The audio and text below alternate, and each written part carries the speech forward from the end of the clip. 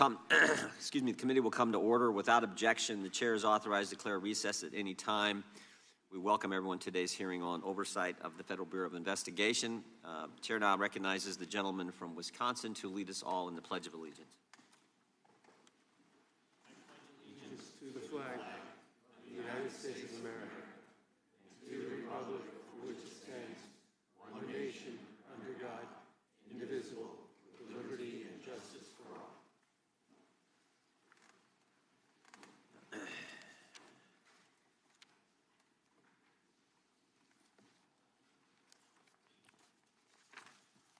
I wanted to begin today's hearing by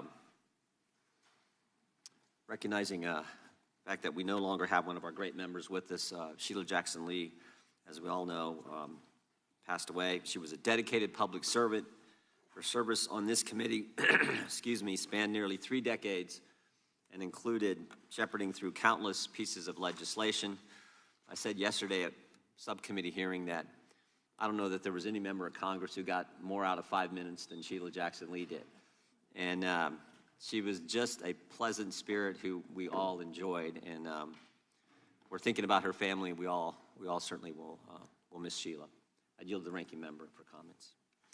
Thank you, Mr. Chairman. Mr. Chairman, this room and our hearts feel a little emptier today as we mourn the loss of our dear friend and colleague, Sheila Jackson Lee.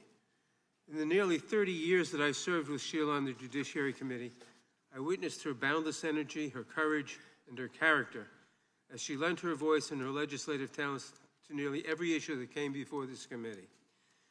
Whether it was advocating for just and humane immigration reform, working to protect voting rights and preserve our civil liberties, or delving into the technical details of administrative law and intellectual property, Sheila was always at the forefront of our work.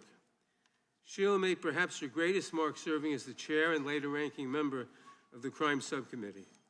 In this role, she worked in a bipartisan fashion to reauthorize the Violence Against Women Act and to protect victims of trafficking, among many other successes. She was also a leader on such issues as sentencing reform, gun safety, police accountability, and racial justice. Sheila engaged in many spirited debates, but she always had the deepest respect for all of her colleagues, even those with whom she vehemently disagreed. And she deeply loved the institution of Congress, and particularly the Judiciary Committee, because it gave her a platform to make a meaningful impact on the lives of millions of Americans. If Sheila took up a cause, she could be relentless in her determination to see it through, whether that meant making one extra phone call, going to one more meeting, offering one more amendment, or making one more speech. She would not rest until she thought she had done everything she could to fight for the issues she cared about. Through it all, she stayed true to her values and always had the people of Houston close to her heart. We are all better for having known her. The American people are better for having had her in their corner all these years. I will deeply miss my friend and colleague. May her memory be a blessing. I yield back. I want to thank the ranking member. Well said. Now, the chair recognizes himself for an opening statement. July 13th was a terrible day for America. We all agree spirited debate, fighting for what you believe in, are part of what makes this country the greatest nation in the world. But the First Amendment and robust political debate are not consistent in any way with violence. What happened in Butler, Pennsylvania was a tragedy that took the life of a good man, Corey Compratore, leaving a wife without a husband and 2 daughters without a father. Others were injured, and of course, former President Trump, by the grace of God, survived the assassination attempt. There are a lot of unanswered questions about the security failures that day, questions about decisions made before the rally, questions about actions during the rally, and questions about statements made after the event concluded. Prior to the rally, why was the president's security detail denied requests for extra resources? Why weren't all the buildings secured? There were a finite number of buildings that needed to be secured. Why wasn't that done? Why was the president allowed to walk out on the stage when there was a suspicious person on the property? During the rally, what exactly happened between 6:09 and 6:14, those critical 5 minutes? We know from briefings from the director and the deputy director at the FBI and other information we've gathered that at 6:09, the shooter was identified on the roof. At 6:10, the counter-sniper was notified. Counter-sniper teams were notified about the shooter. 6:11, the shooter fired several shots, injuring and killing one person, injuring others. At 6:12, the counter sniper took down the shooter, and at 6:14, President Trump was escorted off the stage by Secret Service agents. We need to know what happened play by play, moment by moment, second by second, the communications that took place, again, during that critical 5 minutes. And then finally, after the rally, why did both the Secret Service and Secretary of Homeland Security Mayorkas lie to the American people? July 14th, the day after the attack, Secret Service spokesman Anthony Guglielmi said this, quote, "The assertion that a member of the former president's security team requested additional security resources that the U.S. Secret Service or the Department of Homeland Security rebuffed is absolutely false." The next day, Secretary Mayorkas said, "That is an unequivocally false assertion. We had not received any requests for additional security measures that were rebuffed." But 5 days later, top officials repeatedly rejected requests from Donald Trump's security detail for more personnel. And on the 21st of July, the New York Times, confirming what the Washington Post reported, said, quote, "Mr. Guglielmi acknowledged that the Secret Service had turned down requests for additional federal security assets for Mr. Trump's detail." 180-degree change. Why did they initially lie to us in the days after the attack in Pennsylvania?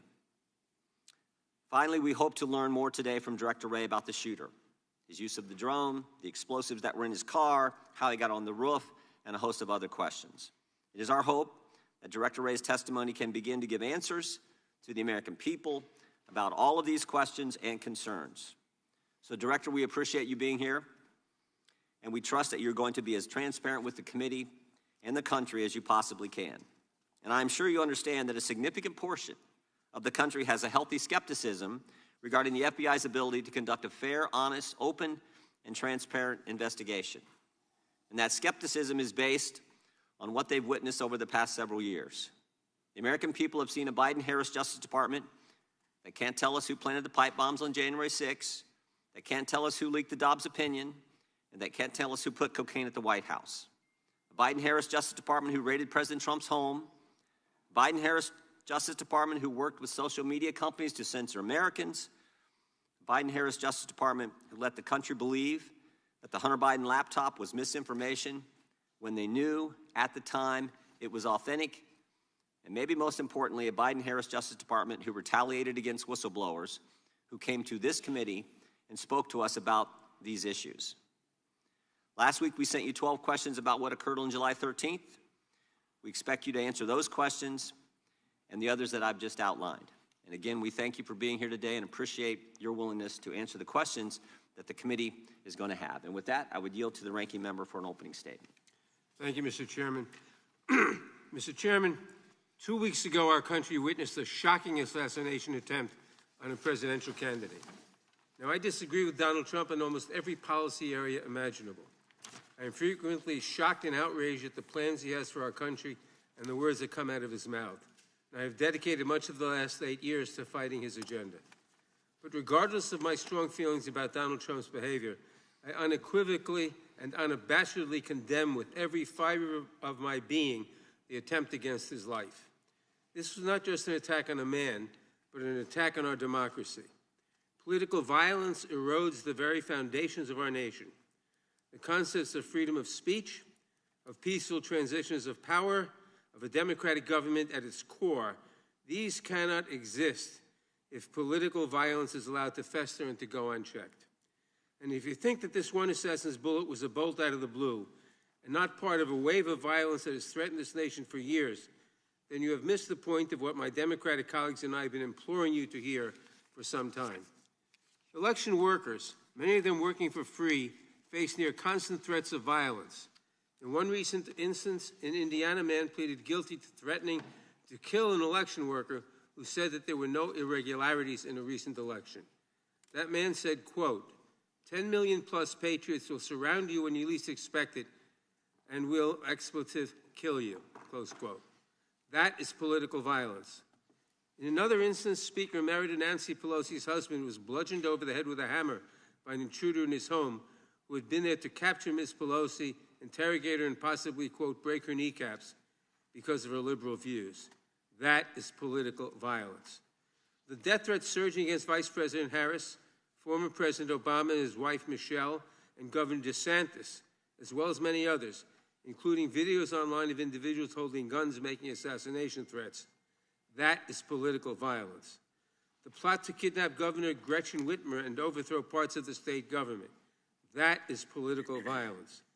The brutal, deadly attack 3 years ago against this very building, with rioters breaking through police barriers to run through these halls chanting, "Kill Nancy," and "Hang Mike Pence," and even hanging a noose outside the building. These rioters battering Capitol Police officers and forcing members of Congress and their staffs to go into hiding, squatted in spaces under desks or in closets. That is political violence. This assassination attempt, as horrific as it is, should surprise no one. And you would think a political party that almost lost their presidential candidate through an act of political violence would have something to say about the way their leaders keep talking about the next election. Donald Trump has warned there will be a, quote, bloodbath if he loses. Republican Ohio State Senator George Lang said just last week at a rally for J.D. Vance that he is, quote, afraid that civil war might be necessary if Republicans lose the November election. President of the right-wing think tank and Project 2025 leader, the Heritage Foundation, Kevin Roberts, said on Stephen Bannon's podcast, quote, "We are in the process of the second American Revolution, which will remain bloodless if the left allows it to be," close quote. Republican former Alaska Governor Sarah Palin said in August of last year of Trump's indictments, "Do you want us to be in civil war? Because that's what's going to happen. We're not going to keep putting up with this. We do need to rise up and take our country back," close quote. I could go on, but it's more and more of the same. And I hear nothing from the other side of the aisle in this room about these statements. Do you support a bloodbath if you don't get the election outcome you want? Do you justify violence if the left does not agree with you? And what exactly has preoccupied this Republican majority while their allies threaten violence to their political enemies, real and imagined?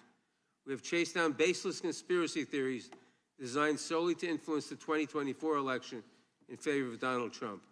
We have spent millions of dollars and thousands of hours of staff time in more than 100 transcribed interviews chasing false accusations against President Biden, supporting an impeachment effort that seemed designed to fail, and hunting for a smoking gun that simply does not exist. And instead of admitting that these investigations found no corruption, coercion, or unethical behavior by the Biden administration, Republicans chose to just dig deeper and spend more money. Imagine what could have happened if we had spent these thousands of hours of staff time and those millions of taxpayer dollars addressing even one aspect of the political violence that now threatens our country. Perhaps, had this Republican majority lifted a finger to help a nation that is awash in guns, the assassinate Butler would not have had such easy access to the weapon he used to fire on that crowd. Director Wray, your agency is responsible for addressing some of the most serious issues of our time. The Bureau fights gun violence, which claims the lives of 40,000 Americans every year. It protects election security from growing threats from malign foreign actors who are working tirelessly to influence our elections. It protects against domestic terrorists and violent extremists who have been a growing threat in recent years and have carried out horrific mass shootings and deadly events around the country. And so much more. I apologize to you, Director, that instead of supporting you in these missions in the 118th Congress, some of my colleagues have instead hindered your work, maligned your agents, and called to abolish and defund your agency, all for political gain. It is despicable, especially from the party that claims to, quote, back the blue. And I know that you and your many agents and employees have paid the price for these baseless attacks. I know you have faced a barrage of threats, distrust, and vitriol from the public as a result of these wild, politically driven conspiracies. I know it has become even more dangerous and difficult for you to come to work each day. I may not agree with you on everything, but I sincerely thank you and every employee in your agency who continues to protect our country. The FBI is vital to keeping America safe, and I pray that today we can focus on the real, substantive work of the agency.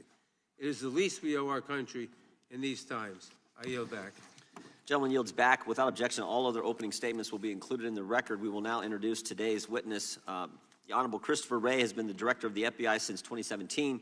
He previously served as the Assistant Attorney General for the Criminal Division of the Department of Justice, the Principal Associate Deputy Attorney General, and Associate Deputy Attorney General, and as Assistant U.S. Attorney for the Northern District of Georgia. Again, Director Wray, you've been here many times. We appreciate you being here today. And, look forward to your testimony and answering our questions. We will begin by swearing you in. Would you please rise and raise your right hand? Do you swear or affirm under penalty of perjury that the testimony you're about to give is true and correct to the best of your knowledge, information, and belief, so help you God? Let the record let the record reflect that the witness has answered in the affirmative. Thank you, and please be seated. We have votes coming in about 10 minutes, but we definitely want to get through your opening statement as far as we can, and this is going to be an interesting day on Capitol Hill with the Prime Minister of Israel here as well. So, Director Wray, you're recognized for your opening statement. Good morning, Chairman Jordan, Ranking Member Nadler, members of the committee. I want to begin by offering my condolences on the passing of Representative Jackson Lee, who served the people of Texas in this body and on this committee for so long. Thank you all for your support of our efforts to protect the American people and uphold the Constitution. I am proud to be here today representing the 38,000 special agents, intelligence analysts, and professional staff who make up the FBI, men and women who every day work relentlessly to counter the most complex threat environment I've seen in my tenure as FBI director, maybe in my entire career in law enforcement. Before I go any further, I also want to acknowledge and offer my deepest condolences to the victims of the horrific assassination attempt in Butler County, to the friends and family of Corey Comparator, who by all accounts lost his life protecting others from danger, to the other victims, two of whom were critically wounded, and of course, to President Trump, former President Trump and his family. As I've said from the beginning, the attempted assassination of the former president was an attack on our democracy and our democratic process, and we will not and do not tolerate political violence of any kind, especially a despicable account of this magnitude. And I want to assure you and the American people that the men and women of the FBI will continue to work tirelessly to get to the bottom of what happened. We are bringing all the resources of the FBI to bear, both criminal and national security.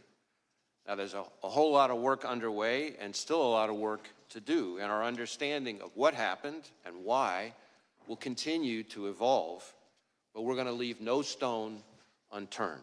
The shooter may be deceased, but the FBI's investigation is very much ongoing.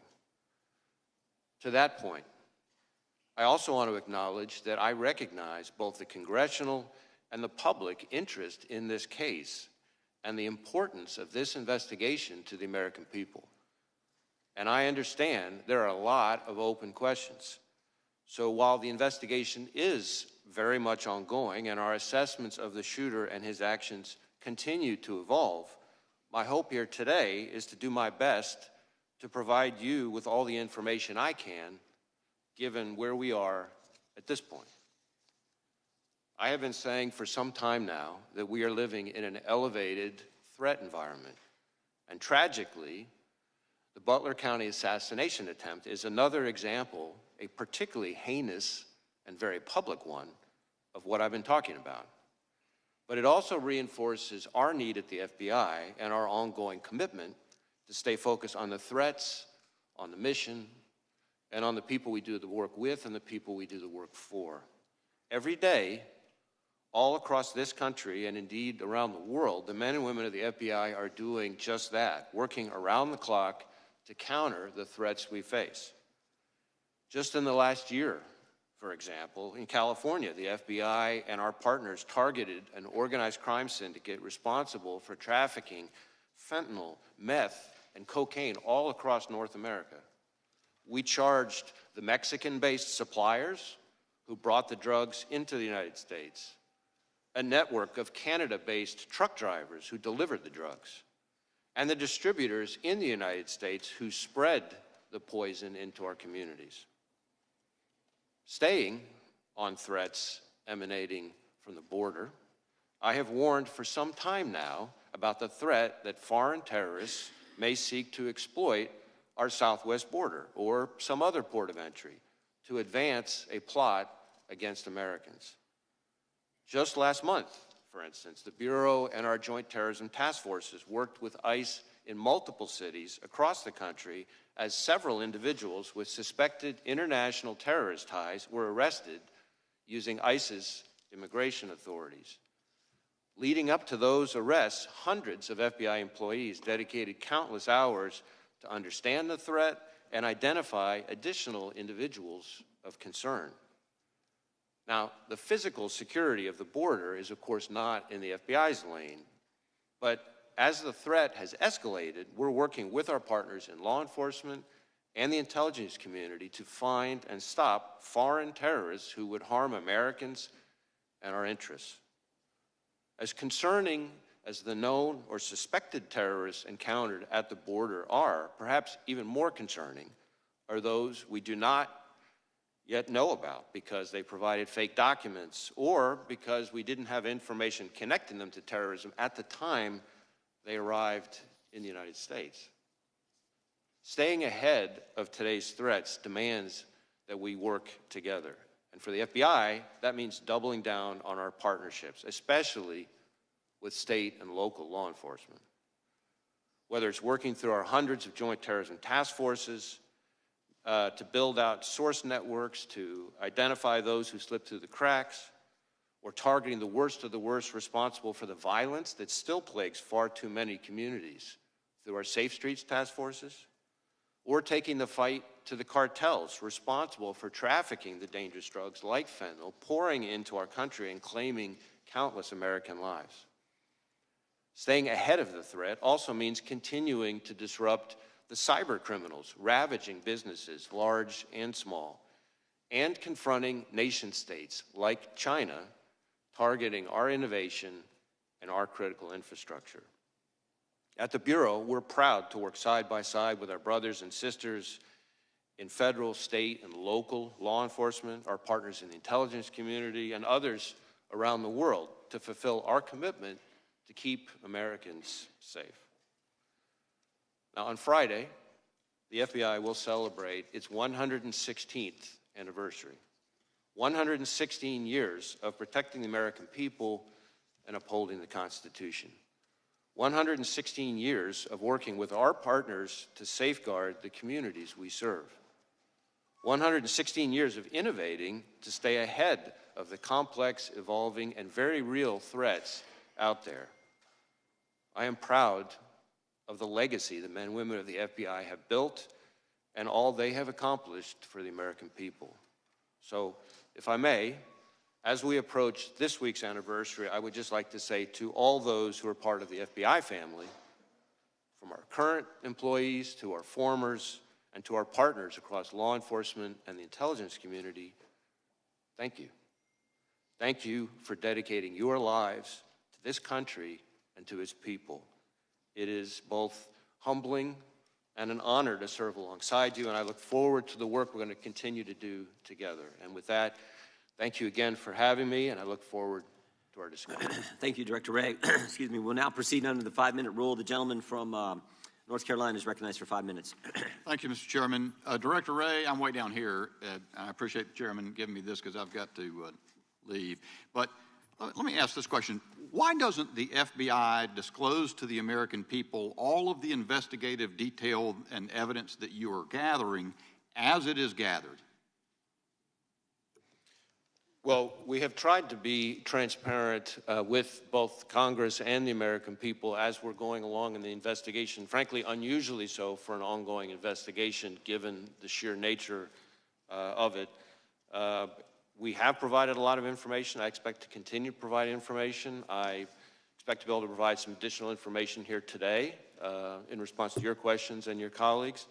But part of the issue is that, as like in any investigation, as we proceed, facts evolve, our understanding of what somebody said turns out to have more context that we didn't have before.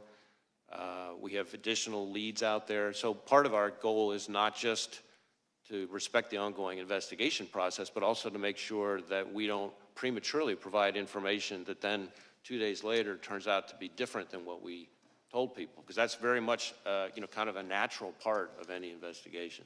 So did Crooks fire 8 shots? We have recovered 8 cartridges on the roof. Why was Crooks allowed to get off 8 shots? Well, that, I think, is something we're still digging into. Again, maybe this is a good place for me to make clear the different investigations that are going on. So, because certainly I understand and given that I've only got 3 minutes left, okay, and I know other members, I'm really interested because I appreciate your invitation. You said you're prepared to disclose things as questions are asked. So I don't want to waste time, I just want to get to the questions that might, and as many members as can, ask questions that you'll answer. I actually think I'd be glad for you to go on soliloquy, frankly, and tell us what you know. I think the American people want to know. Why was President Trump not kept off the stage? We don't know the answer to that, but I want to be clear, and this is important because I think it goes to questions that I can and cannot answer. Our investigation, the FBI's mandate, is focused on the shooter and all things related to his attack. Now, obviously, I understand very much the intense interest and focus on the Secret Service's performance, actions, decision-making, et cetera. There are 2 separate after-action reviews, the DHS Inspector General and the outside independent panel that's been convened that are focused on that. Now, our investigation will obviously overlap with that. Here's the problem. We're out 13 days, and you say we've been disclosing. We had the director, or the colonel from the Pennsylvania State Police in front of Homeland yesterday. He was quite candid. He disclosed to us that Butler Emergency Services Unit personnel were posted into the windows on the 2nd floor of the AGR building, that they left there to go pursue the person that they spotted, Crooks, that they texted a photo of Crooks to the PSP representative in the command center. That information was relayed to the United States Secret Service. They asked that it be texted to someone else. That was many minutes before President Trump took the stand. What we don't know is why were they not keeping him off the stand? And to the extent, I know we always hear when there's a criminal investigation, you got to wait for that to develop. But do you have any reason do you have any other target of your criminal investigation other than Crooks, who's dead? We are investigating the shooter both to determine his motive and his preparations and activities before the shooting, but also to make sure whether or not there are any co-conspirators, accomplices. At this point, have you developed any evidence to so suggest that there are any accomplices or cooperators or assisters? Not at this time, but again, the investigation's ongoing. So here's the thing. While we wait, maybe for months, and I hate to say this, I'm not trying to take a pot shot, but the country went for years with the understanding that the Hunter Biden laptop was Russian disinformation as offered by respected former intel officials, and the whole time the FBI had the laptop and then let that happen in public until finally offering testimony in a case.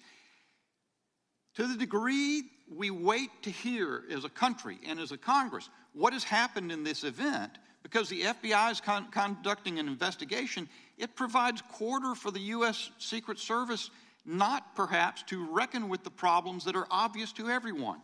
So let's get a couple in while I've got 13 more seconds. One more question, perhaps. Senator Grassley says that the records of the day show that there was a counter unmanned aerial surveillance operator on site. Was there? And why did that person not prevent Crooks from being able to use a drone? So again, questions about the Secret Service's performance are better directed to those other reviews. What I can tell you when it comes to drones is that Crooks himself had a drone, and I'm prepared to answer questions here today about the shooter and his use of the drone, for example. My time's expired. Gentleman yields back. The ranking member is recognized for 5 minutes. Thank you, Mr. Chairman. As I said in my opening statement, political violence is a scourge and entirely unacceptable, no matter the source or the target. Last October, a far-right conspiracy theorist broke into Nancy Pelosi's home and bludgeoned her husband. Prominent Republicans mocked the attack and promoted conspiracy theories about it. Last August, an armed Utah man who threatened to kill President Biden was killed as FBI agents attempted to serve a warrant on him hours before President Biden landed in his state. Some on the right claimed that the man was simply a, quote, Second Amendment enthusiast. In recent weeks and months, those on the right have repeatedly called for, quote, civil war, with an Ohio State senator saying that if Republicans lose the election, quote, it's going to take a civil war to save the country, and it will be saved. The president of the Heritage Foundation likewise said that, quote, we are in the process of the Second American Revolution, which will remain bloodless if the left allows it to be, close quote. Director Wray, it's obviously important that we respect First Amendment protections, but there is clearly a point at which some violent rhetoric crosses over into threats of violence or leads to actual violence. Could you describe how the FBI looks at this relationship between rhetoric and action and what you are seeing around the country? So I appreciate the question, and this is an issue that I've been talking about for some time. In our view, there is a right way and a wrong way under the First Amendment to express your views, no matter how passionate or even angry you are. And violence and threats of violence is not the right way. And we don't care what you're upset about or who you're upset with. When, from the FBI's perspective, when it turns to violence and threats of violence, that's when we have to draw the line. That's when we get engaged. And there is an alarming phenomenon that we've seen over the last several years of that kind of passion and heated rhetoric turning into actual violence and threats of violence. We've seen it against public officials of all sorts. We've seen it against law enforcement. The number of officers shot and killed in the line of duty in this country is, frankly, outrageous and alarming. And I know that because every time an officer is shot and killed anywhere in this country, since the day I started as FBI director, I personally call the chief or the sheriff to express my condolences and to talk to them about the victim's family. And the number of those shootings that are ambush-related, meaning somebody is targeting law enforcement because they're law enforcement, is particularly alarming. I have made around 400 of those phone calls. It's almost every 5 days that a law enforcement officer is killed in the line of duty. And that is an example of the kind of ways in which passions and heated rhetoric can bubble over into violence. Thank you. Members of Congress, their families, and their staffs have witnessed an alarming rise in threats against them. I appreciate the work your agency has done to investigate and address these threats, but I'm concerned that we do not seem to be stemming the tide. What is the FBI doing to ensure that members of Congress, their families, and their staffs are safe? So we have a very close relationship with the Capitol Police, and we have members of the Capitol Police, for example, who are on some of our task forces. We share intelligence information about things that we're seeing, trends that we're seeing with Capitol Police and others in law enforcement. Obviously, if we have specific information about an effort to target a member of Congress, then we're getting with Capitol Police in a much more specific way. But those are some of the things that we're doing. Thank you. Now, Director, your office is leading the investigation into the attempted assassination of Donald Trump. Republicans in Congress, including members of this committee, have repeatedly called for defunding the FBI. What impact would defunding or even just limiting your funding have on the FBI's ability to conduct this and other investigations? So I understand that there are heated views, opinions about us, just like there are about every institution in today's America. But cutting our funding is incredibly short-sighted, and the people it really hurts are state and local law enforcement and the American people we're all sworn to protect. Thank you. During my remaining time, I want to turn to a different matter. In recent days, Republican members of Congress have attacked presumptive Democratic presidential nominee Kamala Harris as a, quote, DEI candidate, which presumably is code for women and person of color. It's not a new theme for them. In May, Chairman Jordan wrote to you claiming that because of DEI initiatives, the FBI is no longer hiring, quote, the best and brightest candidates to fill the position of special agent. With my remaining time, Director Wray, can you please answer the following questions? Is it true that hiring women and people of color means that FBI is no longer hiring the best and the brightest to serve as law enforcement officers? Is there any evidence that women and people of color are less effective in law enforcement roles? And what message does it send to prospective applicants when their leaders demean them and make judgments about them based solely on their race or gender. Witness may respond. So any notion that we have lowered our standards, our hiring standards, is just not accurate. In fact, our standards are as competitive and selective as ever. We have tens of thousands of people applying, and our selection rate is about 3.1%, which is more selective than just about any university in the country. And most of our applicants, I think something like 50% of them are coming from military or law enforcement backgrounds. About 50% of them also have advanced degrees. The average age is around 31, which means they're bringing a wealth of personal and professional experience when they arrive. And to suggest that those people, because of efforts related to diversity or anything like that, are less qualified, frankly, is not at all consistent with what I see. Having visited all of our field offices and seen these young people in action, I think is an insult to those hardworking men and women who've signed up to dedicate their lives for this country. Thank you, Director. I yield back. Gentleman yields back. Director, let me go back to where Mr. Bishop was. Tell me about the drone. You act like you wanted to fill us in on that. Fill us in. So we have recovered a drone that the shooter appears to have used. It's being exploited and analyzed by the FBI lab. The drone was recovered in his vehicle. So at the time of the shooting, the drone was in his vehicle with the controller. In addition, our investigation has uncovered. Do you know what time of day he flew it, and if he flew it on the day of the shot? Yeah. Oh, I'm sorry. Go ahead. So in addition, it appears that around 3:50 p.m., 4 o'clock in that window, on the day of the shooting, that the shooter was flying the drone around the area 2 hours. for about 11 minutes. I want to be clear, but when I say the area, not over the stage and that part of the area itself, but I would say about 200 yards, give or take, away from that. We think, but we do not know. So again, this is one of these things that's qualified because of our ongoing review, that he was live streaming, viewing the footage from that, again, about 11 minutes in around the 3:50, 4 o'clock p.m. range. 2 hours before, he's flying a drone in the vicinity of the route. About 200 yards away, yes. 200 yards. Okay, that's important information. What about the bombs that we've heard about in the shooter's car? So again, the FBI lab is exploiting those explosive devices. Yep. We've recovered 3 devices, 2 in his vehicle and 1 back in his residence. Are these what you would call, your experts would call sophisticated operations, or this? I don't know. That's what I've been told by people who have some understanding of this area. Yeah, I think it's.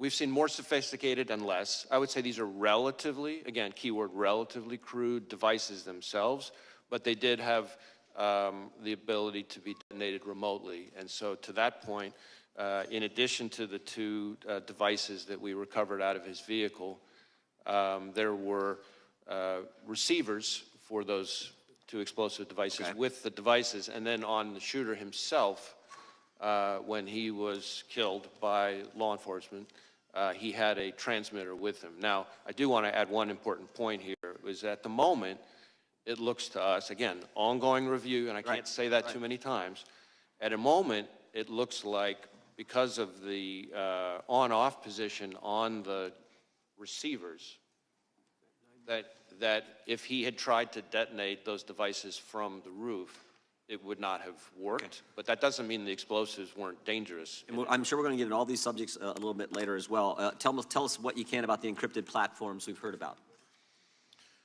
So one of the things that we're drilling into hard with the shooter in an effort to try to learn more about his state of mind, his motive, his ideology, his context, everything else, is to look at all of his devices, any social media accounts he had, et cetera. And one of the things we've learned in finally getting into his phone, which was also a significant technical challenge from an encryption perspective, but in addition, once we got on the phone, it turned out he was using some encrypted messaging applications. And again, the same question relative to the bombs: was this pretty sophisticated, or is this is the kind of the norm you see with folks like similar situation? How would you describe on this subject? I would say this has unfortunately now become very commonplace, and it's a real challenge for not just the FBI but state and local law enforcement all over the state. Tell me exactly the scope of does the scope of your investigation include what I call that critical 5 minutes from when the 6:09, when this is based, I think, on information you've given to Congress, 6:09 when the shooter's identified on the roof, and 6:14 when President Trump is ultimately escorted off, and all that happens, the shots that take place in between there. Do you have access to the communications that were going on at the time in that critical 5 minutes? So our investigation, when you say scope, our investigation includes that time frame, although focused again on the shooter himself. I understand. And now, as part of that, he's obviously involved in that time frame. Correct. And as part of that, as part of our focus, our investigation of the shooter and the attack, of course, we are interviewing law enforcement from the scene, because those are some of the most significant witnesses, and we're obviously getting access to their materials and that kind of thing. And the Secret Service has been fully cooperative. You have access to the communications that exist there? That exact question, I don't, as I sit here at the moment, I don't know the exact answer to that question, but I know that Secret Service has been cooperative with us. The Congress would like access to those communications as well. I mean, not just that 5 minutes, although I think that's the critical time frame. There's lots of communications we'd love to have access as well. I see my time is up, and they have called votes on the floor. I think there are about 6 minutes left in votes, so the committee will stand in recess until approximately 10 minutes after votes conclude on the House floor.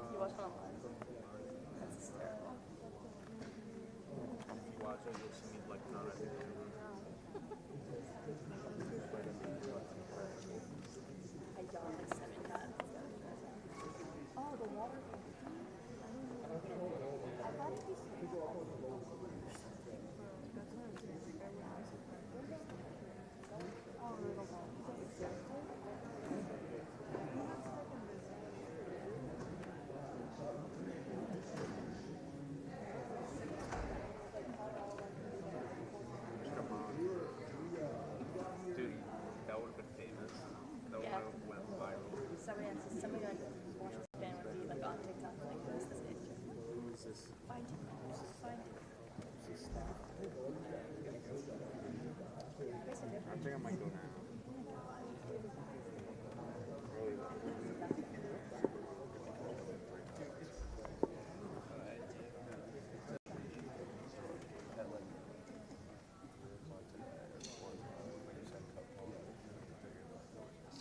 So.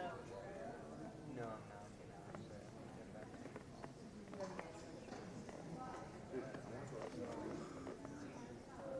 Is that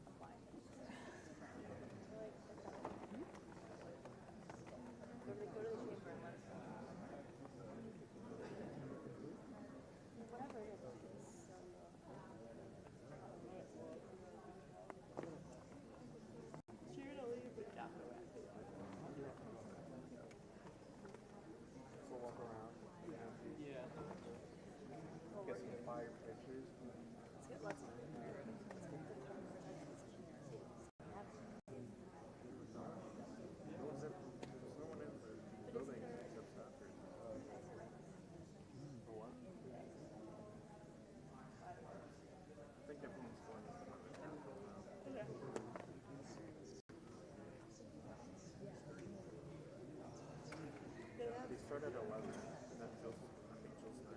We're starting at 11. Of them all? No, I know like that was like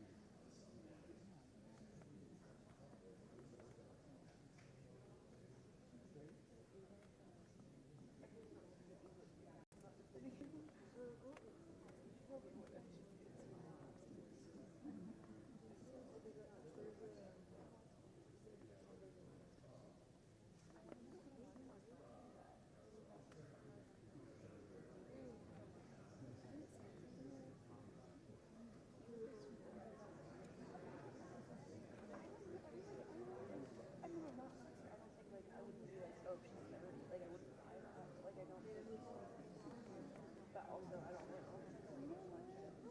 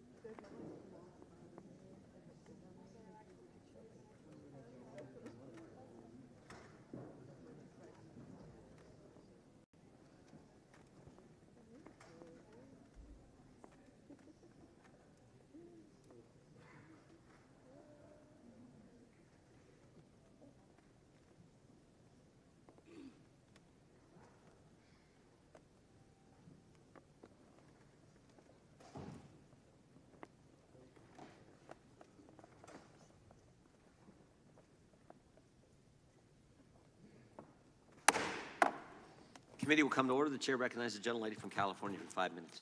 Thank you, Mr. Chairman, and thank you, Director Wray, for being here with us today. Before I ask anything, let me just echo the comments made by others, especially the ranking member, decrying the state of political violence in this country. It's completely unacceptable. We have a democratic system that allows for us to disagree, but not to take those disagreements to violence. That's what we have elections for. And I want to also thank you and all of the FBI for the work that you do and, frankly, the abuse, unwarranted abuse and criticism that have been directed to you by conspiracy theorists and others. It doesn't make your hard job any easier, and I want you to know that many of us notice that and appreciate the work that you and your team are doing. Let me just ask a couple of quick questions. First, many of us are interested in the motives of the shooter here. When it's an assault on a political figure, you immediately assume there's a political motive, and that may be the case here. We don't know yet. But I was interested in what you're seeing on his phone. The press has reported that he had pictures not only of Mr. Trump, but of Mr. Biden and various other members, political figures. Can you discern, was there an element of, mainly Republicans, maybe Democrats? Was it all over the board? Can you enlighten us about that? Well, this is a place where it's particularly important for me to reiterate the caveat that I've included before, because in this instance in particular, we have a lot of legal process out for additional accounts and things like that that the shooter is associated with. So we're hoping to learn more, and we're still exploiting a number of the digital devices. Right. I think it's fair to say that we do not yet have a clear picture of his motive, and I think it's important for me to explain, because I understand, of course, why everybody wants to know the answers to those questions.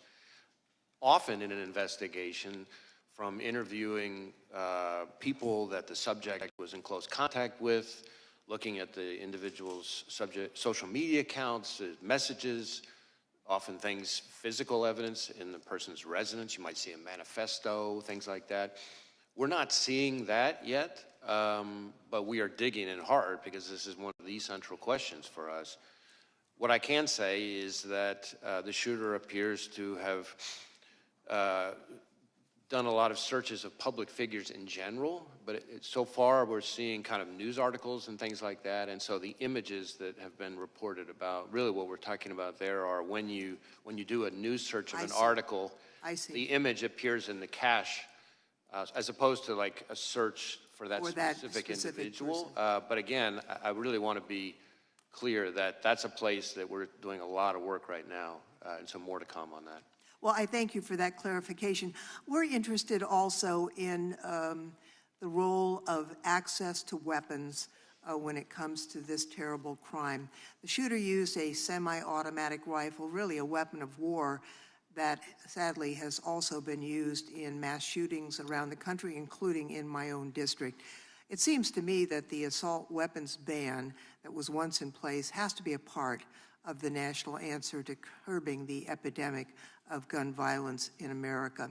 I wonder if you could, with your help, Director Wray, understand a few aspects of the investigation. It's my understanding that the Bureau of Alcohol, Tobacco, Firearms, and Explosives, ATF, was quickly able to trace the gun's purchaser, using records from an out-of-business gun store, records that the government is required to correct. Some of my colleagues on the other side of the aisle have suggested that collection should stop. There have been efforts to digitize it, which have been resisted. Can you tell us about how the origin of this gun purchase was discovered and the technology used?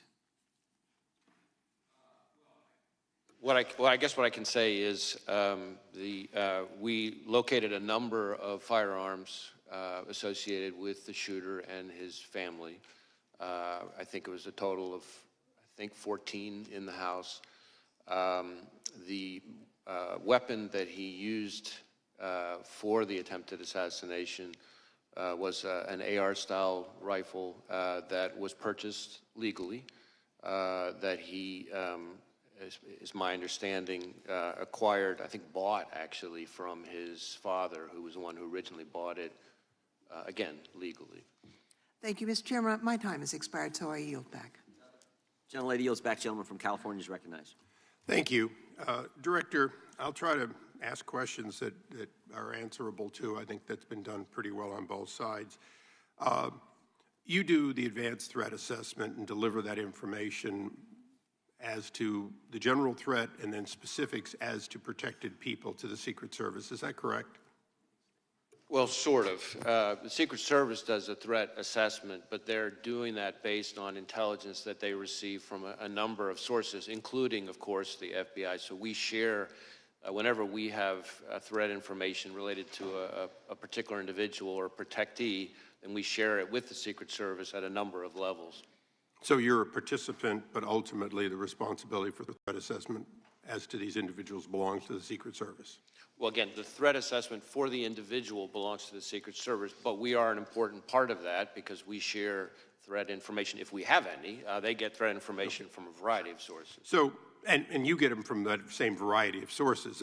They've got no sources that are excluded from the FBI, do they? Well, I don't know. I'm not aware of any that are excluded from the FBI, but they may receive information that comes directly to them that didn't come to us. Sure. Okay.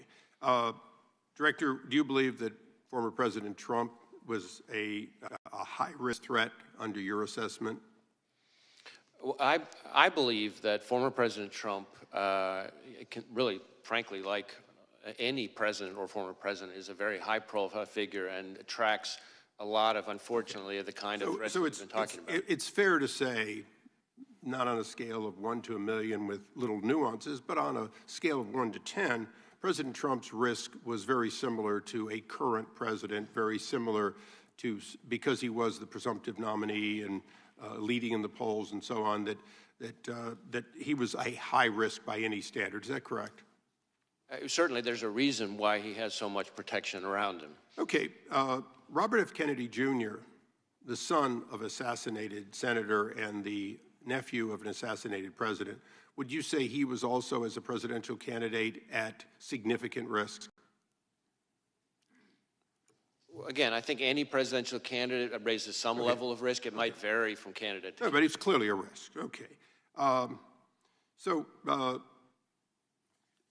In a nutshell, the day before this attack, President Trump was documented not to have gotten on multiple occasions from the Secret Service what they asked for.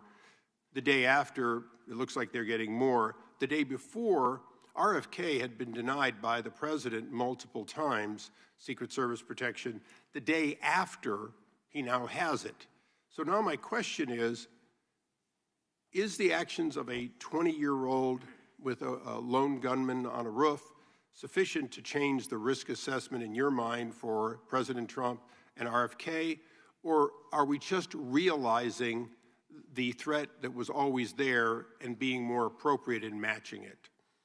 And I know that's a little vague, but you've been at this for a long time.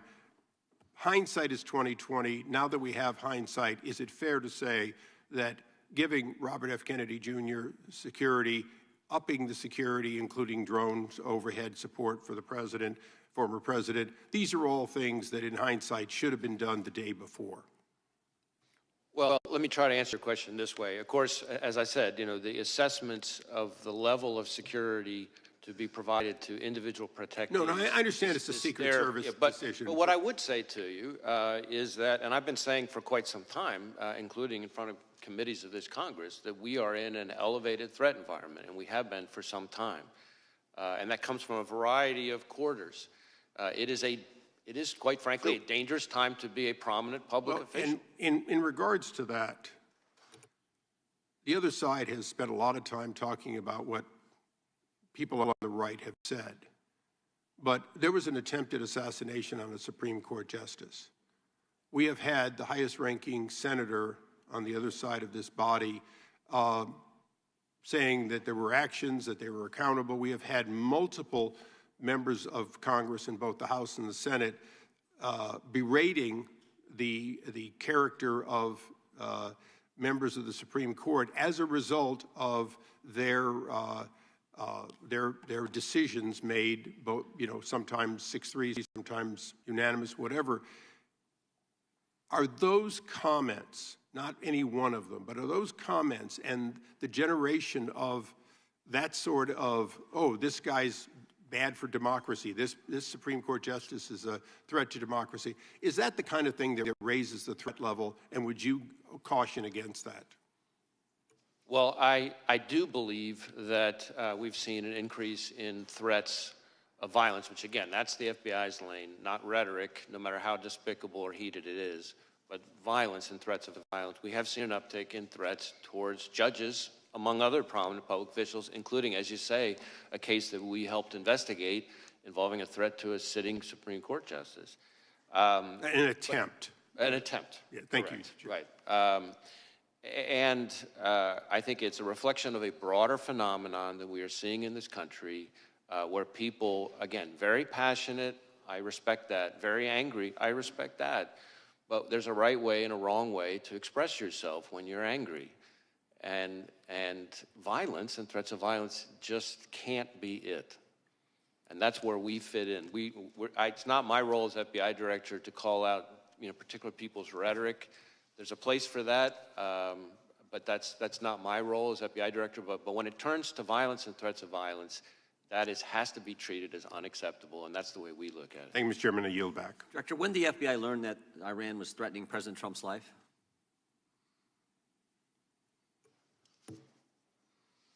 So I want to be a little bit careful here, not to talk about specific classified information, but we have been for quite some time, and I'll stick with what's in the open record.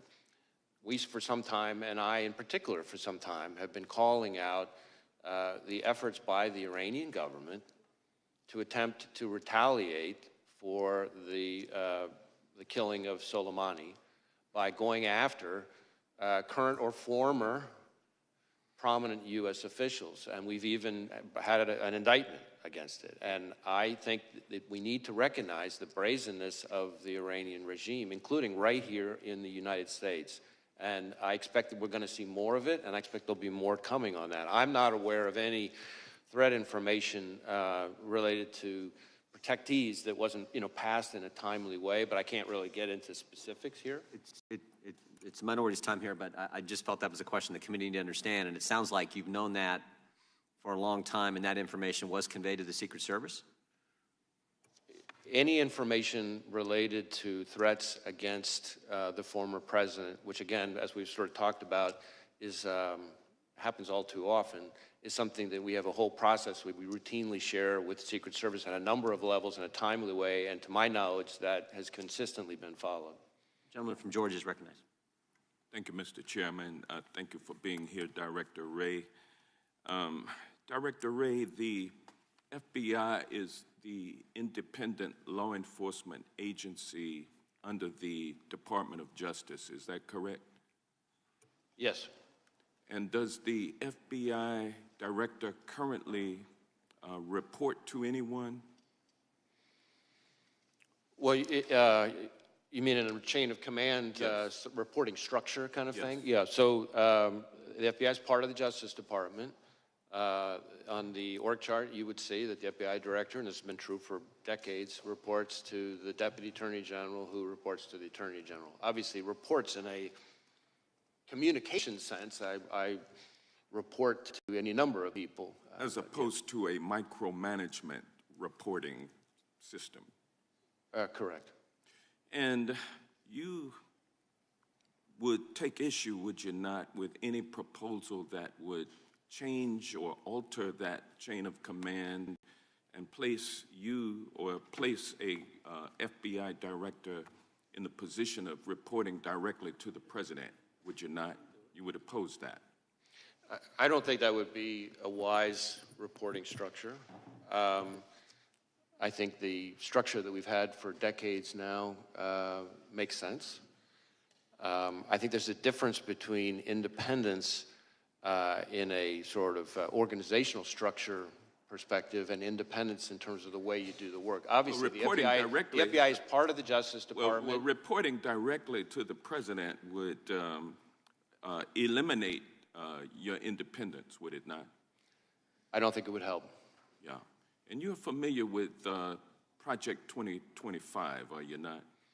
I mean, I've seen news reports about it. I'm not particularly familiar with it. You're aware that it is a game plan for President Trump's first 120 days in office, correct? I'm really not familiar with the details. Again, I've seen reporting about it. It is, and what he proposes to do is to force the FBI director to appoint, report directly to him. That's what he wants to do within the first 120 days. He also wants to eliminate the position of FBI General Counsel. That is also set forth in Project 2025. How would you recommend that? I think the FBI's Office of General Counsel serves an incredibly important role, including in terms of advising our workforce. We have 38,000 people. The idea of having an organization like ours, an independent law enforcement agency like ours that doesn't have its own general counsel's office doesn't make sense to me. Well, it would seem like any proposal that would force the director to report to the president, and then there would be no legal counsel for the director of the FBI. That seems like it's an attempt to neuter the FBI and render it accountable only to the president. Isn't that correct?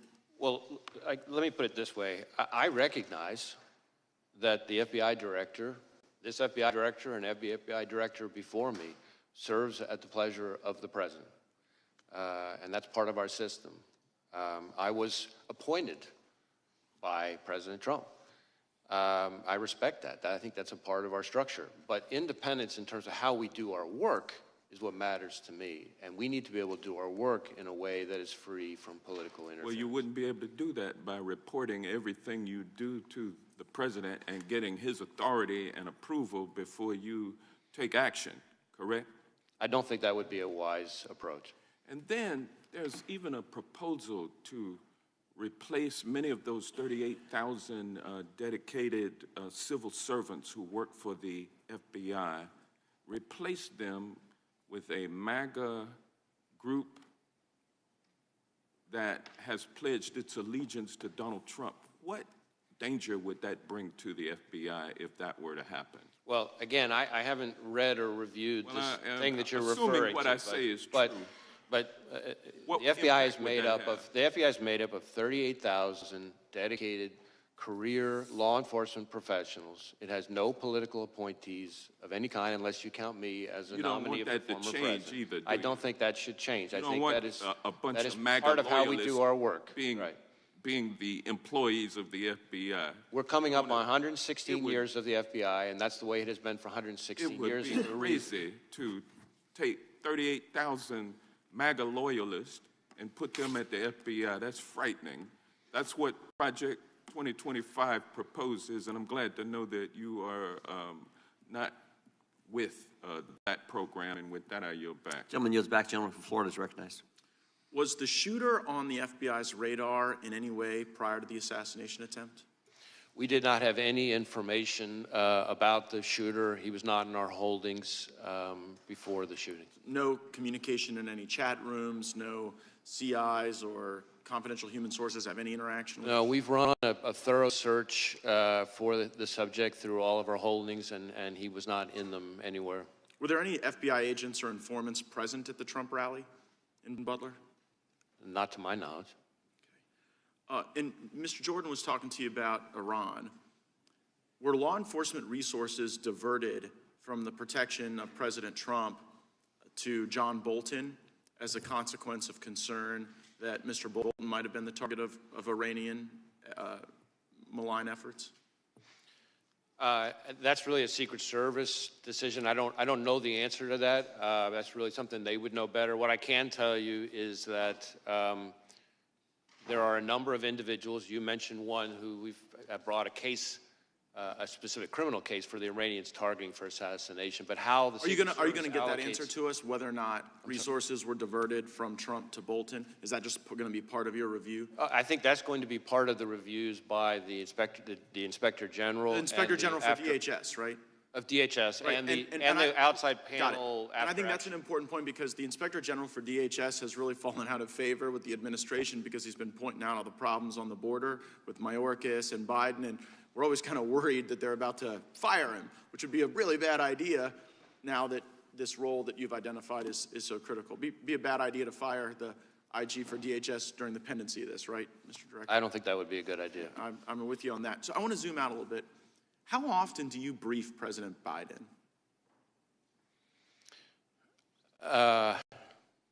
You mean on this No, just specific generally. case? No, in your role as FBI director. I mean, I don't know that I could give you a number. Is it like weekly, monthly, daily? It's not at a regular cadence. There have been times when there have been months at a time when I haven't, and then there have been times when several days apart I have. Okay. It's always with other people. The vice president, is she typically there? Often has been. Okay, so when did you notice his decline? In my interactions, in my role, all my interactions with the current president have been completely professional. Right, but I mean the cognitive decline. I'm not saying he treated you unprofessionally, just maybe not picking things up as quickly as he used to. Again, I don't meet with him very often, but what you're describing is not something that I've observed during my interactions with him. I mean, we've had it observed so often that the ranking member and Mr. Schiff on this committee have said that he could no longer continue as a candidate. And so, since you're the FBI director, I was just sort of wondering, like, who's running the country? Like if something bad happened, you'd have to go brief President Biden about it right now? God forbid? And on any number of occasions, I have briefed the president, and as I said, those briefings have all been uneventful and unremarkable. Oh, I can imagine them being uneventful. But in the work where the vice president's also present, like you say, there's like more than half the time there's these briefings, she's there too? I don't know if I'd said more than half the time. Certainly, there have been times where she's been present. There have been other times where she hasn't. I take you at your word when you say this is the most complicated threat environment you've ever observed over a long career in law enforcement. And I'm just kind of wondering, with this assassination attempt, with the invasion at our border, with all the Hamas that have been let in, that you've talked about and briefed about, like, is Biden up to it? And if he's not up to it, and you're a guy who's been regularly briefing him, like, who's been in on this conspiracy to hide the real Joe Biden from all of us for years? It never occurred to you that this guy wasn't up to it in all these briefings you did? As I said, my briefings with the president have all been completely fine. Were they between 10 a.m. and 4 p.m.? He's asked questions. There hasn't been anything of note in the area that you're talking about. Yeah, did you ever have to brief him before 10 a.m. or after 4 p.m.? We hear those are as good hours. I certainly, times that I have briefed have included outside those hours. Right, okay. I just, I think the American people want to know how we got to this point with someone who's so diminished his own party has basically put him out to pasture. And since you had close proximity and the vice president had close proximity, I'm just kind of wondering if you were being straight with all of us about how things were going with him. I guess we'll have to figure that out. You can count on me to be straight with you, sir. We'll see. Gentleman yields back. Gentleman from Tennessee is recognized. Thank you. Firstly, I'd like to recognize, unfortunately, the fact that our colleague and my colleagues side by side made for many, many years in this committee, Sheila Jackson Lee is no longer with us. She was a great member and a force for America, and her loss is felt and great. Secondly, I'd like to say to the FBI director that there were some remarks made when you were introduced, preemptory remarks saying that people don't have great faith in the FBI and et cetera, et cetera, et cetera. I have great faith in the FBI, and I think most of us on this side of the aisle do. And we appreciate your work and appreciate your being here. Some on the other side of the aisle have cast aspersions upon the FBI and upon law enforcement. And if they don't want to support law enforcement, that's their business. But I support law enforcement, and the FBI is the top rank of law enforcement in our country. So I thank you and all of your people that work with you. Secondly, there's been some questions about the FBI maybe being weaponized. Did President Biden ever ask you to get involved in the case in Orlando, Florida, where Kevin McCarthy says that Mr. Gates is investigated for some sexual involvement with a 17-year-old girl? Did the president or anybody in the Democratic Party, as Mr. McCarthy has suggested, weaponized you and tried to get you involved in that case? No, sir. Good, thank you. Just wanted to make sure of that. Butler, Pennsylvania, I read something about a ladder. He used a ladder to get up on that roof, and that the ladder was found somewhere a distance away. Is that true? So we do know that he purchased a ladder. I think, if I recall correctly, it was about a 5-foot tall type of ladder. But importantly, we did not find the ladder at the scene. So it's not clear that he used the ladder to get on top of the roof. So you don't think we're the ladder... still digging into all that, things related to the ladder and his access to the roof. But he did buy a ladder, but the ladder was not found at the scene. Ladder didn't have any feet on it. It didn't walk off. Oh, yeah, right. Thank you, sir. There have been a lot of threats against public officials. We've seen Mr. Scalise terribly shot, and we saw Gabby Gifford shot, and other Congress people, and many of us have had death threats. And the FBI has, I think, been made aware of those to help protect us, and I appreciate that greatly. But we've also had election officials and poll workers threatened. What is the FBI doing in consultation with other law enforcement to ensure every eligible voter can safely and confidently cast a ballot this year? So when it comes to threats to election workers in particular, we participate in the election threats task force that DOJ set up. We also, and there have been quite a number already of arrests and convictions under that task force.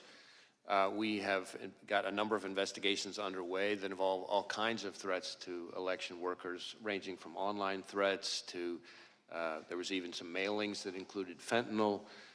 So there's been a number of types of threats to election workers. And these are, after all, people who are putting in their own time for the good of the country to try to help us have a functioning democracy. And so the idea that they would be targeted with violence is just outrageous. We are sharing information with election officials about things to be on the lookout for. We have election crime coordinators in all 50 states. You'll be prepared for Election Day with additional, FBI will be looking out for. Yes. Thank you, thank you. Jeffrey Epstein, been in the news a lot lately about involvement with certain people high in politics involved. Did the FBI conduct the raid on his townhouse in New York when he was incarcerated in New York? There was a raid on his East Side townhouse. Well, I don't know about a raid. I know we executed a number of searches in the course of our fairly extensive investigation related to Mr. Epstein. Can you tell me, during that search, if you came across and have within the possession of the FBI tapes of him with other individuals that he might have taken in, people in compromising positions? Yeah, I don't know that there's anything I can share related to that. I can see if there's information we could provide and maybe get back to you on it. If there were tapes of people in prominent positions, friends of his he posed for pictures with, possibly in compromising positions, it would be, the public, I think, has a right to see those. Well, I mean, how we handle evidence recovered in a criminal investigation has all kinds of rules that apply to it. I recognize the intense public interest in the subject, but we'd have to follow our rules. But I'm happy, like I said, I'm happy to follow up with my team on it. Thank you, sir, and I appreciate your service, and thank you for being here today. Gentlemen, yield the last 5. Chair now recognizes the gentleman from Arizona. Thank you, Mr. Chairman, and thank you, Director Wray, for being here. How many shots did the shooter fire? Well, we know that he fired at least 8 because we recovered 8 cartridges on the roof. Okay, and are all the cartridges and the unspent bullets, have they been, you know how many there are, you've accounted for all of those? I assume, yeah. We believe we have. Again, there was lots of work still ongoing, but yes, we believe we have accounted. And did the recovered shells, the cartridges, match the shooter's rifle? My recollection is yes. Okay. And you've conducted an analysis that confirms that? Well, we work with ATF, but yes, so some of the work has been divided up. And how many shell casings were recovered from the location of the counter snipers? I'm sorry, I couldn't hear the last part. From the counter snipers location. That I don't have the answer, at least here at my fingertips. Okay. Did the blood and tissue pattern of the shooter, did it match the stories or the witness testimony that you've heard so far?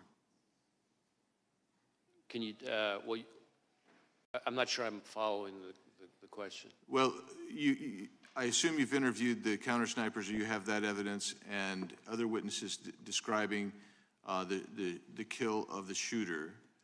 And I'm wondering if the blood and tissue and brain matter is consistent with the testimony that you're receiving. In other words, is the physical... In terms of the manner of death? Exactly. Is the physical evidence consistent with where the shot from the counter sniper took place? Yeah. So the autopsy is being handled by, as is not unusual, the state authorities. My understanding is, thus far, I don't think it's fully complete, which is not, again, not totally unusual.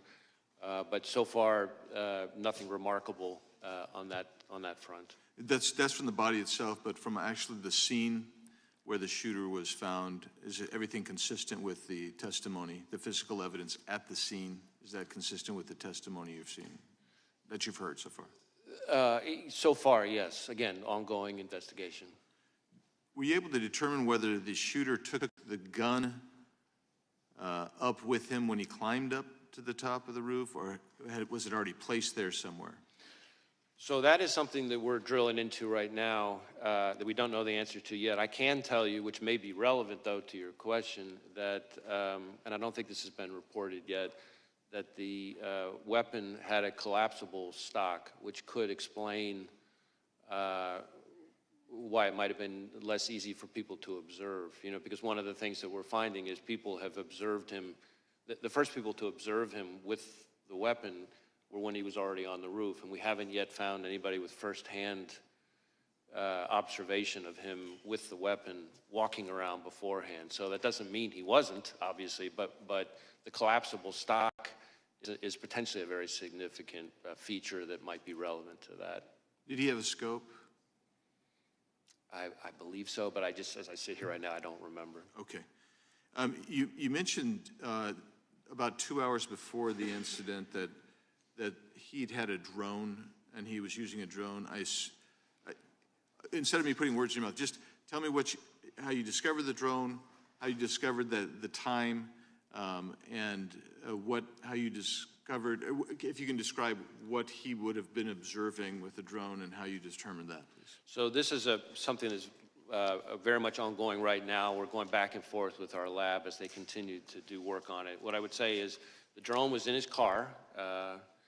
As I said, we've been able to, by exploiting the drone, determine, its use and flight paths. There were no pictures or videos on the drone of the day of the rally, for example, but we have been able to reverse engineer the flight path of the drone from the day of the rally, and that's how we know that for about 11 minutes, from I think it's around 3:50 p.m. to 4 p.m., somewhere in that range, he was flying the drone, and we have the flight path.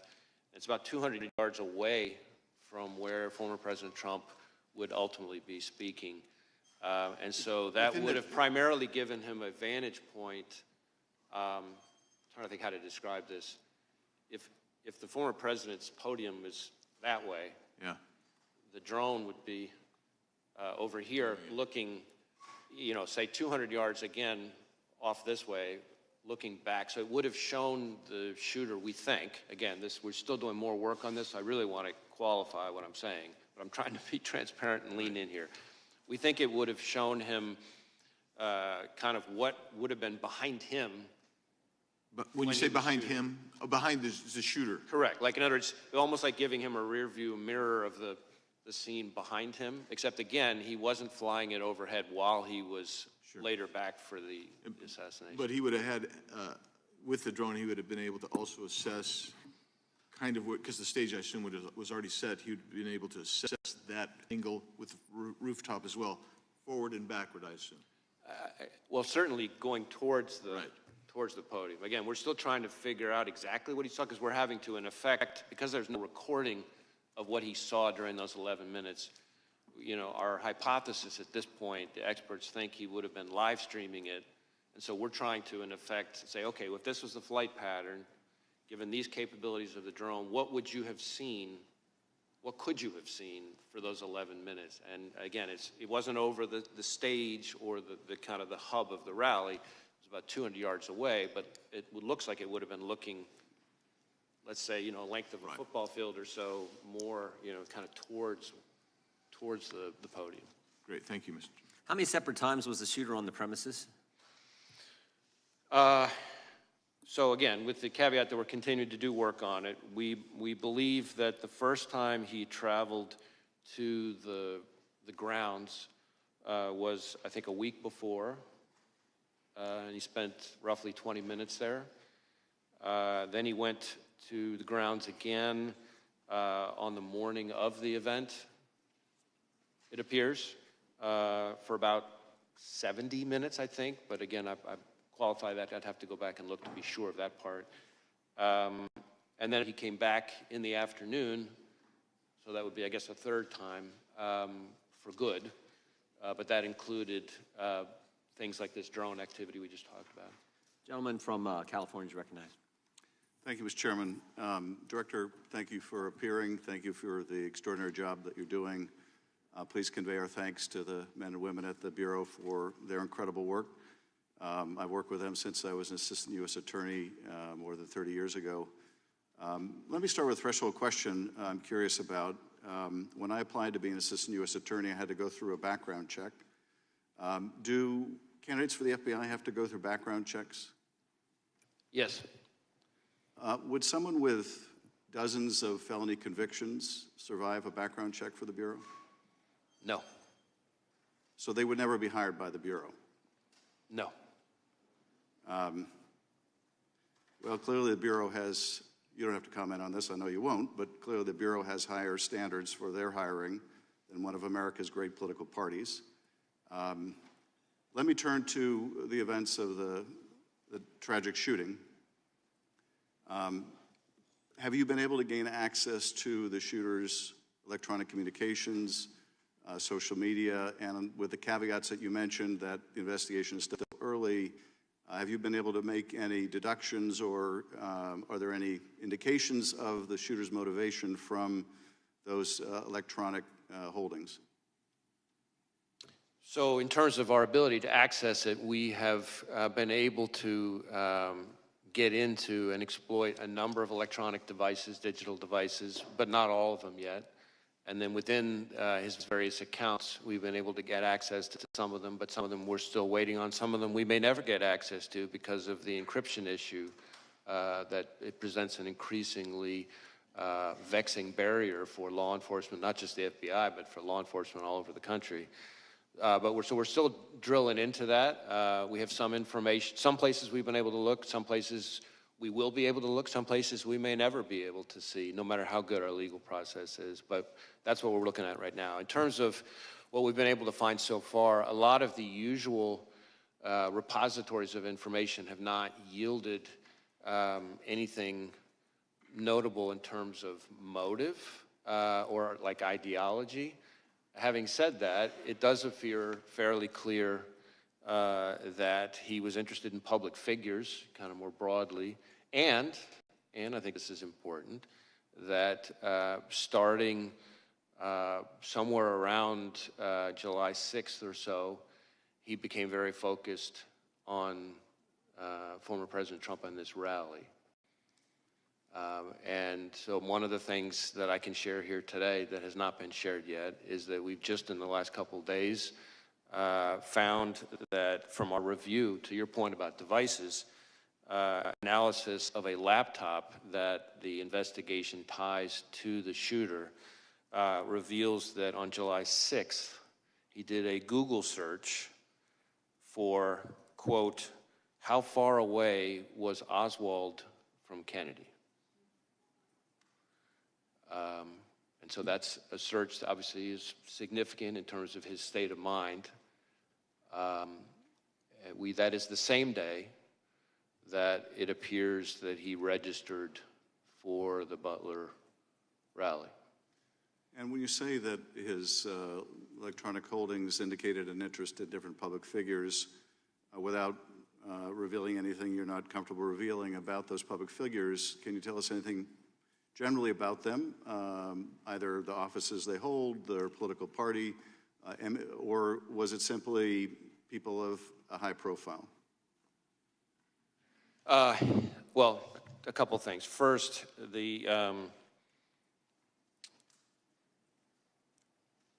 the images that we've recovered so far from, I can't remember which of his various devices, appear to be what we call cached images from searches of news articles. So if you do a news article search, of course, if there are photos on it, those photos get stored automatically in your cache, as opposed to me searching or him searching for a specific person and getting up images of that person.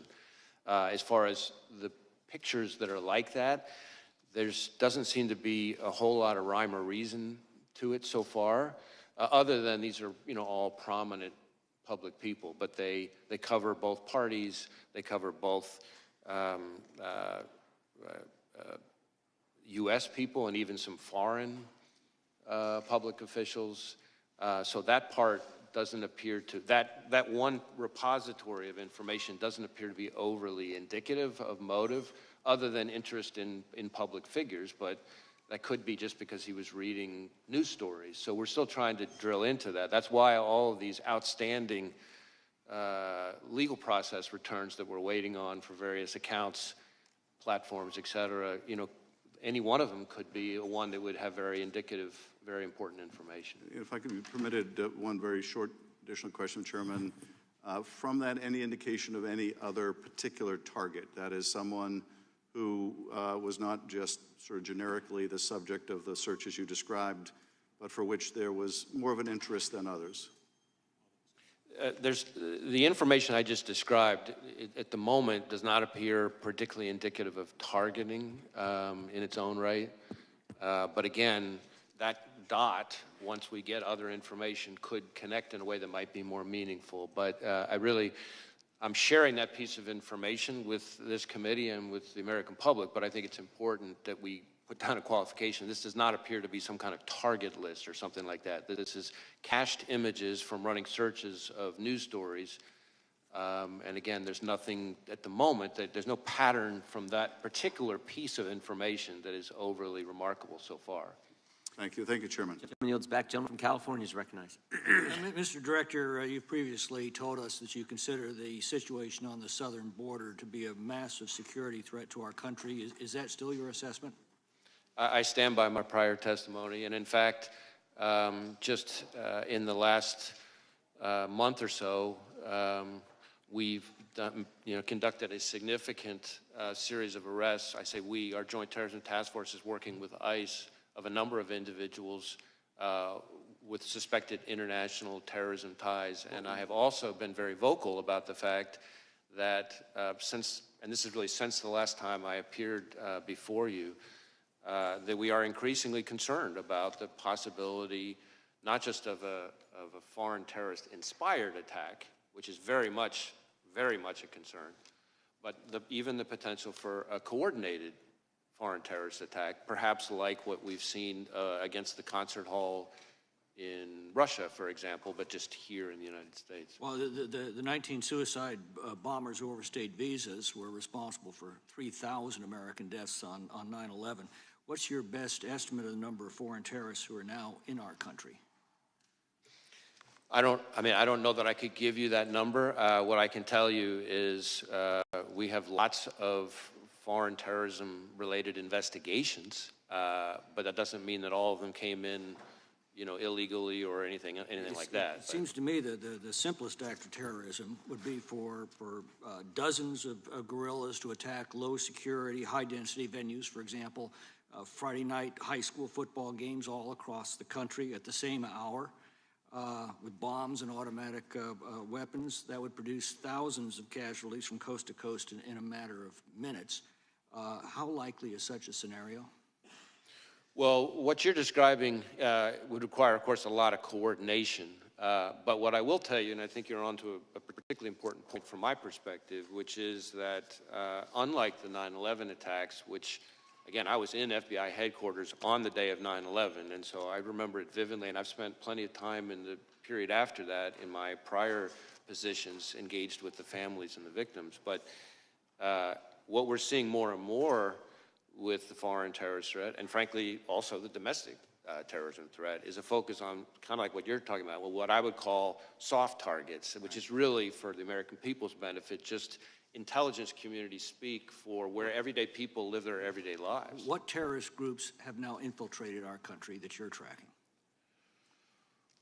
Well, I don't know that I would say infiltrated. We have investigations as we speak that relate to ISIS and its affiliates. We have investigations as we speak that relate to Al-Qaeda. We have investigations as we speak that relate to Al-Shabaab. We have investigations as we speak that relate to the Iranian proxies, Hezbollah, and so frankly, even the IRGC Quds Force itself. What foreign criminal gangs are now in our country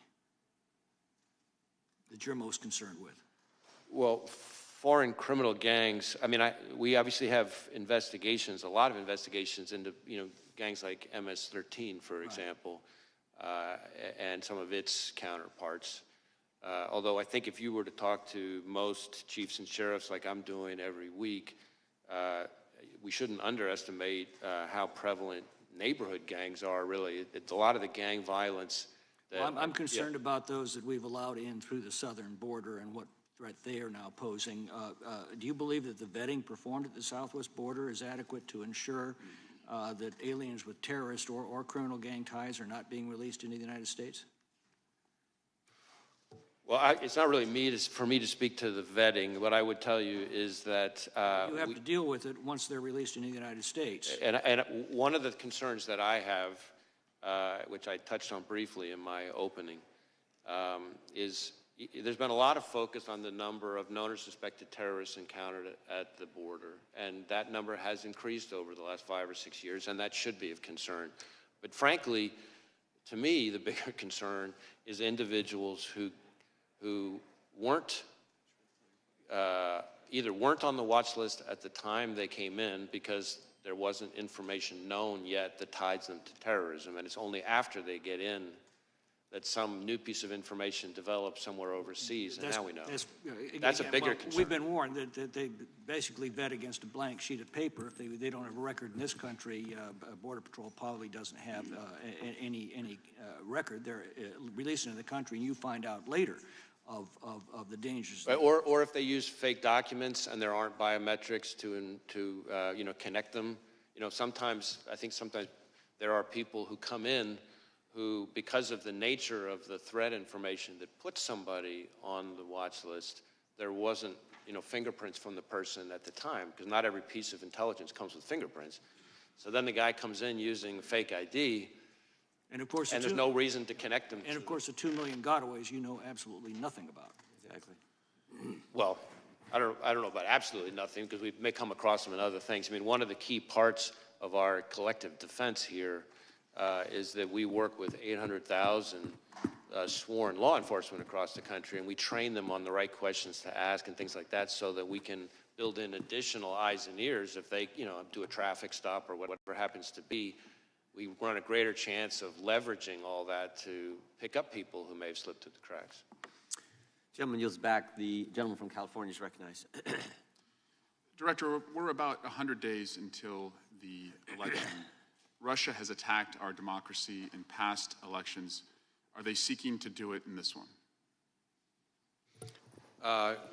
We assess that the Russian government continues to want to influence and in various ways interfere with our democracy, with our electoral process. In fact, just in the last few weeks, we announced a significant disruption of a generative AI-enhanced social media, bot farm, essentially, of the Russians that was designed to be an influence operation, and some of the fake fictitious profiles of those bots purported to be U.S. persons. So they're still at it.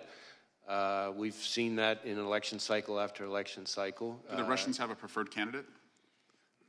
I'm not sure that I could speak to that here, but certainly what I would tell you is it's not just the Russians, and I think that's important for people to know too. There's a lot of attention to the Russians, as there should be, but we also know, you may recall that in 2020, Director Ratcliffe and I announced an effort by the Iranians to try to interfere, and more recently, we've had indictments related to China. 34 Chinese MPS officers creating fictitious personas, posting false information online, full of narratives designed to sow divisiveness, discord, undermine us. And I'm talking about narratives that they were pushing, again, purporting to be Americans, but actually Chinese MPS officers.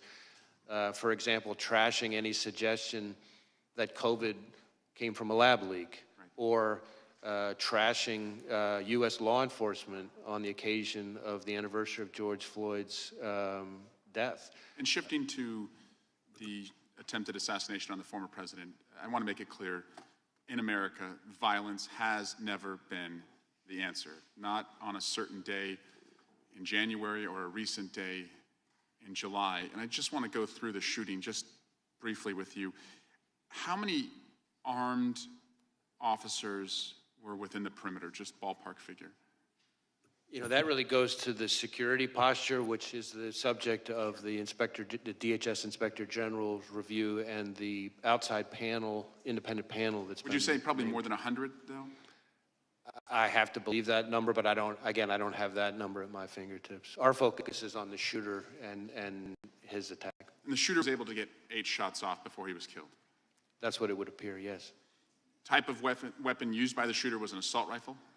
Was an AR-style rifle. So that means one trigger pull, 1 round, is that right? Essentially. Do you like to shoot? Do I? Yeah. Yes. Do you know the difference between an AR and a bolt-action rifle? I'm not going to try to sit here and engage on sort of firearms expertise, but I've fired a variety of weapons. But had the shooter used a bolt-action rifle, would that have been one trigger pull, 1 round? That's my understanding. Would there have been more, well, on an assault rifle, trigger pull, round, bolt action, non-assault rifle, what's the difference? Is it faster, slower? He was able to get more rounds off more quickly than he would have with other kinds of weapons. And that's my point, is that we can add additional resources to protect political candidates, and we should. The people who went to that rally deserved to be protected from gun violence, just like the students at Parkland deserve to be protected from gun violence, just like the babies at Sandy Hook deserve to be protected from gun violence. So we'll devote more resources. We've added a presidential candidate who is also now protected. But if we're being honest with ourselves, we have armed this country to the teeth. And we have allowed the most dangerous people to have access to the most dangerous weapons. I say that as a parent of a 7-year-old and a 5-year-old and a 2-year-old, the 2 oldest who have done multiple mass shooter drills in their classrooms. I say that as a brother to 2 police officers who walk a very violent beat. And I say that as an elected official who believes that my colleagues deserve to be as safe as I deserve to be when we are at political rallies. And so we really need to step back and think, if we allow these weapons to be in our country, can we truly protect our elected officials, and can we truly protect, most importantly, our children and the next generation? I yield back. Gentleman yields back. It is good to have Mr. Massey back with us today. Some of us had a chance to go to Kentucky over the last few weeks and visit with Thomas and his family and hear all kinds of wonderful stories about Rhonda. Amazing lady, gentle spirit, and we're glad to have Mr. Massey back with us. And the next 5 minutes belong to you, Congressman. Thank you, Chairman. Director Wray, how many counter snipers were present at the rally that day, and which of the counter snipers took the shot that took out the would-be assassin? I don't have the number of counter snipers. I know it was the Secret Service counter sniper who took the shot that eliminated the shooter. We've conducted a number of interviews, including of him. So was it one of the two that we see in the videos on top of the roof, or was it a different location that was shot? I'm afraid I don't have that at my fingertips here. Okay. You mentioned that the would-be assassin bought a 5-foot ladder. You have a credit card evidence of that. But it looks like on the scene there was a larger ladder that he might have used. Do you know which ladder he used to get to the roof? And do you have possession of that 5-foot ladder and the other ladder? And do you know how the taller ladder got to the scene? So this whole business about the ladder is something we're drilling into more. We do have possession of the 5-foot ladder that he purchased close in time to his attempted assassination. That we've traced the purchase of that ladder from a receipt, a bloodied receipt that he had on him at the time his body was recovered on the roof.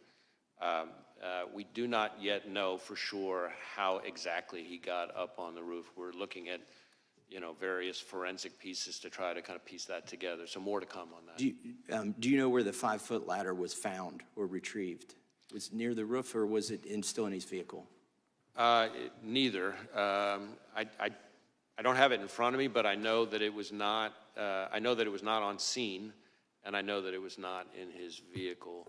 But we can circle back to you and get to that. Is there any evidence at all that he may have been in contact with somebody else before this occurred that may have had any prior knowledge or may have helped him plan this event?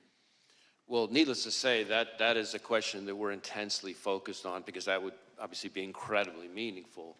So far, underline, so far, we have not found any evidence of any accomplices or co-conspirators, foreign or domestic.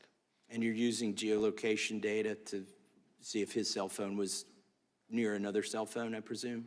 Right, we're doing lots of different kinds of cellular analysis, geolocation stuff, looking at his accounts. He, from everything we've seen, which is consistent with what we've learned in interviews, a lot of people describe him as a loner. That does kind of fit with what we're seeing in his devices. His list of contacts, for example, is very short, compared to what you would normally see from most people. So it doesn't appear to be a whole lot of interaction between him, face-to-face or digital with a lot of people.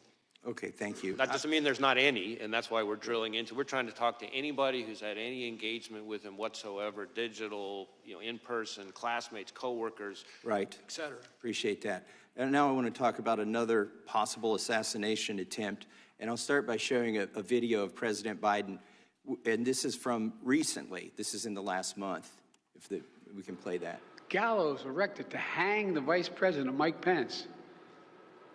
I think it's fair to say it's one of the darkest days in the history of America.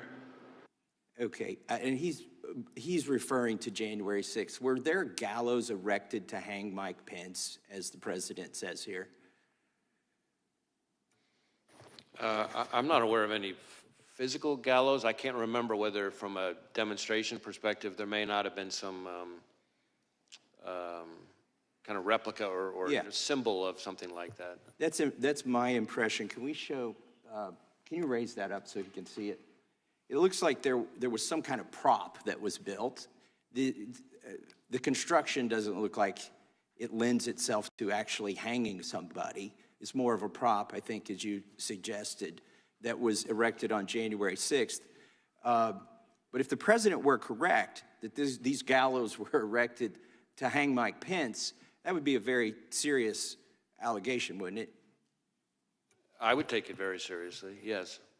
Has anybody been arrested, or do you have any leads in conjunction with the erection of this gallows? We had a picture here on the screen, if you can show it again.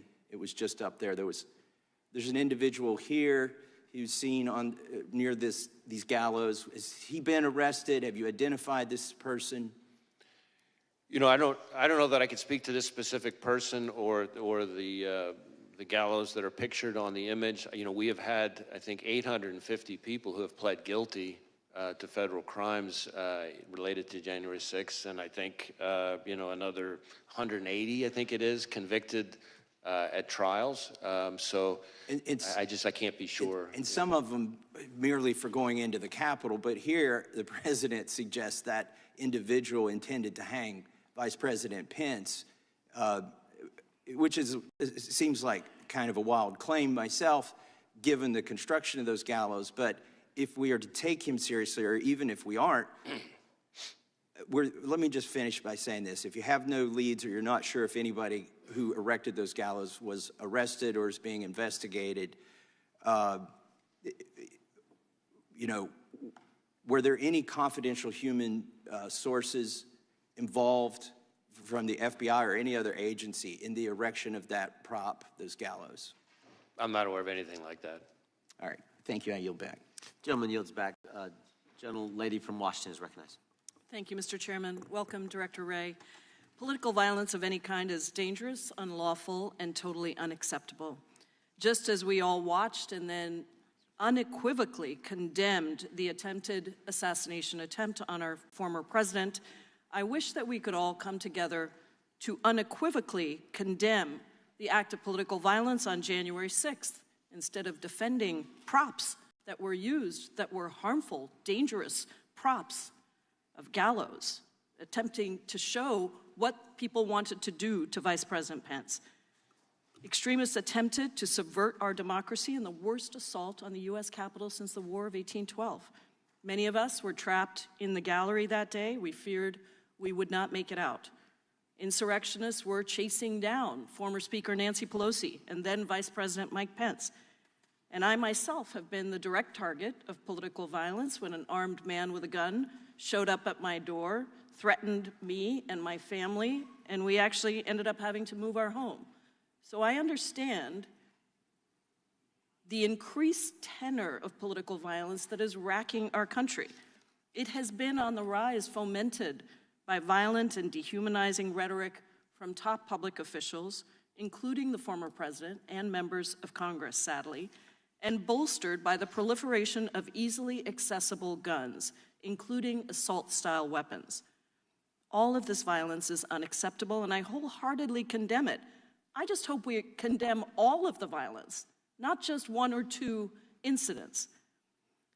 Mr. Wray, today I want to focus on the role of the FBI and the need for the Bureau to remain politically neutral and independent. The FBI cannot and should not be subject to the whims of any president. The majority apparently doesn't think that the FBI needs to be politically neutral and independent. They want an FBI subordinate to the president, not accountable to the American people. That is one part of a larger plan to undermine our democracy, to remove the checks and balances that have protected us, and ultimately to subvert our freedoms. That agenda, promulgated by the former president, his loyalists, and their MAGA allies, is called Project 2025. It is publicly available online. I encourage everyone who's watching this to Google it. It includes plans to undermine every part of our government, including the FBI.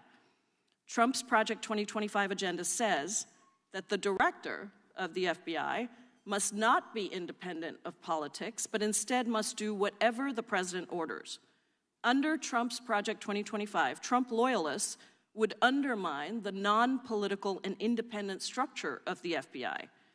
Project 2025 openly calls on the next conservative administration to support, quote, a vast expansion of the number of political appointees in every office across the DOJ, especially the FBI. And so, Mr. Wray, given your extensive experience as a law enforcement professional at DOJ across multiple Republican and Democratic administrations, why do you think it's important that the FBI maintain political independence from the president?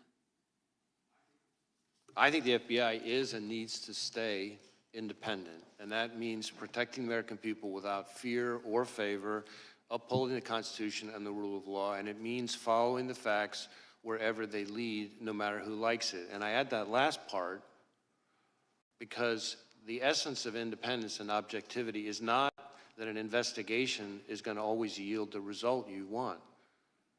Our independence and objectivity can't only be respected when you like the outcome. That's the very essence of objectivity. Sometimes you're going to like the result, sometimes you're not going to like the result. And that applies to everyone, including us. Any number of times we're disappointed and frustrated by the results of our investigations. But the alternative is an erosion of the rule of law, where the only thing that distinguishes one investigation from another is power. And that's what you see in some authoritarian countries around the world. So I'm not familiar with this particular No, I didn't ask you to Project comment on that. 2025 No, thing. I don't know anything about it, but what I can tell you is, from my perspective, the FBI needs to be functioning as independent. Doesn't mean it's not part of the executive branch. It doesn't mean the FBI director doesn't serve at the pleasure of the president, but it does mean that the way we do our work has to be objective. Has to be independent. Yeah, thank you. I have another question about the role of attorneys at the FBI Office of General Counsel. How do we protect that work?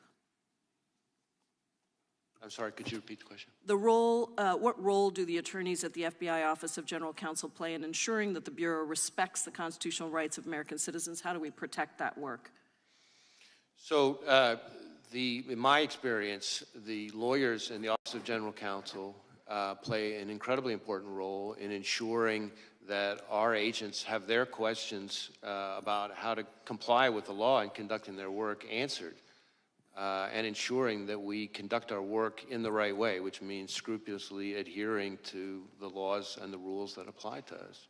I just wanted to say before I yield, Mr. Chairman, that the Project 2025 also eliminates the FBI's Office of General Counsel in-house lawyers who are responsible for that role. I appreciate your indulgence, and I yield back. Gentlelady yields back. Gentleman from Wisconsin's recognized. Yeah, thank you, Mr. Chairman. I think it was when you were here December of last year, Mr. Wray, that you said blinking lights were going off in regards to the southern border and what is happening down there. Has the border situation improved in terms of your assessment with the security of Americans since you were last here in December? Well, I guess a couple things, and I appreciate the question. So first, the blinking lights comment that I made refers more broadly to the threat environment that I'm seeing as FBI director across a wide range of threats. Contributing to that in a variety of ways are the threats that emanate from the border. So it's not a comment just on the border issues, it's the threat environment that we face more broadly, in my experience in law enforcement. I am increasingly concerned that foreign terrorists could seek to exploit vulnerabilities at our southwest border or at other ports of entry or in other aspects of our immigration system to facilitate an attack here in the United States. I think that is something we have to be concerned about. There's been a lot of focus on numbers of this, numbers of that, and I understand that. But as I think was referenced in an earlier question, it doesn't take very many foreign terrorists to be a real problem. We had 19 hijackers responsible for the 9/11 attacks. And we just, not that long ago, had a case, some of the members of the committee will remember, where we charged an individual for trying to smuggle individuals in to assassinate former President Bush. Are you concerned that the Border Patrol chief, former Border Patrol chief Rodney Scott, said that he was concerned about very, very minuscule data that they're receiving? So there's all this, we are told that illegal aliens are vetted against databases, but oftentimes they're doing biometrics as they come into this country, but not looking behind it in their home countries. Does that concern you when there's not a review done in the home country? Well, we certainly need as much help as we can get from the countries of origin of these people. When I say origin, not just where they come from originally, but countries they've come through. And the biometric enrollment piece is, of course, an important one. We have situations where even if... Are we doing a thorough enough job of reviewing them, their actions and their lives in their home countries before they came here? Well, I mean, we need more help from our foreign partners. There's no question about that. And I think that's an important part of it. How about our domestic partners like the CIA and others that are supposed to protect us? So there's been a lot of discussion, of course, over the last several years about the pivot to what's called the hard targets, right? The understandable focus, which I support, of of focusing on the threat posed by China and Russia and Iran. But with that comes, if you look at, for example, the withdrawal from Afghanistan, we start to lose sources of information about foreign terrorist threats from overseas, and that is a concern to me. Yeah, my time's running out. Has Vice President Harris met with you in regards to the border? Well, I've been in meetings that have included the Vice President that have in different ways touched on border Has she issues. specifically asked you for a meeting in regards to the threat that is at the border? You know, I'm not going to get into sort of specific meetings, but I can tell you that I've been in meetings that have included, among other people, the Vice President that touch on border security issues. Did she ask you questions about what you thought needed to be done in regards to reducing this threat to the American people? You know, I really can't get into specific conversations. Is support for President Trump a security concern within the FBI? I'm sorry, I couldn't hear it. Is support for President Trump a security concern amongst your employees? No. Is objection to the COVID-19 vaccine a security threat? Not from my perspective. Who improved what is termed the Trump questionnaire within the FBI that was done by SIIS? Dina Perkins, Jeffrey Ventry were behind it. Who was responsible for that? And did you know that there was a Trump questionnaire out there? So the document you're asking about is an interview outline that we only recently learned about, and in my view is completely inappropriate. I asked my team to get to the bottom of what happened and to ensure that doesn't happen again, and I've learned that it's not an FBI form, that its use was isolated, that it was created not by an FBI employee, but by an outside contractor, and that individual is no longer affiliated with the FBI. But we are sending what we have found to the Office of Inspector General, and we'll cooperate, of course, with anything they find. Mr. Chairman, I'll just close with this. We keep hearing about these isolated examples, whether it's Richmond Catholics, this instance. When is it, isn't it a pattern? I yield back. Gentleman goes back, Mr. Correa. Thank you, Mr. Chairman, and Director Wray, welcome again to this committee, and I want to thank you and your agents for the good job you're doing to protect Americans. Earlier this week, I was part of the group that went out to visit Butler, Pennsylvania Homeland Security members. I agree with my colleagues that have said violence has no part in our democracy. And I trust you will investigate the events surrounding July 13th thoroughly. I'm going to ask you a question. I hope you keep it in mind as your investigation proceeds, which is, who's in charge? Who's in charge at a campaign rally, setting it up? Secret Service or a campaign? And I ask this question because when I was there, had a couple of law enforcement individuals alluding to that question as well. They gave me an example. They said, if a Secret Service says you need to set up a line of dump trucks behind the stage to serve to protect the candidate, and the campaign says that's bad optics, who ends up winning the debate? So my question is, who's in charge? And as you investigate this crime scene, hope you ask the locally elected officials. I spoke to a county supervisor, local police and sheriff. They all had information they wanted us to know, to relay. We just didn't have the opportunity to sit down and talk to them. There was a lot of concern that they weren't given enough time to prepare for this rally. They thought there were things that could have been done better. And ultimately, what I keep thinking, what I keep coming back to is question, who's in charge at these rallies? I think it's an important one because we have an election right around the corner.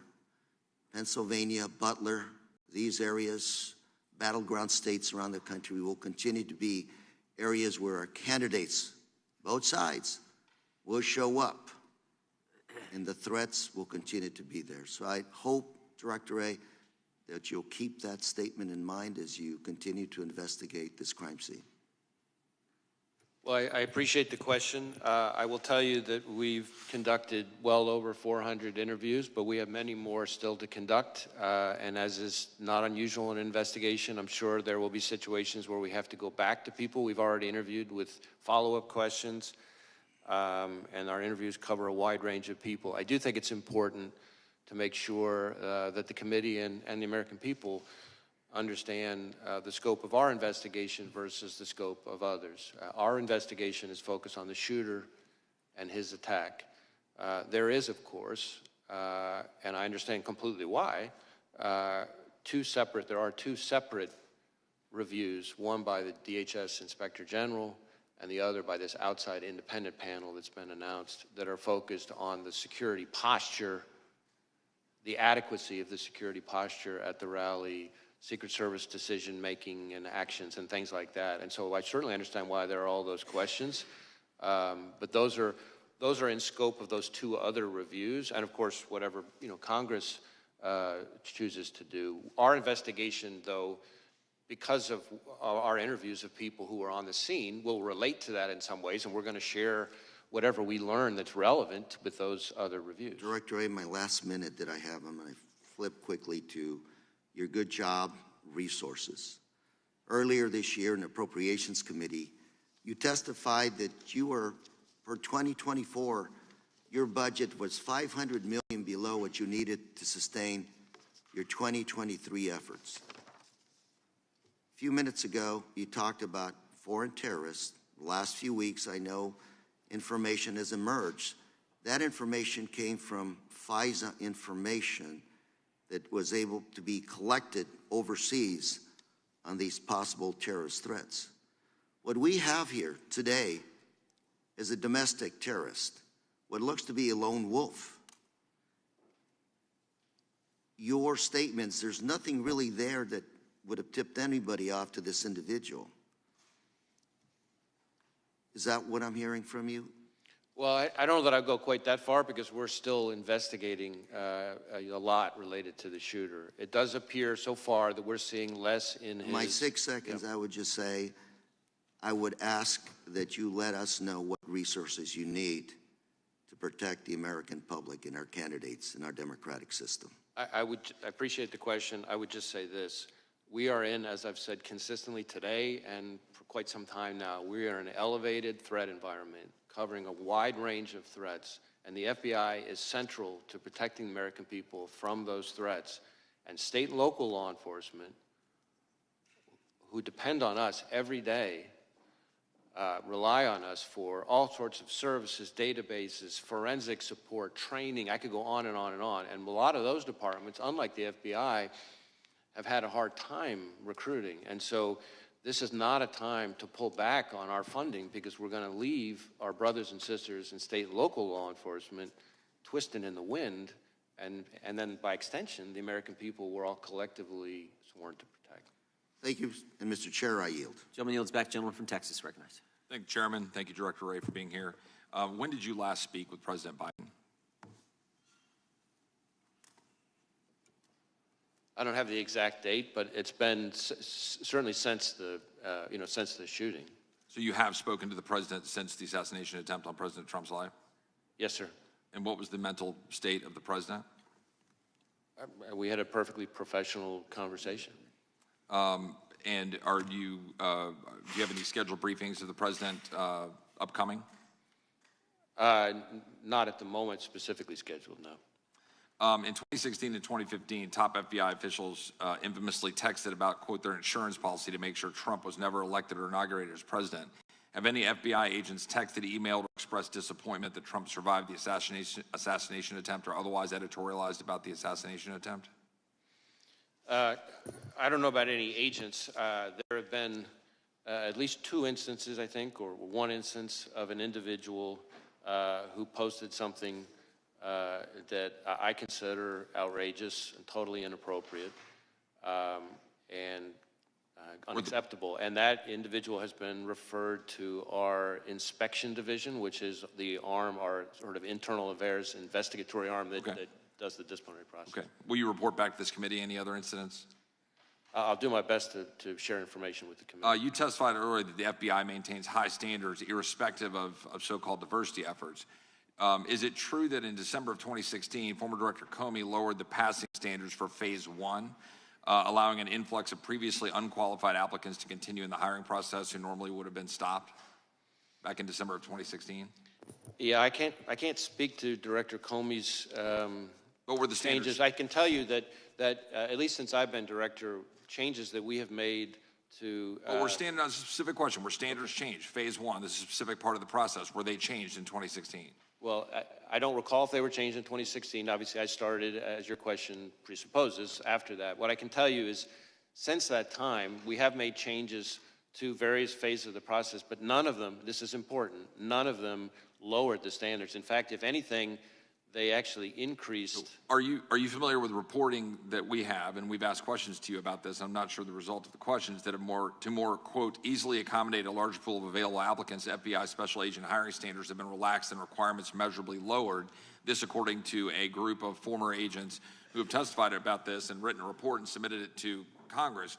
In addition, specifically, minority, people with 20-year careers, one in particular, a minority who served for more than 20 years, wrote in this report and submitted it to Congress saying that these standards were in fact lowered and that in fact if you were hiring, you were moved off of hiring if you put quality above these kinds of DEI requirements. Do you reject this report? And do you have comments on this report? I haven't read. You're aware of the report? I'm aware of the report. I know that I've read every detail of it, but I can tell you that the claim that we have lowered our standards to be less selective and less competitive is not accurate. So do you believe these former agents are lying to Congress when they submit a report to Congress stipulating and suggesting otherwise? Or are you saying that they are lying? I'm saying they're mistaken. Okay, but they're affirmatively on the record. They're telling us and submitting a report to Congress saying that those facts are directly in contradicting what you're testifying here today. So I just want to be clear so we know we're saying that they are submitting evidence to our record to the contrary that you say is untruthful. I encounter all the time when I travel around the country and have conversations with our agents, and one of the things I try to do is have meetings with some of the longer serving agents without executive management. That's okay. My only question is and my point here's the implication is it's untruthful. So I need to move on. I got 1 minute left. Are you familiar with the case of Paulette Harlow? She's a 75-year-old elderly woman from Massachusetts with a debilitating medical condition. She was prosecuted for violating the FACE Act and sentenced to 2 years in prison. She has to go to Texas in 2 weeks. She was praying at an abortion clinic in Washington, D.C. The FBI interrogated and investigated her. Do you think it is appropriate for a 75-year-old woman who is praying at a clinic in D.C. to be put in prison for 2 years for that activity? Just a simple question. Do you think that's appropriate? I'm not familiar with the specific case.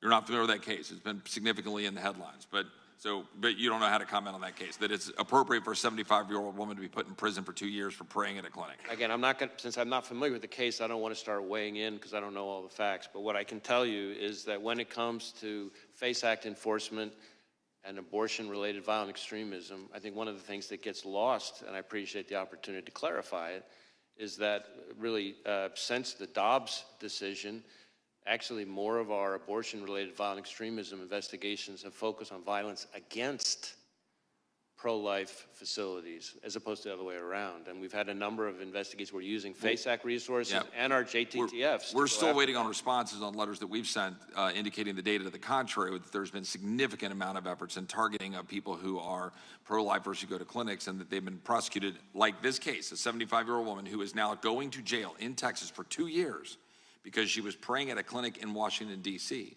And we've submitted questions on that, and I'd appreciate a response on it. I yield back. Gentleman yields back. Gentlelady from Pennsylvania is recognized. Thank you so much, and thank you, Director Wray, for being here and for the work that your team does, as well as for sharing the information that you've been able to today. You just got a couple questions about that seem to imply that there was some problem with the FBI's diversity efforts, and certainly the 1950s version of the FBI was singularly Caucasian male agents, et cetera. Is the FBI a better force for having a diverse range of employees and agents? I think diversity makes us better, but like everything else, it has to be done the right way. I think we can have a more diverse workforce and do it without lowering our standards, and that's, in my view, what we've done. And you haven't lowered standards at the FBI?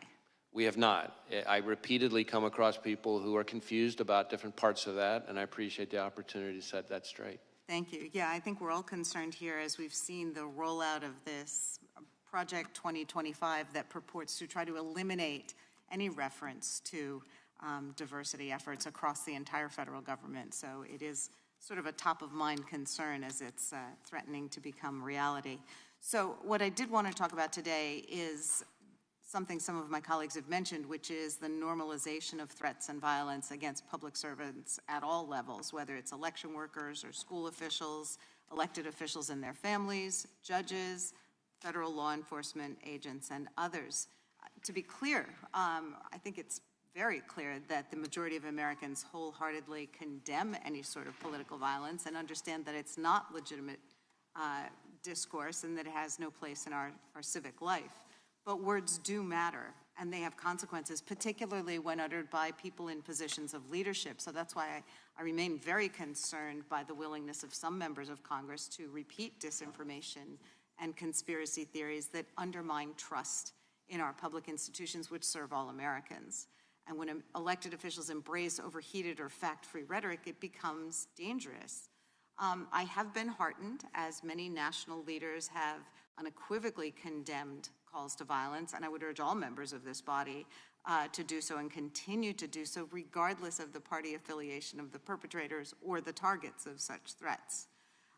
You and our other national security officials have repeatedly warned us that foreign actors are actively working to spread disinformation, to influence our elections and discredit our public institutions, and we shouldn't be aiding and abetting them.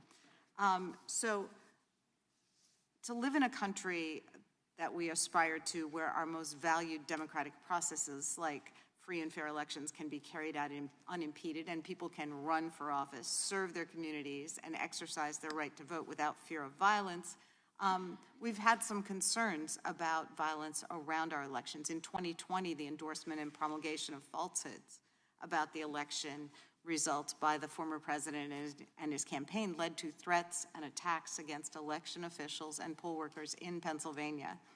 And those falsehoods also wasted millions of taxpayer dollars on frivolous lawsuits and extraordinary security costs. So as we're again approaching November, we want to ensure that those who implement and defend our elections, our neighbors and our nonpartisan civil servants, can do that important work free from conspiracy theories and threats.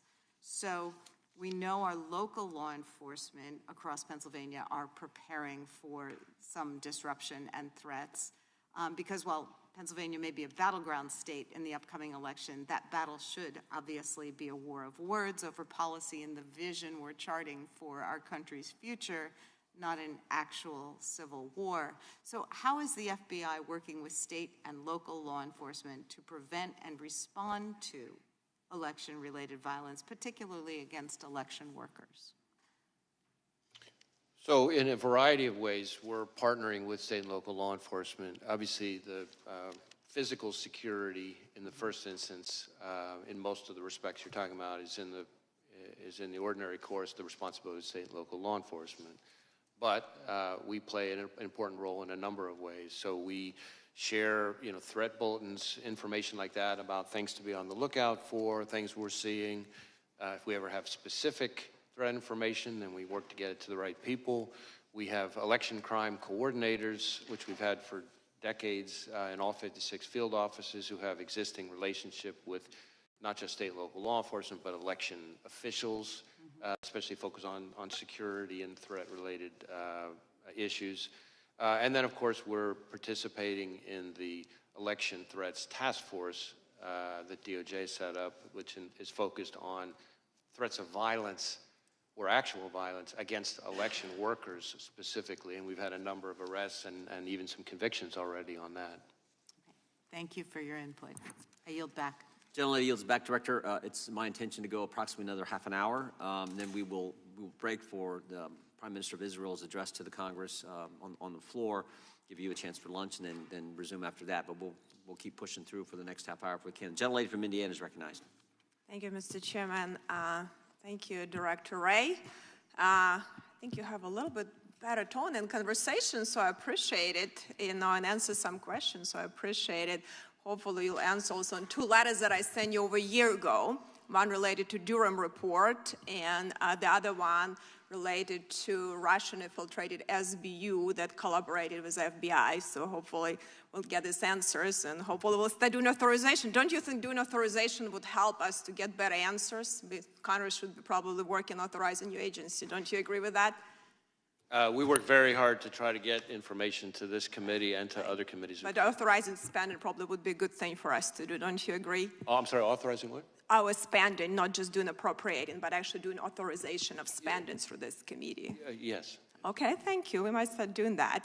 But we can talk about, and a lot of my colleagues on the other side, AR-15 gets a lot of bad rap, like to bring it up, this issue. But really, there are a lot of hunting rifles that probably, maybe even more accurate than a lot of ARs. And don't you agree, we have like millions, right? Don't you agree, we have millions of rifles owned by law-abiding Americans. So do you think we should be taking them? Millions of rifles from law-abiding Americans? What do you think about that? Would that be something feasible, and really we should be doing that? Well, again, I'm not going to be addressing anybody's specific legislative proposal. From our perspective, from the FBI's perspective, the concern is any dangerous weapon in the wrong hands. But all weapons in the are hands dangerous. of the wrong person. But all weapons are dangerous, right? I'm sorry? All weapons are dangerous. Knives are dangerous, Sure. Explosive are dangerous. There are a lot of weapons are by their very but are we going to be definition confiscating, hunting rifles and rifles for millions of Americans? Do you think it's even feasible to do something like that from law-abiding citizens? It's not something I'm advocating. Okay, well, thank you. I appreciate that. So we have to go back. That was a catastrophic failure of security. That what's happened, recently was attempted assassination. Don't you agree with that? Well, I think former Director Cheadle has already publicly acknowledged that it was, I think her words were, a significant operational failure. Yeah. Then we had, similar situation, a different, talking about bad optics. Speaker Pelosi at that time didn't want to have bad optics on January 6th, and we didn't have proper security here on January 6th. That was a catastrophic failure too. Are we looking at that? Any one conclusion was made from that? Have we made any adjustments?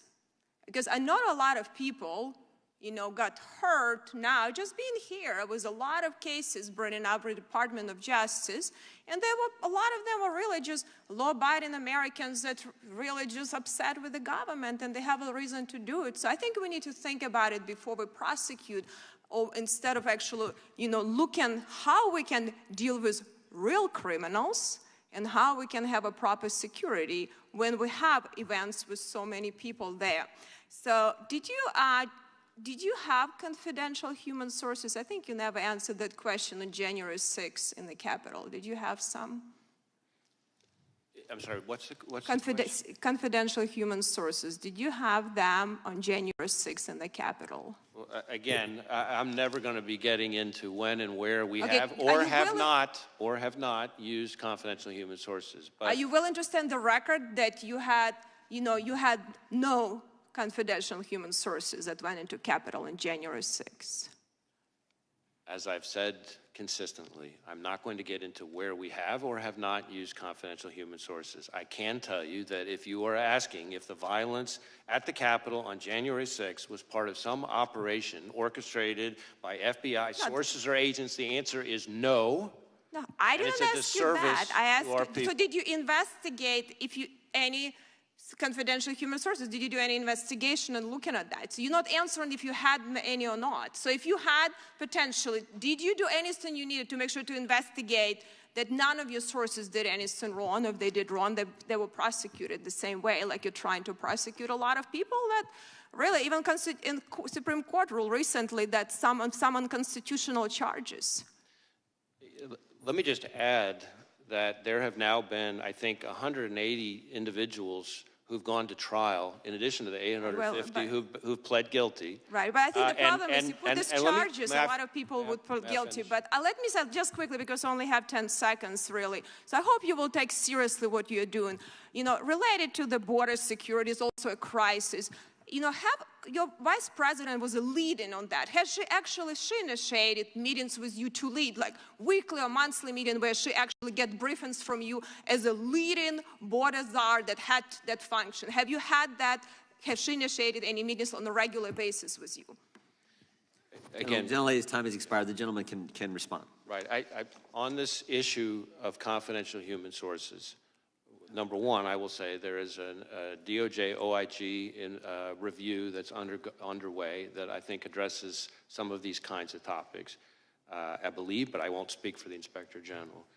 Second, as to this suggestion, which I've heard all too many times, that somehow January 6th was orchestrated by FBI agents or sources, I will note that in addition to my prior comments, that there have now been 850-ish individuals who've pled guilty, another 180 who've gone to trial. They've all had access to defense counsel, discovery, all the things the Constitution and the rules provide them. It's been in front of something like 15 different judges, I think dozens of juries, and not one has given credence to this notion. And in fact, I don't think any of them have even really seriously tried to raise it. So it's not just my word for it. Look what's happening in the cases. Thank you. The gentleman from Colorado is recognized for 5 minutes. Thank you, Mr. Chairman. Thank you, Director Wray, for being here, for your testimony today, for the work that you do each and every day, and that your frontline agents across the country do each and every day to protect Americans, to keep our country safe. Also grateful for the work that you're doing in investigating the horrific events of July 13th and the attempted assassination of former President Trump, which everyone must and has condemned. I would first just ask, do you believe that the FBI has the adequate resources to ultimately ensure that your agency gets to the bottom of it and fully investigates this terrible crime? Well, we are devoting massive amounts of resources to this specific investigation.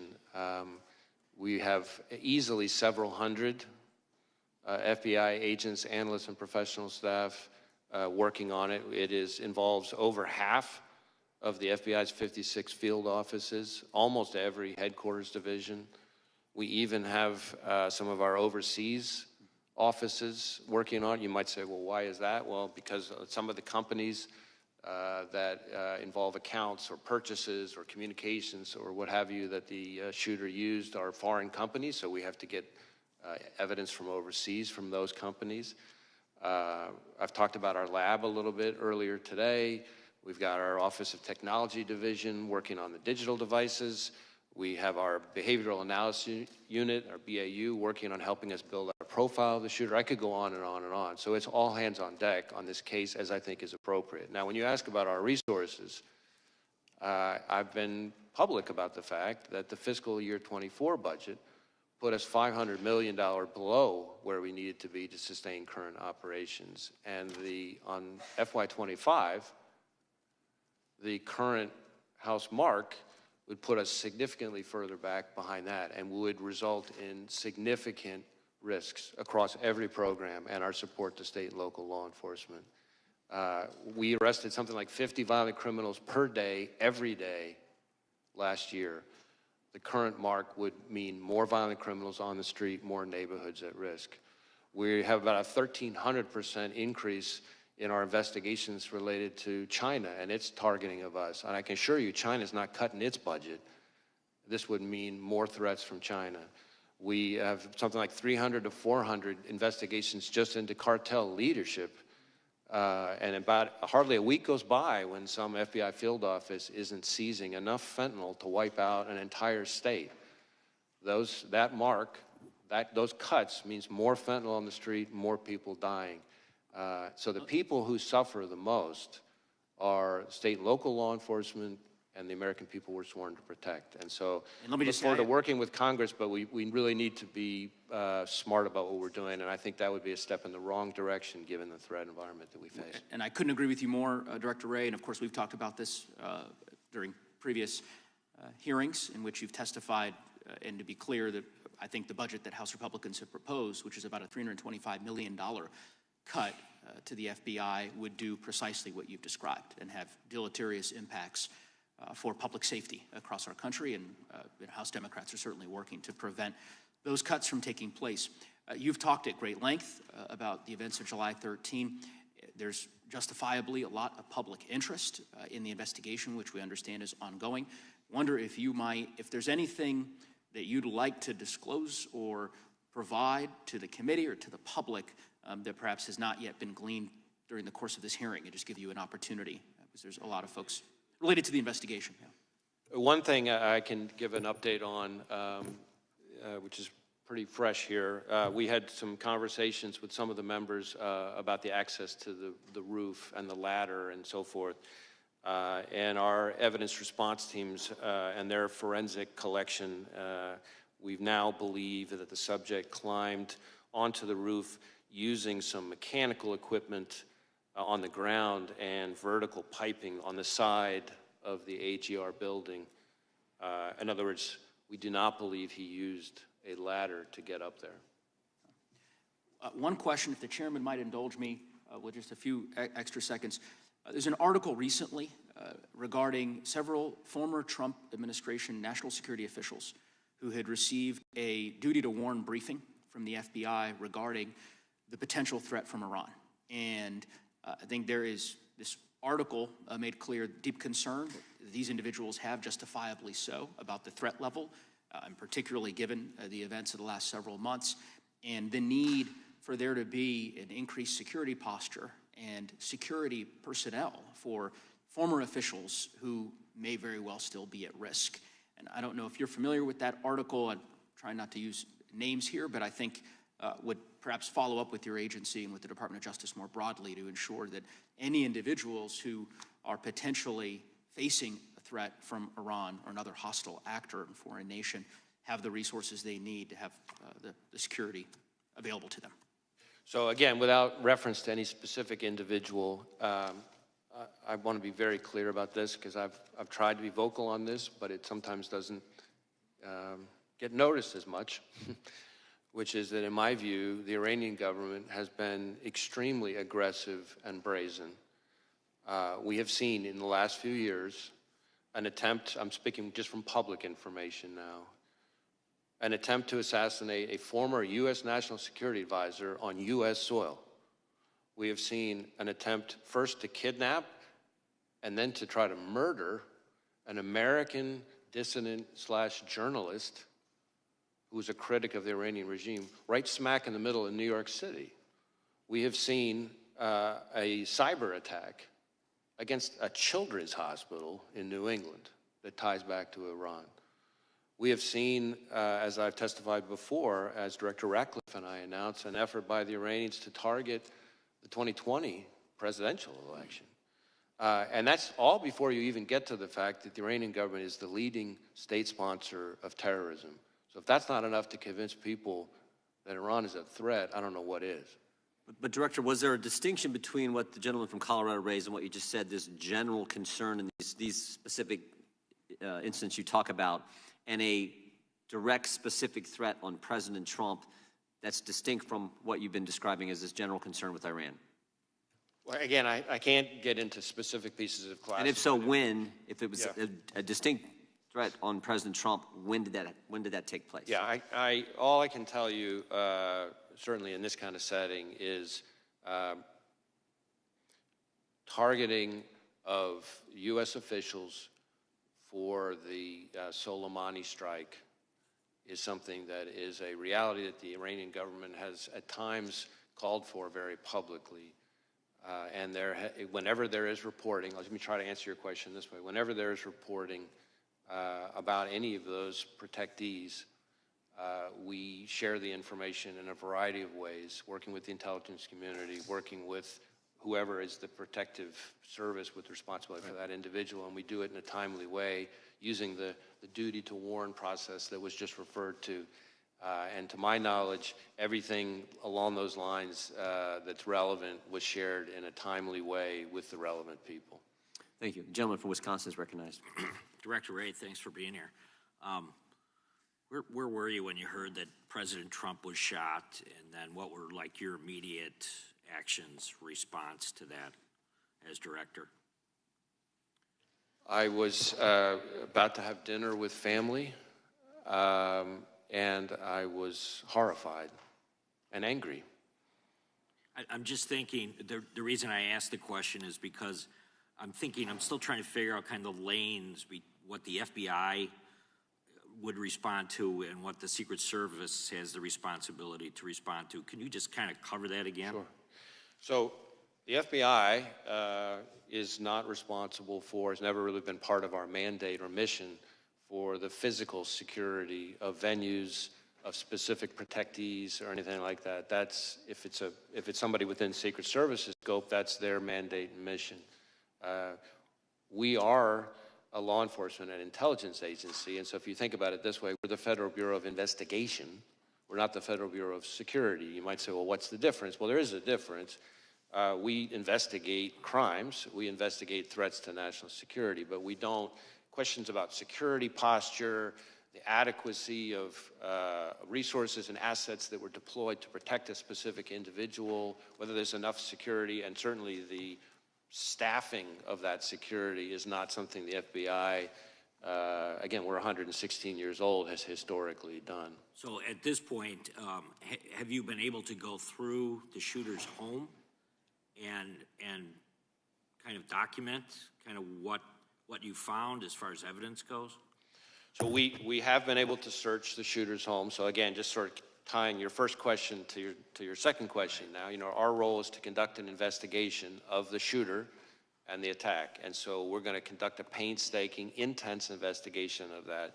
We have, among other scenes that we've processed using evidence response teams, in addition to the rally scene itself, of course, we have been through the shooter's home, his bedroom, other parts of the house, et cetera. Have you been able to establish that he did go to a range and either zero that weapon in or, at least target shoot that weapon prior to the assassination attempt? So we do assess that he went to a shooting range the day before, not the only time he went to a shooting range. He was a fairly, avid might be a little strong, but a fairly avid, shooting hobbyist. And so he went to, belonged to different sort of clubs and went to certain ranges and that kind of thing. We do believe, based on what we've seen so far, that he went to a shooting range the day before and that he shot an AR-style rifle at that range the day before. I'm not sure we know for sure that it's the weapon that he used, but I think we assess that it probably is. Have you been able to interview his parents? Yes, we have. And was there anything that was gained from that interview that would lead you to believe that they certainly were aware of what was going on? I guess I want to be careful about talking about specific people's interviews, but I would say that his parents were cooperative with us. And as I've said before, and hopefully this gets at your question, we have not identified any accomplices, co-conspirators, or anything along those lines. So it's the FBI's position right now that he still acted independently. Again, we're still, I know it seems like a lifetime since July 13th, but we're still early stages, but we have not seen anything so far that would suggest to us that he acted with others. How does the FBI view not just a Trump rally, but political rallies versus other types of events, from a security perspective, compared to a college football game or any mass, large crowd type gathering? Because I think one of the things that's most difficult to really to swallow at this point is that the idea that these Trump rallies have been happening for years and that there could be such a lax approach to the physical security of those fairgrounds that day. And I'm wondering, where does this fall? And then on top of that there were other presidential candidates out there that didn't have full Secret Service protection. RFK Jr. has been the most vocal about it. I was wondering if you could comment on the facilities as well as providing security for presidential candidates. Well, again, I want to be a little bit careful to stay in my lane because, again, security posture and the adequacy of the security posture is really the core expertise and responsibility of agencies like the Secret Service. But certainly it is, I think, fair to say that outdoor events, whether they're political rallies or, as you say, you know, a college football game in an open stadium, a concert, these are places that are often, you know, particularly challenging to secure adequately because the range of threats that can face them are higher. In addition to that, as has been discussed a little bit here already in today's hearing, just threats to public officials, including politicians, is an increasingly pervasive part of today's landscape, and so that adds to the challenge. So you're talking about the combination of individuals who are increasingly targeted for violence, combined with venues that are softer and harder to secure targets, I guess is the way I would answer. But again, those kinds of questions, the adequacy of the security posture, all the resources that were or were not devoted, all that stuff, is my understanding, would be very much in scope for the DHS Inspector General investigation and this outside independent panel that's been appointed. I yield back. Gentleman yields back. Director, I think we're going to be able to get two more members' times of question, then we have to get to the floor for the Prime Minister. Gentlelady from Georgia is recognized. Thank you, Chair Johnson, and thank you so much, Director Wray, for your transparency and your testimony today. First, I want to say my friend, my mentor, Congresswoman Sheila Jackson Lee, was known by many as the voice of reason here in Congress, and she was my friend before I even came to Congress. And in my freshman year, she kind of took me under her wing and she kind of showed me the ropes. And she was a force to be reckoned with. And I can say that she will never, ever be replaced. And she was a trailblazer, and I know that she will sorely be missed here in Congress. Director Wray, I only have one question for you today, but before we get to that point, I'd just like to reiterate today that political violence is never acceptable. Regardless of how different our political values and views are, attempted assassinations are a stain to the very democratic ideals of this nation. We have endured riots on Capitol Hill on January 6th, where a literal noose was erected on Capitol grounds, intended for then Vice President Pence and Speaker Emeritus Nancy Pelosi. Political violence against election workers, that has been expressed today. An attack on Paul Pelosi, Nancy Pelosi's husband. Threats against the FBI agents, as you have expressed, and prosecutors, and threats to the staff who serve the public every single day. Congressman Connolly's staff was targeted and attacked last year. And now we have the attempted assassination of a former president of the United States. All of this within just the last 3 years. This violence simply needs to end. The assassination attempt on Donald Trump was, by the grace of God, a failure. The weapon the 20-year-old man was able to obtain, an AR-15, generally has a shooting range up to 600 yards, and shot Mr. Trump from almost 150 yards away. This weapon has the ability to kill multiple people in seconds, and sadly, Corey Compatore lost his life because of this man and because of this gun. Mr. Compatore's family will never be the same. Trust me, I understand that more than anyone else in this room. Is the near loss of a former president enough for this Congress to finally take action? Because there are 206 of us that are already standing in the wings, ready to take immediate action to ban assault weapons today. We need only 12 more of our colleagues to join us in courage and move the legislation to save lives of so many of the people that we are elected to serve by removing assault weapons from the hands of people who simply should not have them in their possession. We are crippling our democracy, and we are ripping apart our fellow Americans until we do. I ask today because it is clearly it wasn't enough to take action when the lethality of assault weapons, we lost 26 and 7-year-olds and 6 teachers in 2012, when I also lost my son to gun violence, or 14 teenagers and 3 more teachers in 2018, nor was it enough when we lost 19 more children and 2 more teachers in 2022. Well, is it enough now? Now that a former president, the very president that many of you in this room are hoping will be reelected, almost lost his life because this Congress has failed to reinstate an assault weapons ban. A ban that, by the way, Republicans joined with Democrats the past 30 years ago. Well, fine. If y'all don't like assault weapons ban, we can bring another bill that I have introduced to a vote, the Go Safe Act. This bill focuses on the components of the semi-automatic firearms and regulates their infrastructure, sale, and transfer. This, again, is not the time for thoughts and prayers. This is a time for action. Director Wray, just one question I have for you. Would you rather have your officers protected or protect someone against an assault weapon being shot from 147 yards away, or a standard pistol with no accessories attached?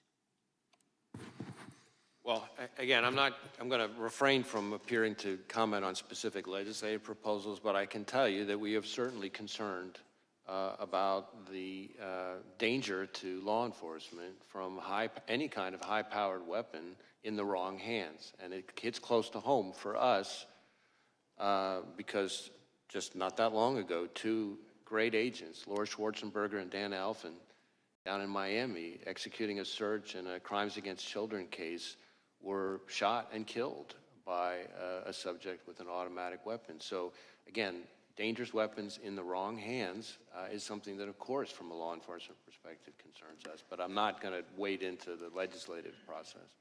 Well, thank you for that answer. I'd rather give our agents a fighting chance, and I yield back. Gentlelady yields back. Gentleman from Oregon is recognized. Thank you, Mr. Chair, and thank you, Director Wray, for being here today. So we spend $3 billion a year, excuse me, on the Secret Service, $3 billion. And it would seem that we could and should have had a better job done a few weeks ago on the 13th than what we saw. Will you have anything to say about correcting what are the obvious deficiencies in what the Secret Service did? Well, for the most part, the deficiencies or adequacy or inadequacy of Secret Service's performance, decision-making, resources, all that stuff is in the purview of those 2 other investigations. That is the DHS Inspector General and the outside independent panel that's been announced. Having said that, our investigation, which, as I've testified now, involves several hundred FBI employees and every asset we can bring to bear, of the shooter, again, our investigations of the shooter and his attack, of course, involves interviewing law enforcement, including lots and lots and lots of Secret Service people. So we'll share all that with those reviews so that they can answer those questions. The reason I'm asking this is because this isn't the first time the Secret Service has been before Congress. There was a 435-page report issued in 2015 by Congress saying, fix yourself. They didn't. In fact, there was a follow-up in 2019 where they had only done a few of the, I think it was 18 or 19 different specific things they were supposed to do. They'd done some, but certainly not all. There was another follow-up in 2022. And again, the Secret Service had not done what Congress had asked. I guess my question to you, Mr. Director, is what should Congress do? A 435-page report 9 years ago, and still the Secret Service didn't do what it was told to do then. Can you help, Director Wray? Because this type of performance is not acceptable. Well, I think even former Director Cheadle has acknowledged that this was a significant operational failure. If there are ways for the FBI to be helpful beyond what we're already doing in terms of our investigation, we stand ready to try to be helpful. I do want to say, as somebody who's been in law enforcement for most of my career, I've worked with some just phenomenal Secret Service agents. I'm going all the way back to my time as a line prosecutor, and they have an incredibly hard job, and I have a lot of affection and respect for the men and women of the Secret Service. I'm sure you do, and I'm sure you're right. But the trouble is, when Congress says you need to do these 19 things and they don't, something needs to change. Now, the director has resigned, but you're going to be in a position, because your agency is doing such a careful review, to say a lot about what should have been done. I guess the real issue is much more of what the higher-ups in that agency are or are not doing. Perhaps that's on us. And we will share with those reviews anything that we come across that could be helpful or relevant to them for those questions. Yeah, let me quickly go to some details on the actual events. It appeared to a lot of us, as the Secret Service was taking former President Trump from the stage, that he was clearly still in view of everybody. And had there been another shooter, I didn't see him being protected. Are you going to raise that issue?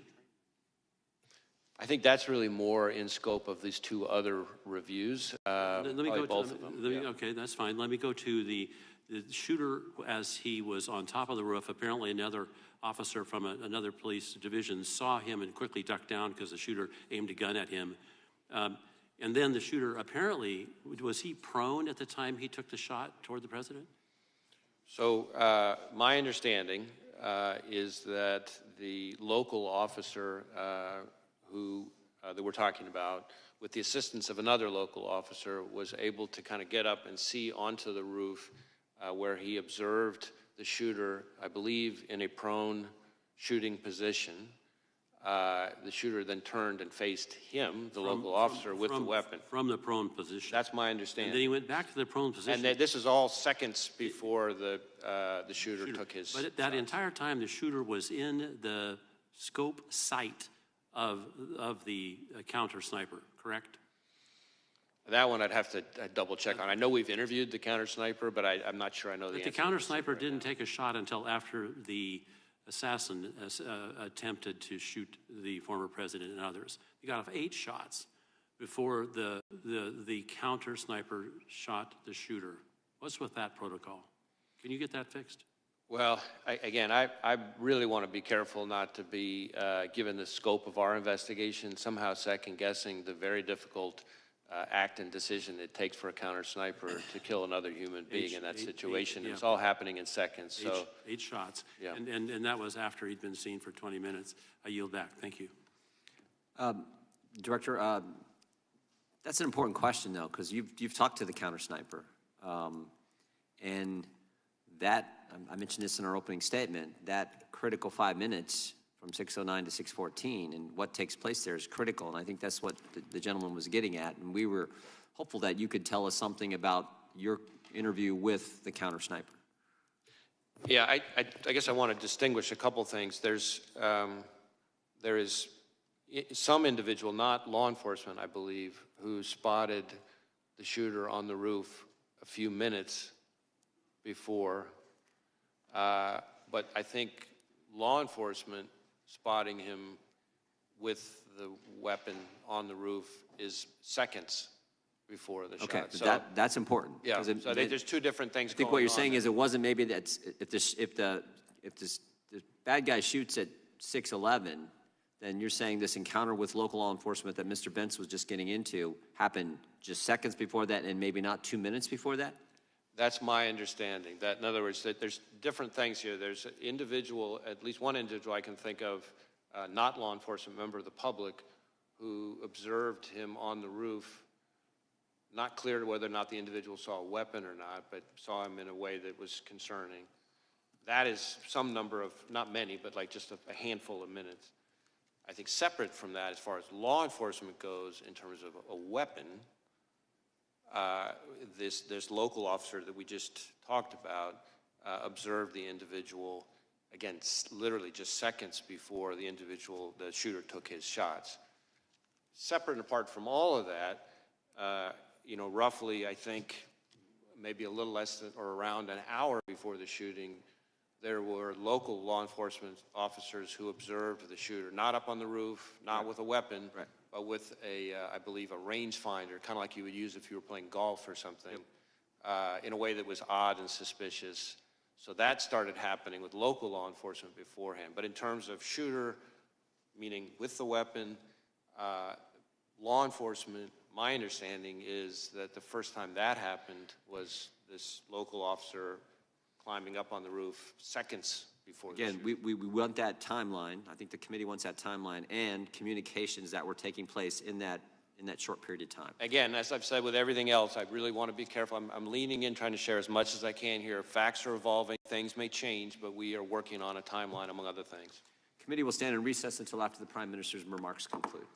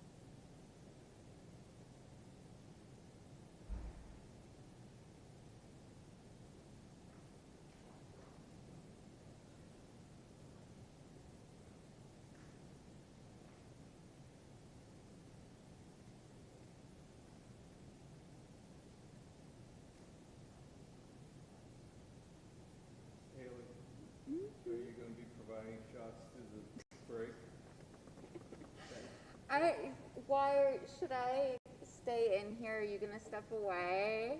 You don't have to stay in here even if I step away. Okay. And they're not coming back for a while. Yeah. But feel free.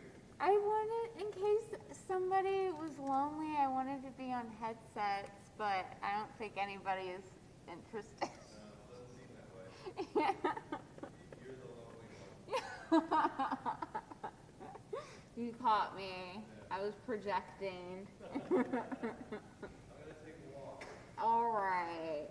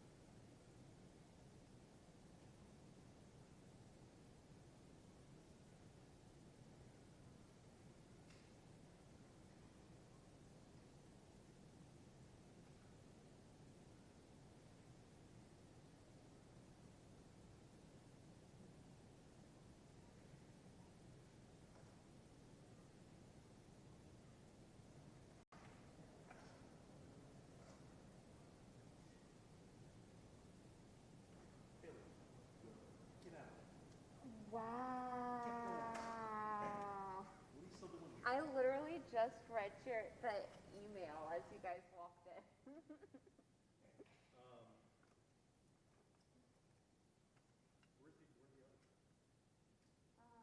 Oh yes, you guys know that.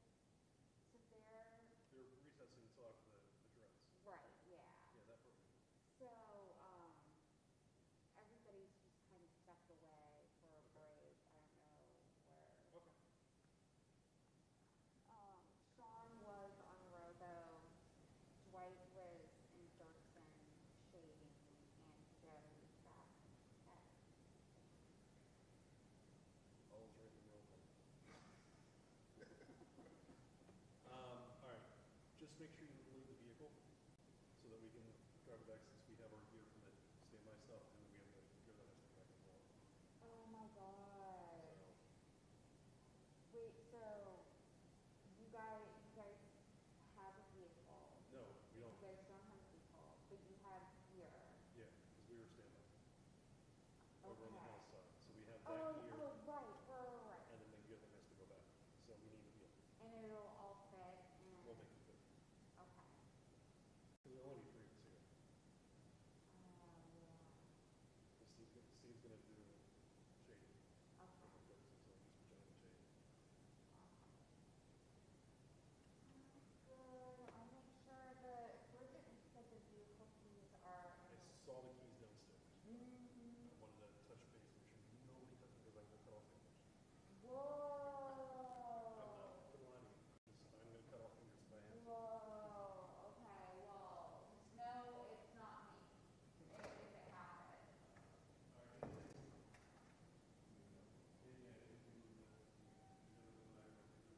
Yeah, and it's bumped the boss. Luckily, there's a program for trauma. So that's really helpful. And nothing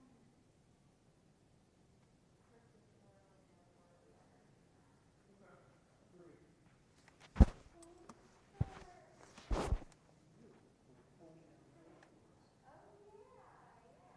Jay, what do you want to do? I'll do back. Yeah, do back. Yeah.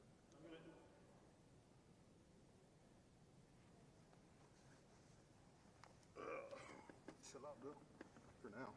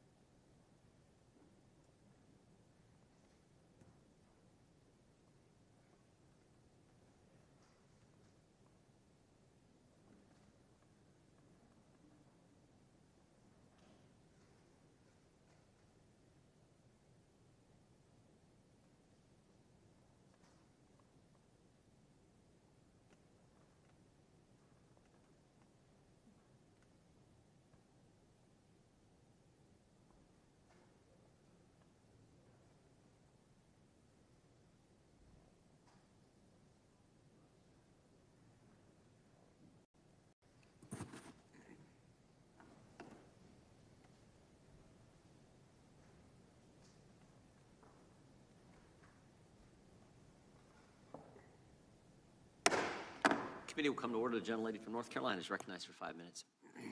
Thank you, Mr. Chairman, and thank you so much, Director Wray, for being with us yet again. As you know, we've seen a disturbing rise in domestic terrorism and far-right extremism across the United States, and we've heard from you several times about this. White supremacist and far-right extremist groups continue to outpace all types of terrorism and domestic violent extremism, according to the National Institute of Justice report from this past January. Part of this dramatic rise in extremist violence and threats stems from malign foreign actors who are actively working to sow division in American democracy.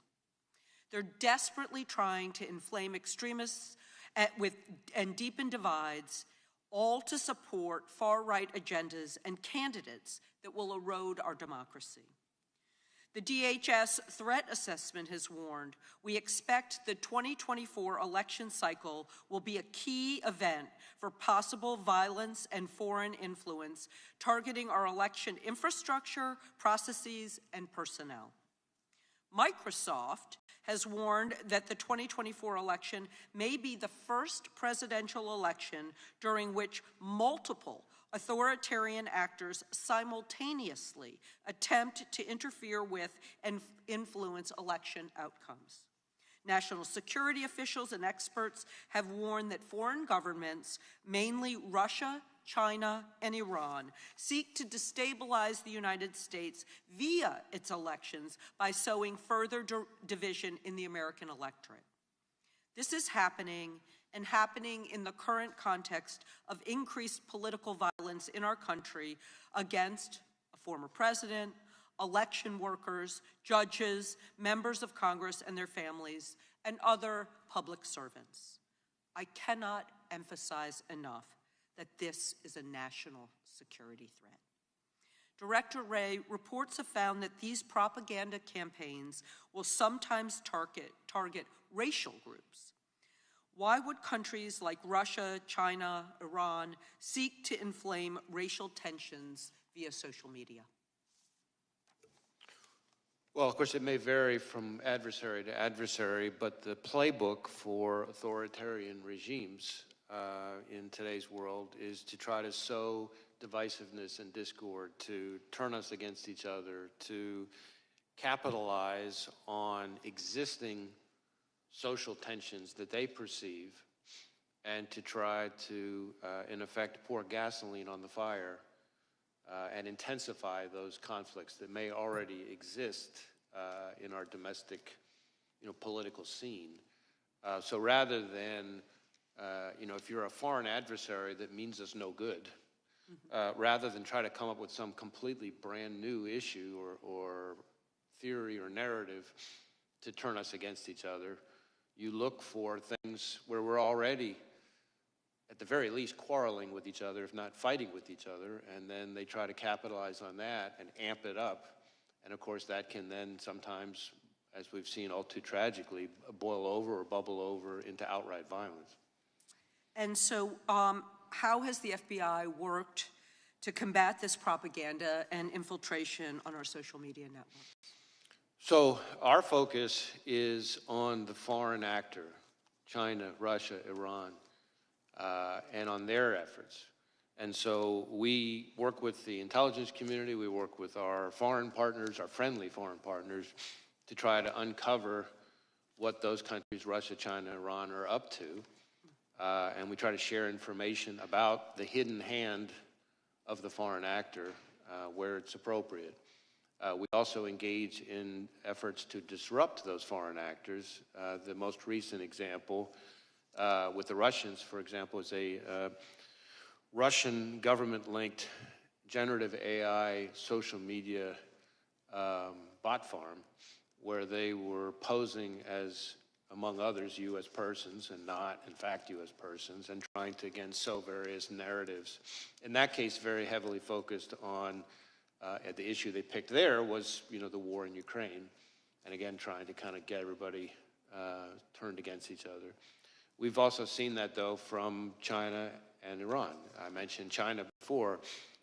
We've had a case where we charged, I think it was 34 Chinese Ministry of Public Security, MPS officers, for much the same kind of behavior, creating false personas, pretending to be Americans, and then trying to kind of sow narratives. In that case, in the Chinese case, their narratives were trying to, for example, undermine any suggestion that COVID was the product of a lab leak, or attacking U.S. law enforcement at the anniversary of George Floyd's death, for example.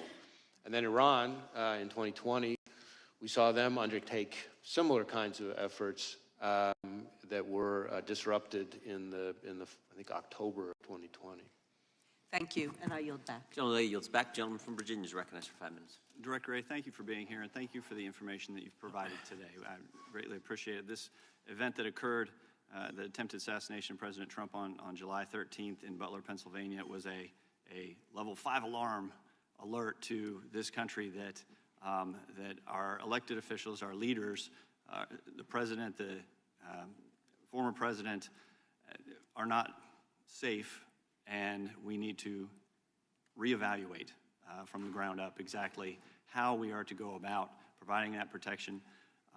The information you provided dealing with 8 cartridges from the roof, the drone, the fact that 2 explosive devices were found in the car, 1 at home. That was a remote detonation device that he had on him. The fact that his phone was using encrypted platforms. He only had 1 phone, correct? Oh, sorry. He had 1 phone, although we've identified other phones that he may have used that may not have been his phone. So, for example, we think in certain instances he might have used his dad's phone. Again, not necessarily related to the attack, but we're trying to make sure that we process and exploit every device he could have used.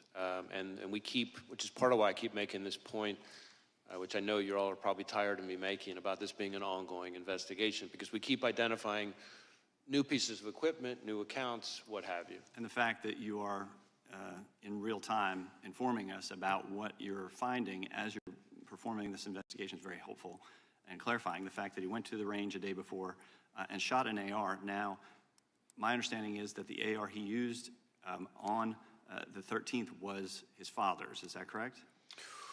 Well, yes and no. It was originally, his father bought it legally, but then our understanding so far is that his father then conveyed it to him, sold it, in fact, to his son.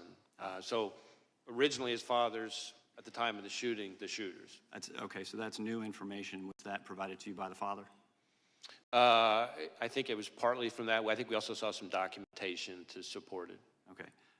Investigators also have said that the shooter posted, quote, "July 13th will be my premiere. Watch it as it unfolds," on an online gaming platform sometime before he tried to assassinate President Trump. Can you confirm that, and how much time elapsed between this posting and the attempt on July 13th? So I'm really glad you asked about that, because that is a situation where, again, in our effort to give real-time information, since we've provided that information, we have since learned that July 13th premiere profile page on the gaming platform, it turns out it was not the shooter. Okay.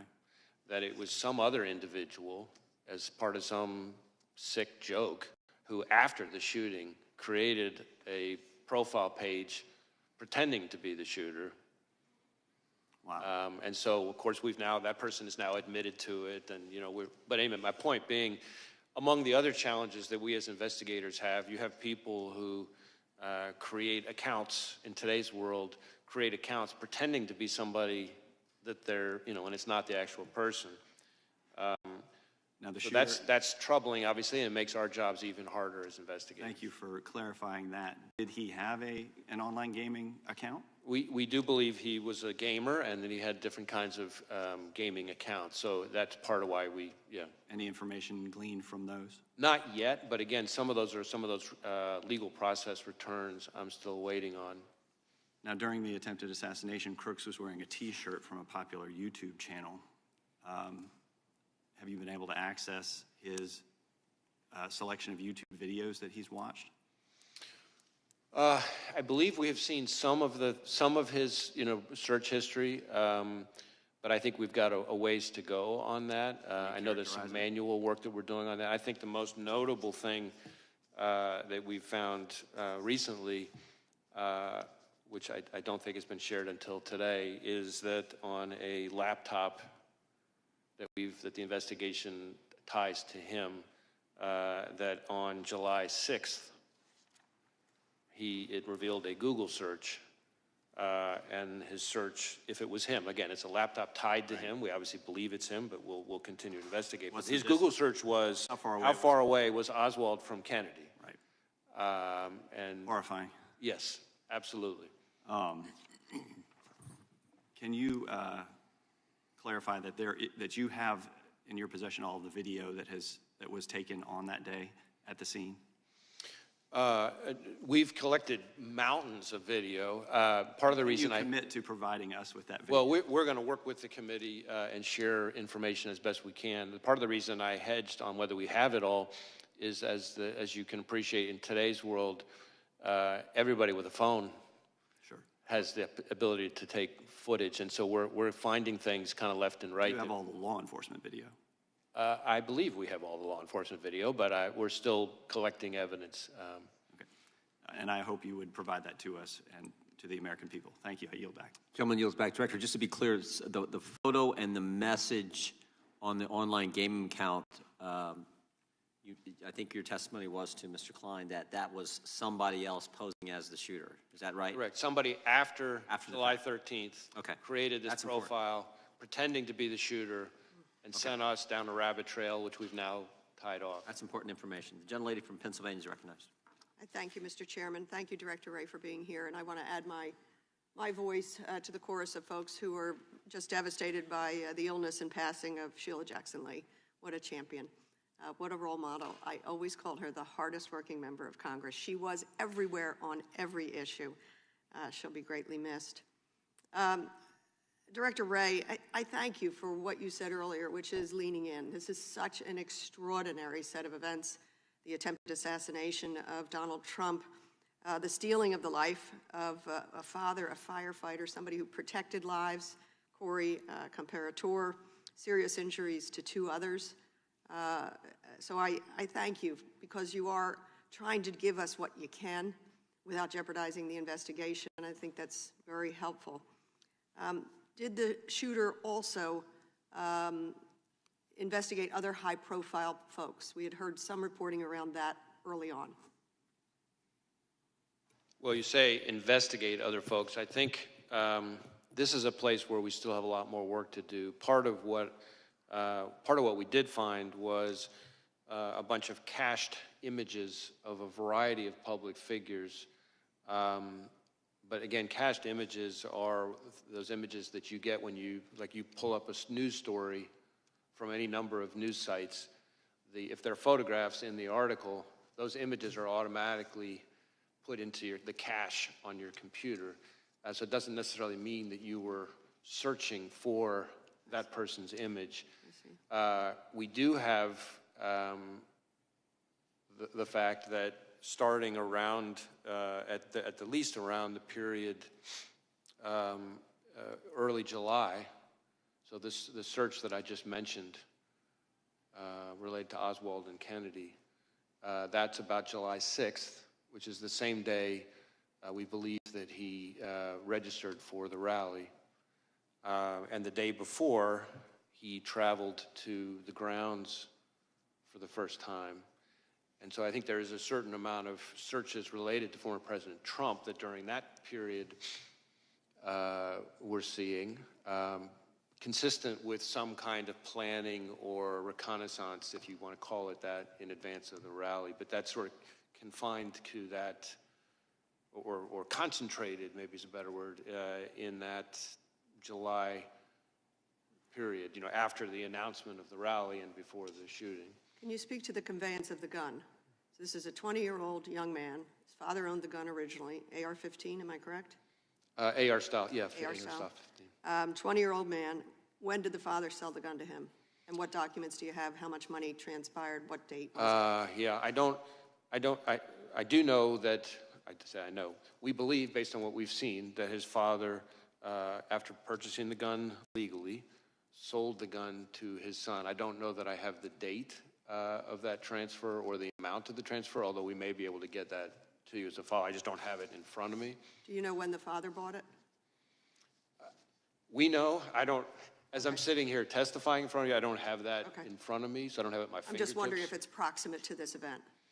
I do not believe that the gun was purchased, that is the gun that was used.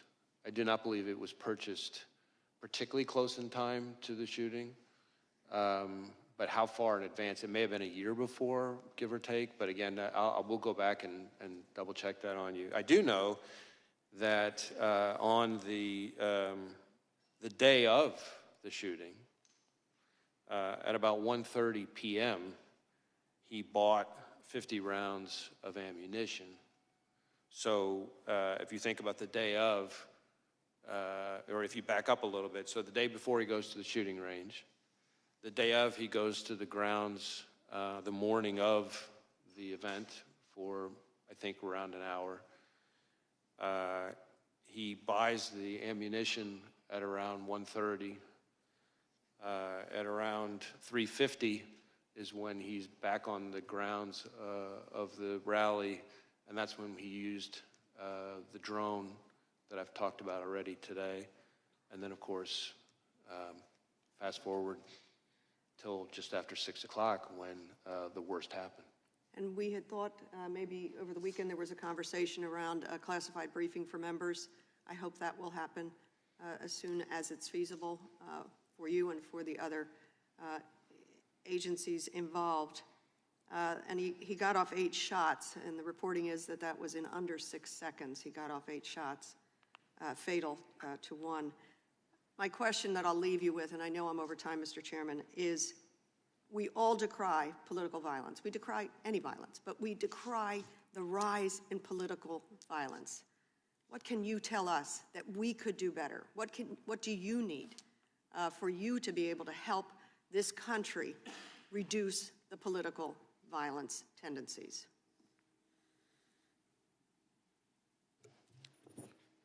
I think this is a moment where, in the most stark way possible, all of us as Americans can see how out of control political violence is in this country. And it's an opportunity for everybody to come together and to try to show that this is not the kind of thing we're going to tolerate in this country. The FBI's role is to focus on violence and threats of violence. But there is a role for others in the public square to address how people communicate in this country. And every day in our jobs, we see in social media in terms of threats that we get, thousands and thousands and thousands and thousands and thousands of tips reported to us. And the language that's out there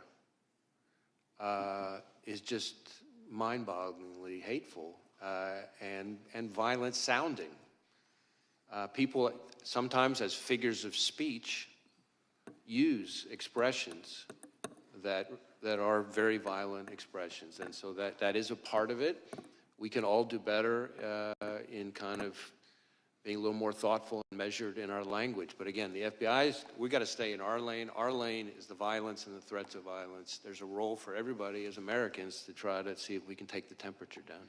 Great, thank you. And thank you for the extra time. I yield back. Gentleman from North Dakota is recognized. Thank you, Mr. Chairman. And I really appreciate you correcting the gaming thing about this is my coming out party, because we're asking you to do something, and we've had acrimonious, you and I have actually had acrimonious, but we're not here for a gotcha moment.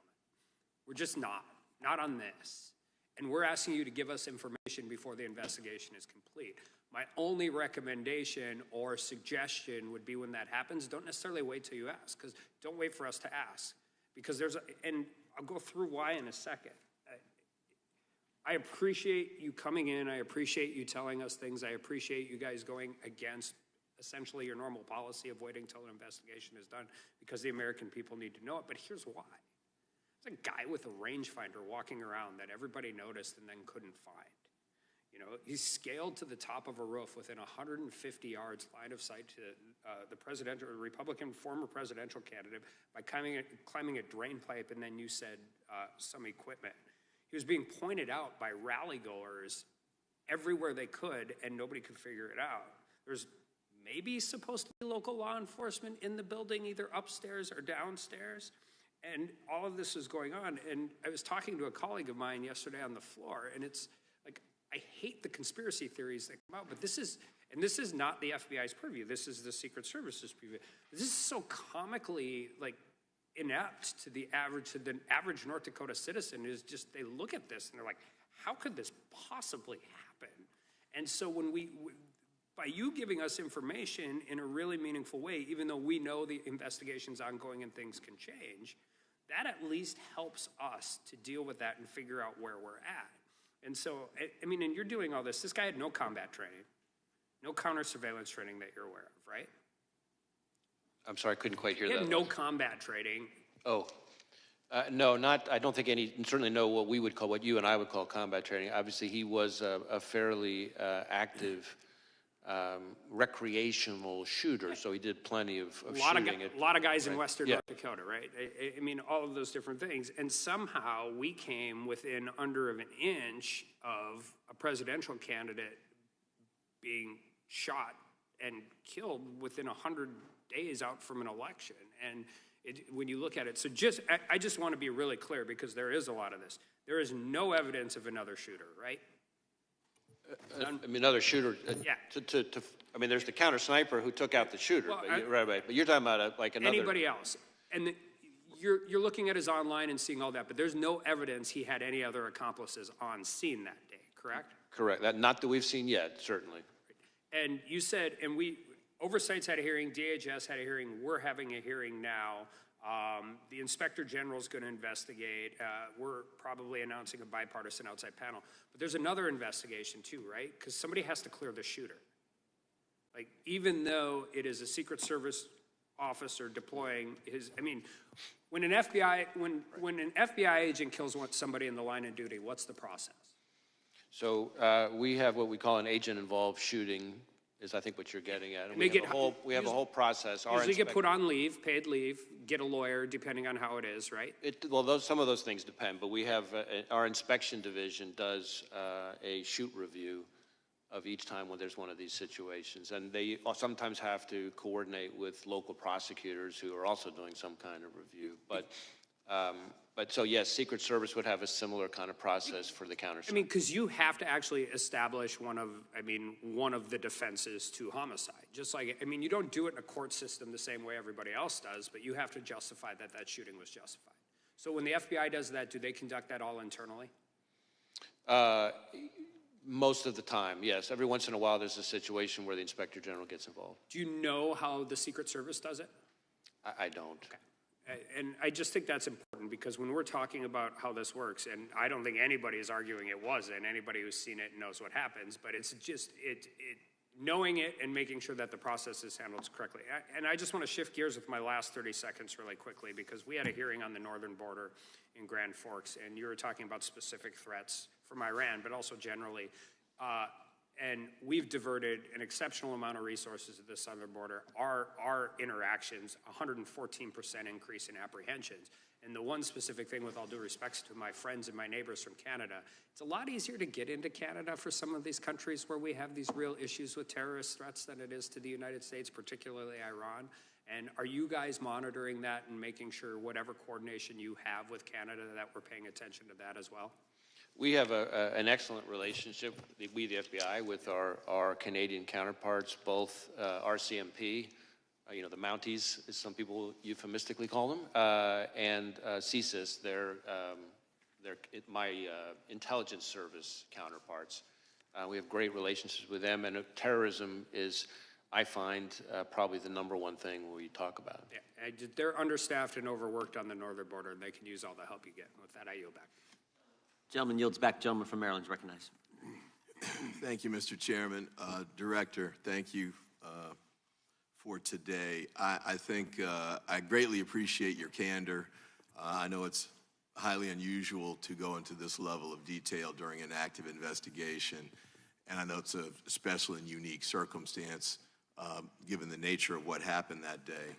I'll ask my colleagues that we not try and take advantage of this in other circumstances. I think we need to be careful about pressuring our investigators, to disclose information in the middle of an investigation in a casual or routine way. But thank you for what you've done here today. I do want to mention this too. Like Congressman Correa, I went up to Butler with Homeland Security Committee, and had a chance to meet with a number of the people there, including people who were there at the rally. And several of them were elected officials. In fact, one of them that spoke with me a lot was sitting directly behind Mr. Trump when he was shot, and she had video that she'd taken, and she'd love to share it with you all. But she mentioned a couple of things, too, that I hope you all will have a chance to have conversations about. And I know some of it's going to be in the Secret Service lane, some's going to be in the FBI lane.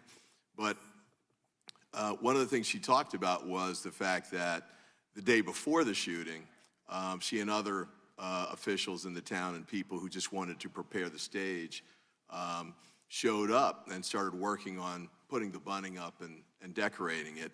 But the point she noted was that none of them had been vetted. There was nobody there to keep an eye on them and make sure that everything that was being done was appropriate. And she actually sort of thought in this in the context of hearing that a gun was found, or a gun was perhaps hidden at the site before the shooter was able to get it and use it. I don't know those details, but those are some of the things that came up that day. She also mentioned that there was sort of the outer perimeter. So you had a perimeter around the stage that the Secret Service had set up. Beyond that, you had a field, and then you had the building where the company was, and the shooter got on the roof.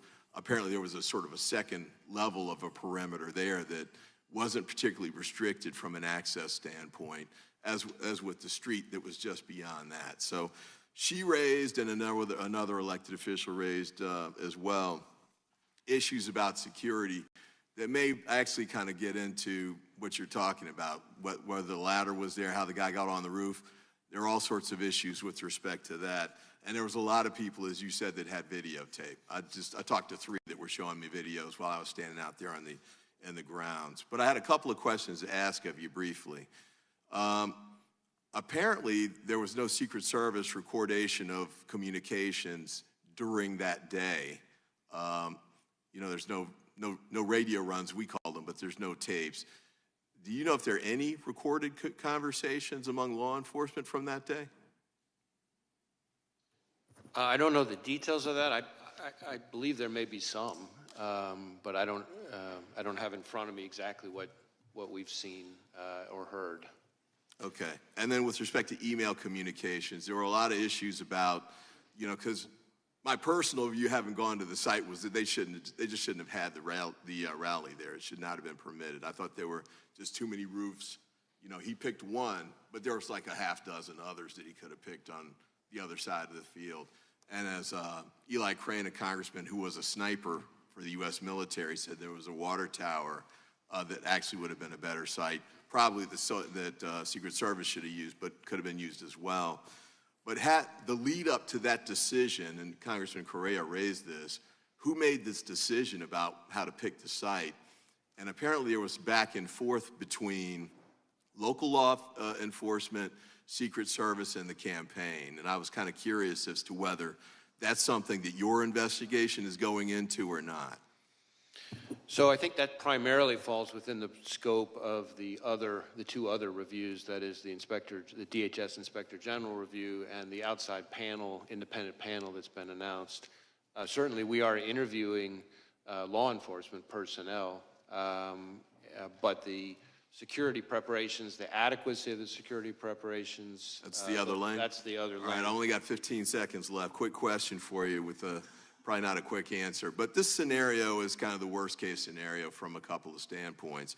Got a lone wolf shooter with no red flags that we've heard of so far. Nobody should have known that this was coming. He didn't have a criminal record and that sort of thing. Easy access to an assault weapon.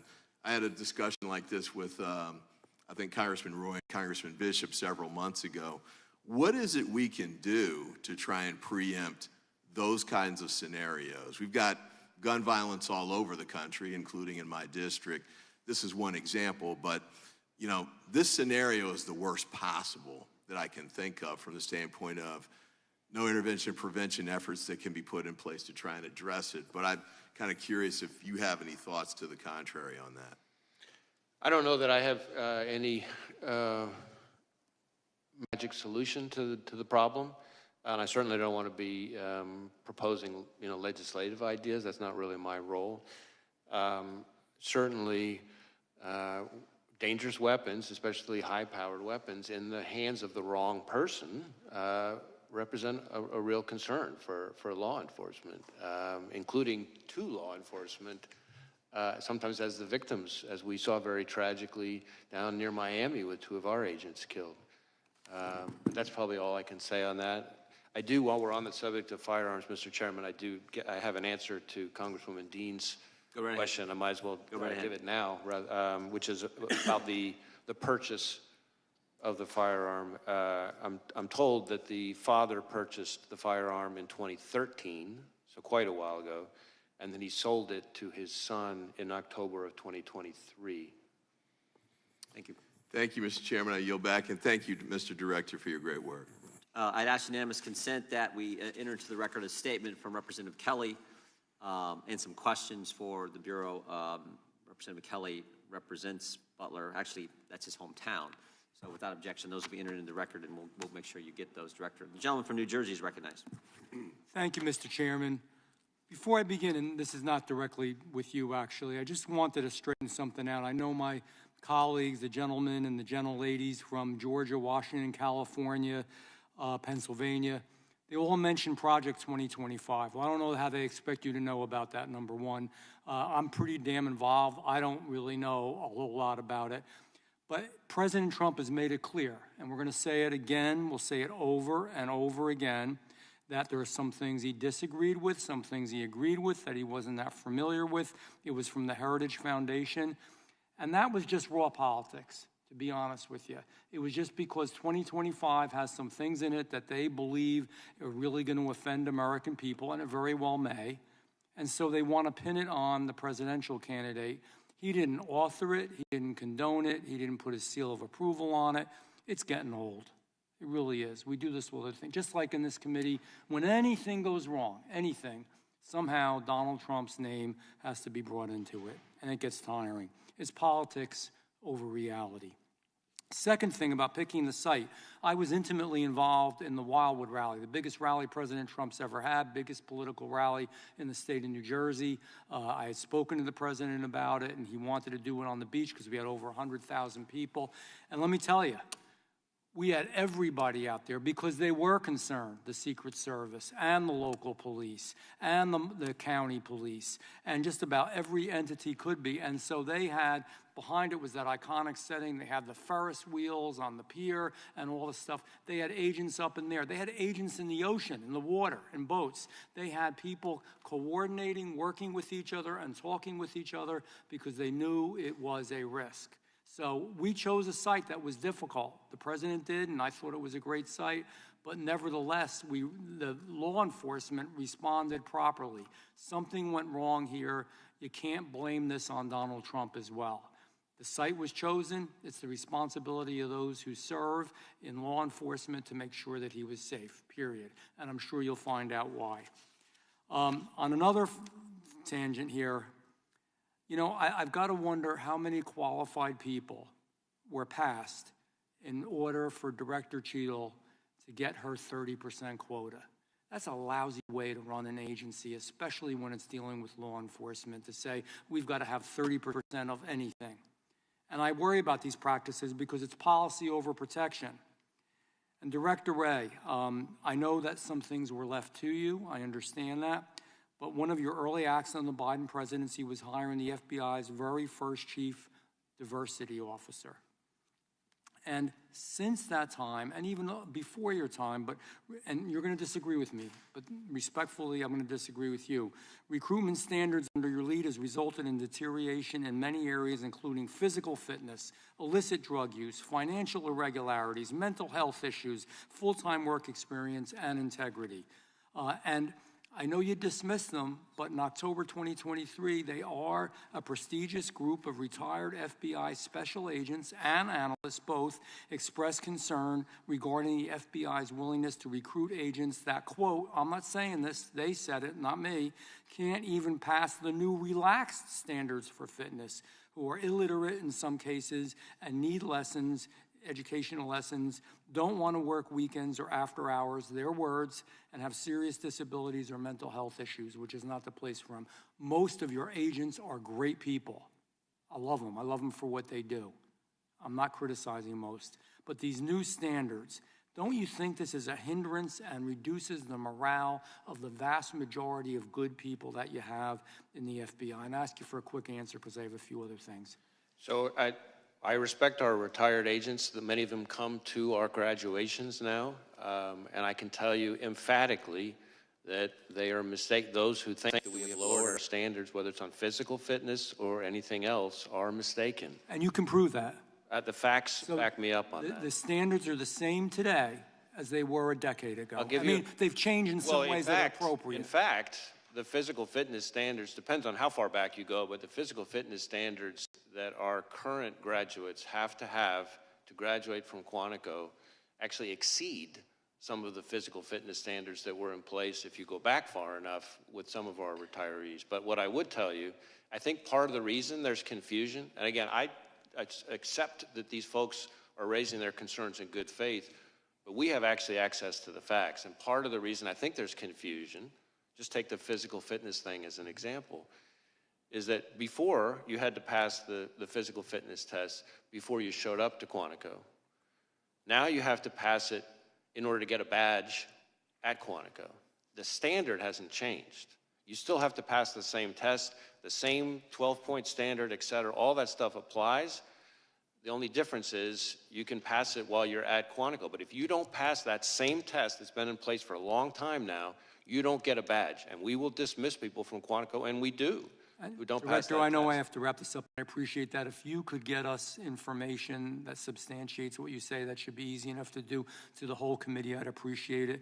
You know, feelings in this administration are more important than functionality. It's resulted in a border crisis. We don't have time to talk about that. You've spoken out about it. I appreciate that you've spoken out about it. I think it's also resulted in shortages in our nation's law enforcement and our military, and I think it makes us less safe. So I look forward to seeing those statistics and that proof, because I have people talking to my ear that tell me otherwise, and I yield back. Gentleman yields back. The gentleman from Alabama is recognized. Thank you, Mr. Chairman. Director Wray, I appreciate you being here today, and I certainly appreciate your forthcomingness and giving us information that I think that the American people want. And, you know, to me, you have a very difficult job right now. In the past, and under Comey, certainly, the Russian collusion narrative got out pretty heavily, and that came out of the FBI with the FISA warrants and that sort of stuff, spying on General Flynn. And then the laptop issue, the Hunter Biden laptop issue, which the FBI actually had in their possession. So I have 800,000 people thereabouts that I represent, and our job is to restore trust. And so in a lot of the hearings we've had this week, they say, well, the FBI is investigating that. Every answer was the FBI is investigating this. And so in some ways it kind of landed in your lap, and I appreciate you being here. But, you know, it's just, for me, the question of how does a 20-year-old acting alone get a long gun, a rangefinder? We know he bought a ladder. I guess he reconned here and realized he didn't need the ladder to get on top of the building, so he left it at the house. Get on a roof within 150 yards of one of the most famous people in the world, I guess now, and a former president. How does that happen? And how do we restore trust in the American people at the FBI and the DHS, who is under Mayorkas's directorate now? How do we verify and get trust back to the American people that these agencies are really working to protect the president? And I'm not trying to place blame specifically, but I never thought that we'd raid his house. I never dreamed that they'd raid a former president's house. I certainly never imagined that they would actually indict him. And I felt, well, they'll never find him guilty. And now we've had a threat on his life. So How do we restore trust in the government of this country and the agencies that are here that we pay and provide $3 billion a year to the Secret Service to protect some of the leading political candidates in America? That's a lot. I'm sorry. That's a lot of questions, but I'm going to give you a little room to talk. Right. No, listen, obviously you included a lot, as you said, in your question, and as you might imagine, I disagree fairly strongly with a number of parts of it, but sensitive to the time, I guess what I would say this, I can speak to my approach to running the FBI. Again, the FBI was not involved in the physical security of the rally. That's, we come in as the investigators afterwards. And as I've said before, our investigation is an investigation of the shooter and his attack. There are separate investigations, the Inspector General of DHS and this outside independent panel that's been announced that would be looking at the Secret Service's performance. And those, I think, will be important to trust and confidence, if you will, in Secret Service. But from the FBI perspective, we can't promise that everybody's going to like the results of what we do, right? What we can promise is that we're going to do our best to do the work in the right way. That's all we can do. And so I keep telling our folks every day on this and on everything else, our focus has to be, we got to do the work in the right way. We got to make sure we do the work in the right way, and then no matter who likes it, because everything we do, somebody doesn't like it. And it's a credibility issue at this point. Do the American people trust what the FBI and the DOJ is going to tell them? And, that's the thing with this. When I was early on, and I've only been here about 3.5, 4 years now, but the American people was the fear of the weaponization of government. So now we have this issue. Tucker Carlson asked the president, he said, are you afraid they'll kill you? And I remember that interview, and I thought, wow, I can't believe he went there. But here we are. And so as we work through this process, I think it's so important, and I think the chairman hit on this, is the audio of the shooter. You've interviewed the sniper, the Secret Service sniper that took out the target. Was he waiting on a green light? What was going on, and why did Mr. Crooks have a chance to get off 8 rounds? And we knew he was on the rooftop. I don't know for how long, but we know he was a marked target. So was he trying to get the green light, and was somebody not giving it to him?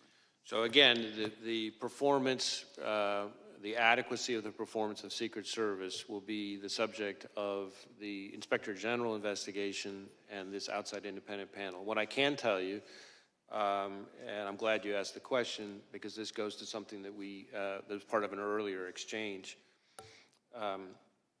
The first time that anybody from law enforcement saw the subject on the roof was a few minutes before the shooting. Not with a gun. They didn't, at that point, they didn't, but local law enforcement, a few minutes before, saw him on the roof and started radioing. Did he have a backpack going up the roof?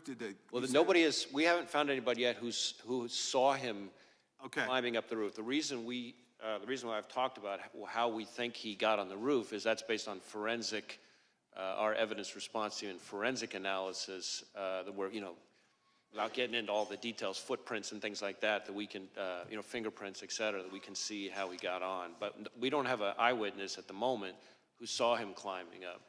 So a few minutes before the shooting, local law enforcement saw him on the roof.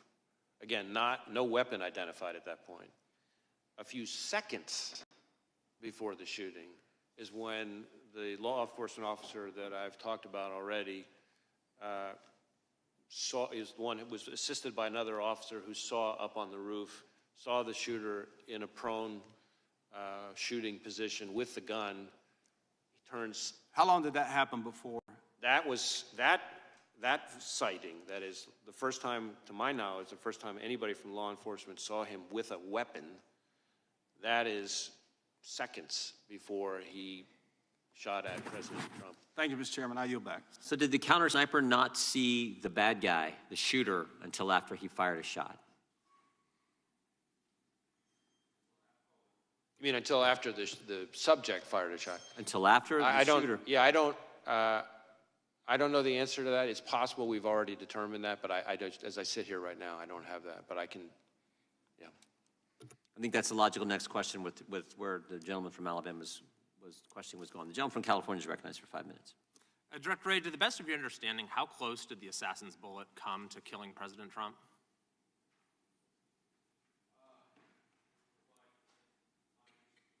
My understanding is that either it or some shrapnel is what grazed his ear. So I don't know that I have the actual very distance. close, though. What's that? Very, very close, you would agree. Yes. Is this the biggest security failure that you've seen in your career? Ooh. Well, certainly I think former Director Cheadle has already, I think, acknowledged that this was a significant, at the very least, a significant operational failure. I forgot her exact words, but I will defer on that. I think we really haven't seen itself. anything like this in at least decades in this country, right? The attempted assassination of a president, current or former, is a historic event. Was this a sophisticated plot that Thomas Crooks carried out? Well, I think probably depends on your definition of sophisticated, right? So on the one hand, he's a 20-year-old, seems to, from what we've seen so far, loner, without a lot of elaborate criminal history, without any criminal history or anything like that. On the other hand, he did clearly do some level of planning and recon. When did the planning start, to the best of your knowledge? What's that? When did the planning start? Well, we're still drilling into that, but we assess that on July 6th, so a week in advance. for example, it seems to be that he seems to become very focused on it, because that's when, as I've testified here today, that's when the laptop that we've tied to him has the Google search, how far away was Oswald from Kennedy? I mean, that seems like an indication of a total amateur, right? Someone who's searching for that, and he's doing it a week in advance. Again, I don't want to characterize him. I frankly don't want to give him the credit of characterizing him as amateur or professional. But what I will say is that there are some things he did that involve a certain amount of planning and preparation. On the other hand, if you're telling me, do I think this is the most sophisticated ever? Of course not. We deal with much more sophisticated adversaries all the time. And you probably prepare for more sophisticated plans to target high-level officials. I'm sorry, I couldn't hear you. probably prepare for more sophisticated plans to target high-level officials, correct?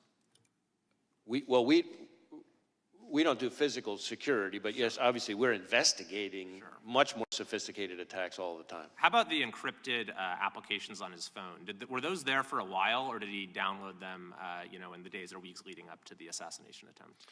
I don't have the answer to that sitting here right now.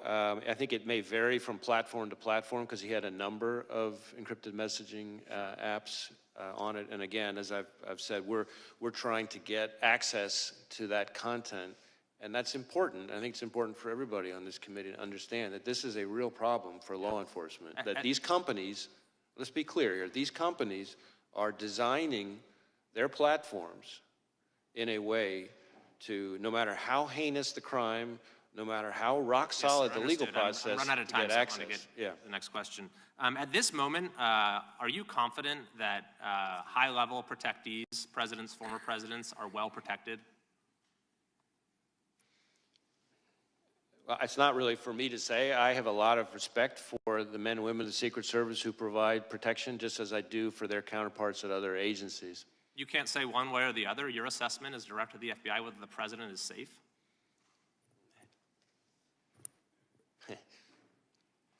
I'm not an expert on protective details and physical security. What I would tell you is that we have a very robust system for sharing threat information with those agencies, and that in my experience, the men and women of the Secret Service are professionals who are hardworking, who are literally willing to take a bullet for their protectee. You mentioned a thwarted assassination attempt against former President Bush. Are there any other thwarted assassination attempts against current or former presidents that you could discuss?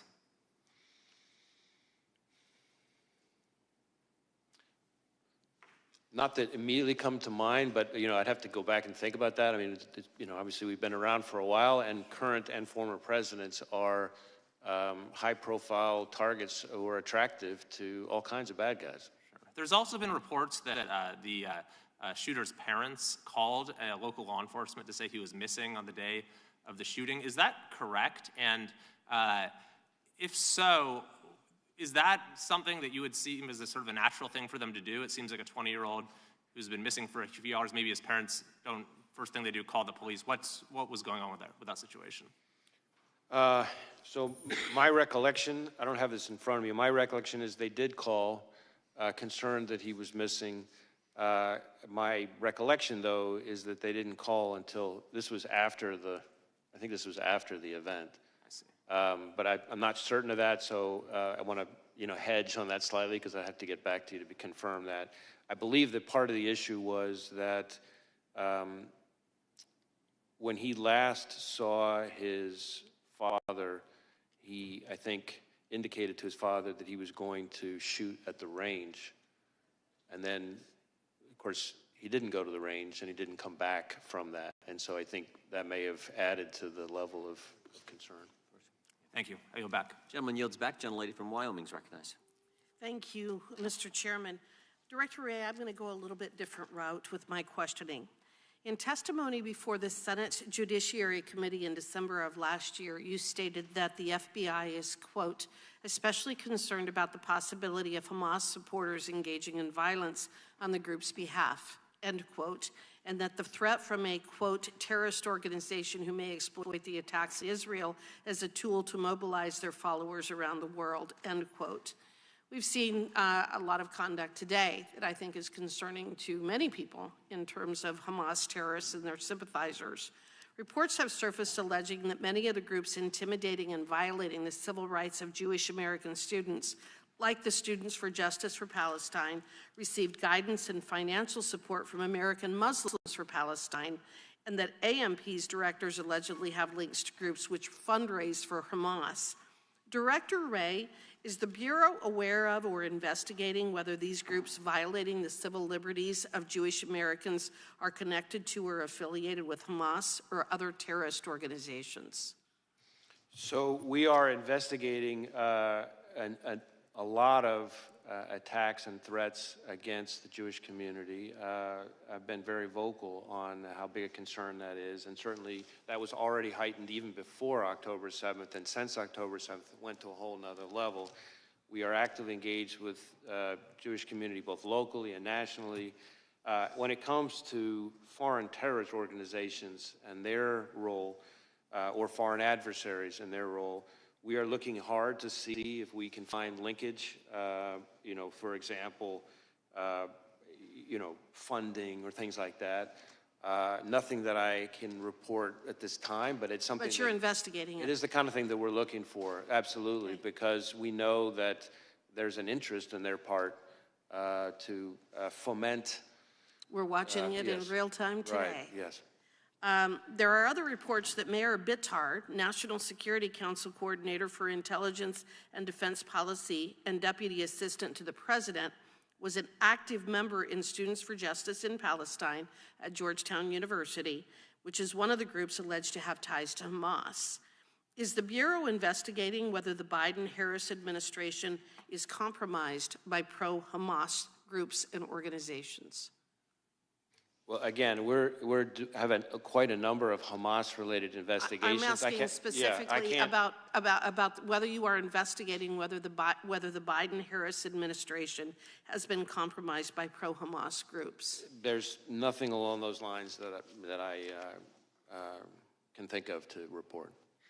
I also want to talk to you a bit about the FBI's investigation and involvement with the Russia collusion hoax. And the FBI was involved with that because of its potential relationship to election interference. Is that correct? The FBI's involvement in investigating the Russia collusion hoax. That was because there was concern about election interference. Is that correct? Well, the FBI was involved and staffed as investigators the Special Counsel Mueller investigation into efforts by the Russian government to influence and interfere. With the election, correct? Yes. All right. So is the FBI investigating what just happened with Joe Biden being forced out of the race after winning the Democrat primary as election interference? Is the FBI investigating that right now? I'm not aware of any investigation along those lines. Okay. Director Wray, it was reported in March that the FBI's Foreign Influence Task Force resumed communication with social media companies. And an FBI spokesman has stated that, quote, in coordination with the Department of Justice, the FBI recently implemented procedures to facilitate sharing information about foreign malign influence with social media companies in a way that reinforces that private companies are free to decide on their own whether and how to take action on the information, end quote. Director Wray, what specifically is the FBI doing to reinforce that such decisions are, in fact, for the private companies to make and not the administration? So I think the best way to summarize it is that the guidance makes all kinds of additional steps to underscore that the FBI has no interest in participating in any way whatsoever in the company's decision-making, that companies are completely free to take any actions on their own, that we are simply passing information on to them for them to do whatever it is they want to do independently, consistent with, I should say, I very much appreciate the Supreme Court's finding that no evidence that the FBI coerced platforms to take content down. Well, what the Supreme Court found was that the parties involved didn't have standing, but I think there's a whole body of evidence and legal analysis demonstrating that, in fact, this administration was violating the First Amendment rights of folks through social media companies. I'm just going to ask one final very quick question. If the FBI was involved in the removal or restriction of speech of Americans, do you agree that this would be a violation of the First Amendment? Well, again, I'm not going to engage in hypotheticals. My understanding and my strong view from everything I've seen is that we did not violate the First Amendment. Okay. Gentlelady yields back. Gentleman from Texas is recognized. Thank you, Director. I've just got two easy questions for you. In February, Donald Trump Jr. received a letter containing a white suspicious powder that read, quote, Lee Harvey Oswald's grandson must complete his contract, end quote. The United States Secret Service and the FBI said they would investigate the matter, and 5 months later, no more information has been released. I've also visited with Mr. Trump, and he has not received any information either. Why is that? So as I sit here right now, I'm not familiar with the specific investigation, but I do know that we have had, unfortunately, quite a few investigations of threatening mailings and white powder letters and things like that. So I'm happy to drill into it and have us circle back to you and see if there's more information we can share about it. Thank you. And would you maybe circle back to the Mr. Trump, Donald Jr.? I think they'd like an update as well. Sure. Let me, again, I don't, like I said, I'm not familiar with the specifics, but I'm happy to have us look into it and get back to whoever we need to get back to. Thank you. Next question. The Pittsburgh field office now handling the assassination attempt investigation. Is that right? Well, there's several. There at Pittsburgh field office is the lead office. We obviously have lots of, I think it's about half, maybe over half of the FBI's field offices are working on this, including almost every headquarters division. So we have lots and lots and lots, several hundreds of employees working on it. All right, but yes. Pittsburgh's the lead. Okay. This is the same office that botched the Hunter Biden laptop case. And they, in my view, and my constituents and many Americans, displayed a clear reluctance, that's a quote, reluctance to really do any tasking, quote, effectively failing to investigate, according to the U.S. attorney on the case. My question is, how can we trust this office, and why does it keep reappearing in critical election-related investigations, or is that just dumb luck? So I want to be a little bit careful on what I can say here, because some of what you're talking about relates to an ongoing investigation being led by the special counsel, Mr. Weiss. But what I can tell you is that the Pittsburgh field office's involvement in the matter you're talking about was the choice by the Attorney General Barr to have the U.S. Attorney and the FBI field office in Pittsburgh handle that particular matter. As to your summary or characterization of what U.S. Attorney, now former U.S. Attorney Brady actually said, I'd have to see the whole context. I'm not quite sure that's what he said, but I think as to your overall question about confidence, what I would tell you is we have, that's the point I'm trying to make about the sheer breadth of our investigation. Yes, the Pittsburgh field office is the office on the ground. That's where the attempted assassination happened. But we are using the full might of the FBI, criminal and national security. That's why I'm pointing out that multiple field offices, over half of our field offices, almost every headquarters division, several hundreds of employees. These are people who are working around the clock to deal with this historic attack. And I have the utmost confidence in those hundreds of employees, agents, analysts, and professional staff, and the American people should too. I yield to Mr. Jordan. I appreciate the gentleman yielding. Director, I guess I'm not clear exactly where you said there were 8 shell casings on the roof, so 8 bullets were fired. We obviously know that Mr. Comparatori lost his life. Two other rally-goers were injured, seriously injured, and then the one that hit President Trump.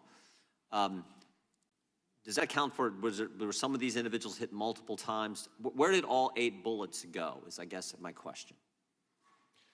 I don't have that in front of me. I'm happy to circle back and get that to you, assuming we have that information yet.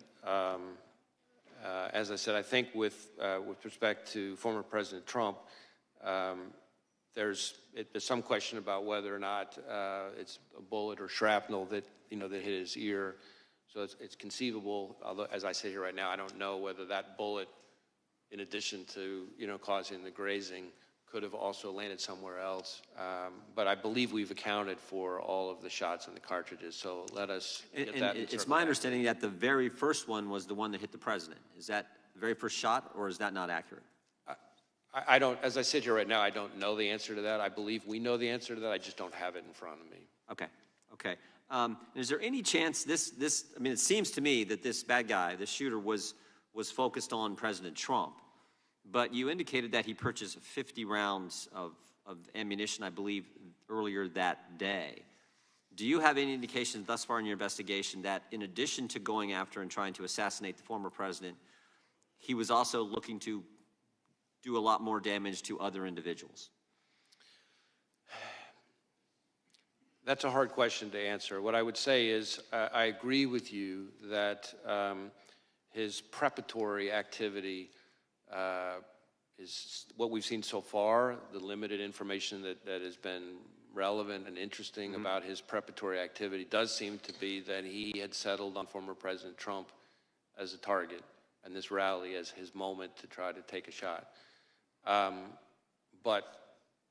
In addition to the 50 rounds, of course, you have the issue of these explosive devices. Right. And so what else he may have had in mind is something that I think is very much of an open question. On the one hand, you have these explosive devices, including the one still back in his home that wasn't in quite the same stage as the one in the the ones in the vehicle. But he clearly had those explosive devices for some reason. And so we're trying to figure that out. As I've said before, sometimes in these kind of situations, you find like a manifesto or something like that. It's frustrating to us, and I'm sure frustrating to you and the American people, that we haven't found anything quite like that. We'd love to have a roadmap that tells us exactly what he was thinking. We haven't found that yet. Doesn't mean we won't. We're looking all over the place, and we're going to leave no stone unturned. Thank you. A gentleman from Texas is recognized. Thank you, Mr. Chair.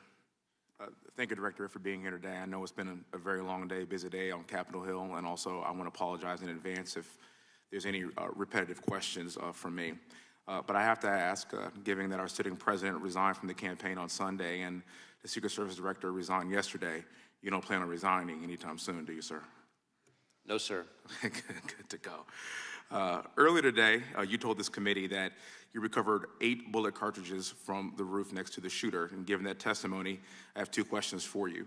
How many shots were fired at President Trump, and how many shots were fired in total of the entire day? I know I keep hearing 8, but were there any more that were unaccounted for? The best information I have right now is 8 shots. As to the sequence, I'm not sure I have that sitting here right now. As I said to the chairman, I'm going to go back to my team and see if we've got that nailed down yet. And if we have, I'm happy to share it with you and the rest of the committee. Please do, sir. Thank you very much for that. You also mentioned that the shooter used encrypted messages to communicate. Specifically, do you know what apps or what apps he was using to communicate, and can you confirm if he was communicating with any foreign nationals through the encrypted messages? So as to the names of the apps, I don't have that right here in front of me. As far as communicating with any foreign actors, I'll say two things. One, we haven't, as I think I've testified before, but we have not, at the moment at least, identified any accomplices or co-conspirators, foreign or domestic. So that, as to foreign contacts, of course, that's part of why we want to get access to the encrypted messages, because that might tell us whether he'd been in contact with somebody. Thank you. Let's talk about motive. I know the FBI has taken a lead role in investigating the assassination on President Trump. Your team has searched the shooter's phone, conducted countless interviews, done extensive research into his motives. As of today, July 24th, 2024, do you and your team know the motive of the shooter or have any idea on what could have driven it? Well, know and have any idea are two very different things. Okay. We do not know the motive. That is obviously one of the central questions in our investigation, and it's been very frustrating to us that a lot of the usual kind of low-hanging fruit places that we would find at have not yielded significant clues about his motive. Okay. Having said that, we have seen indications that he was interested in public figures. And that in the period around July 6th, leading up to July 13th, he does seem to have become very focused on this particular rally and former President Trump. But exactly what his thought process was in doing that, that's something that's still very much under investigation. I want to make something clear to the American people to try to help out what motive could be. And again, it's not my job to steer it, but here are some of my thoughts. I'm not sure about motive either, specifically, but I can tell you that after this assassination attempt, people on both sides have said that both parties need to tone down the rhetoric. But recently, just on Monday, in fact, President Biden called into the Harris campaign event and said that President Trump was a threat to democracy. Just take a look behind me at these photos. This is a magazine cover of the New Republic from June 2024, published just 1 month before the assassination attempt on President Trump. In a tweet explaining the cover, the New Republic said this: "Today, we at the New Republic think we can spend this election year in one of two ways. We could spend it debating whether Trump meets the 9 or 17 points that define fascism, or we could spend it saying he's damn close enough and we'd better fight. We unreservedly choose the latter course."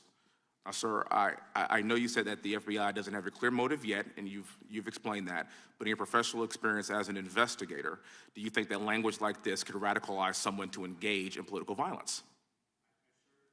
I certainly understand the point of the question. What I would tell you is that, respectfully, I don't think it's appropriate for me as FBI director to be characterizing or engaging in public commentary on specific people's rhetoric, and that's because it's not that I don't understand why you're raising the question, but I'm saying that in my role, I have to be very careful to make sure we speak through our work, and we speak through our cases and our intelligence products, not the FBI director chiming in the public square on different people's political commentary. I understand. For the record, there was an assassination attempt on an American president, and I will be asking these same questions even if it were President Biden. And my message to the American people is that we need to do better. I yield back the rest of my time, and thank you for being here, sir. I know it's been a very long day. Gentleman yields back. Gentleman from South Carolina is recognized. Thank you, Chairman, and thank you, Director, for being here. It's refreshing. I was in the oversight hearing earlier this week, and although we don't have an idea on everything, your ability to come in here and actually give way more than Director Cheadle ever did is somewhat refreshing. You saw some pretty bipartisan frustrations exhibited in that particular hearing. I'm sure you've seen part of it. I want to follow up on a couple of lines of questions that I had with Director Cheadle that she actually answered, which was remarkable. One, she had indicated that Secret Service at the Trump rally did not have any radio recordings. Is that, in your investigation, is that accurate? I'm not sure I know the answer to that. I believe there may be some recordings on the local law enforcement side. As to whether or not we have recordings on the Secret Service side, I'd have to drill back into that. And the reason you might say, well, how the heck can you not know? Well, we certainly have interviewed lots of Secret Service employees, so what we know from the interviews versus some other source, as I sit here right now, I don't know. So on this particular case, but in your experience, and again, it's a different agency, but she had indicated, Director Cheadle had indicated that recordings sometimes are done from radio recordings, I guess, of what happens at a Trump rally or any other thing that they're engaged in. Is that your experience as well, that sometimes there are audio recordings of communications between law enforcement officials? Just speaking very broadly, certainly there are times when there are recordings, but it'd be hard for me to be more precise than that. And I know that you can't answer whether they were here in this instance or not, but what would cause recordings to not exist for the Trump rally, if, as a hypothetical? What would be the reason that that would happen? I'm afraid I don't know the answer to that. I mean, if they didn't record, there may be situations where they just don't record in the first place, and why that would be, though, I'm not sure I can answer that. Thank you. Let me ask you this, and this is another line of questioning. Director Cheadle had indicated that seconds before the would-be assassin fired the shot, is roughly seconds, is when he became a person of suspicion to an actual threat. Would you agree with that assessment from Director Cheadle? Well, let me try it this way. I think there are sort of three, in my mind, there's sort of three, let's say three significant moments on this continuum that you're kind of getting at. There is roughly an hour before the shooting when local law enforcement observes the individual, the shooter. At that point, as somebody that was a person of concern. I forgot the exact phrasing, and that was based on seeing him with this rangefinder, no observation of a weapon, but there was something odd and off about them that caught local law enforcement's attention. So that's the first moment. Then there's a second moment, which is, I think just minutes before the shooting, where local law enforcement observed him on the roof, but didn't see a weapon, is my understanding at that point. And at that point, their level of concern obviously was even higher. And then there's the third moment, which is that moment when local law enforcement saw him, the officer who climbed up with the assistance of his colleague, and saw the shooter in the prone position with the weapon, and that's seconds before the event. And so, terminology, I'm not sure, but it seems to me there's an evolution of concern over that time period. Correct, an escalating concern.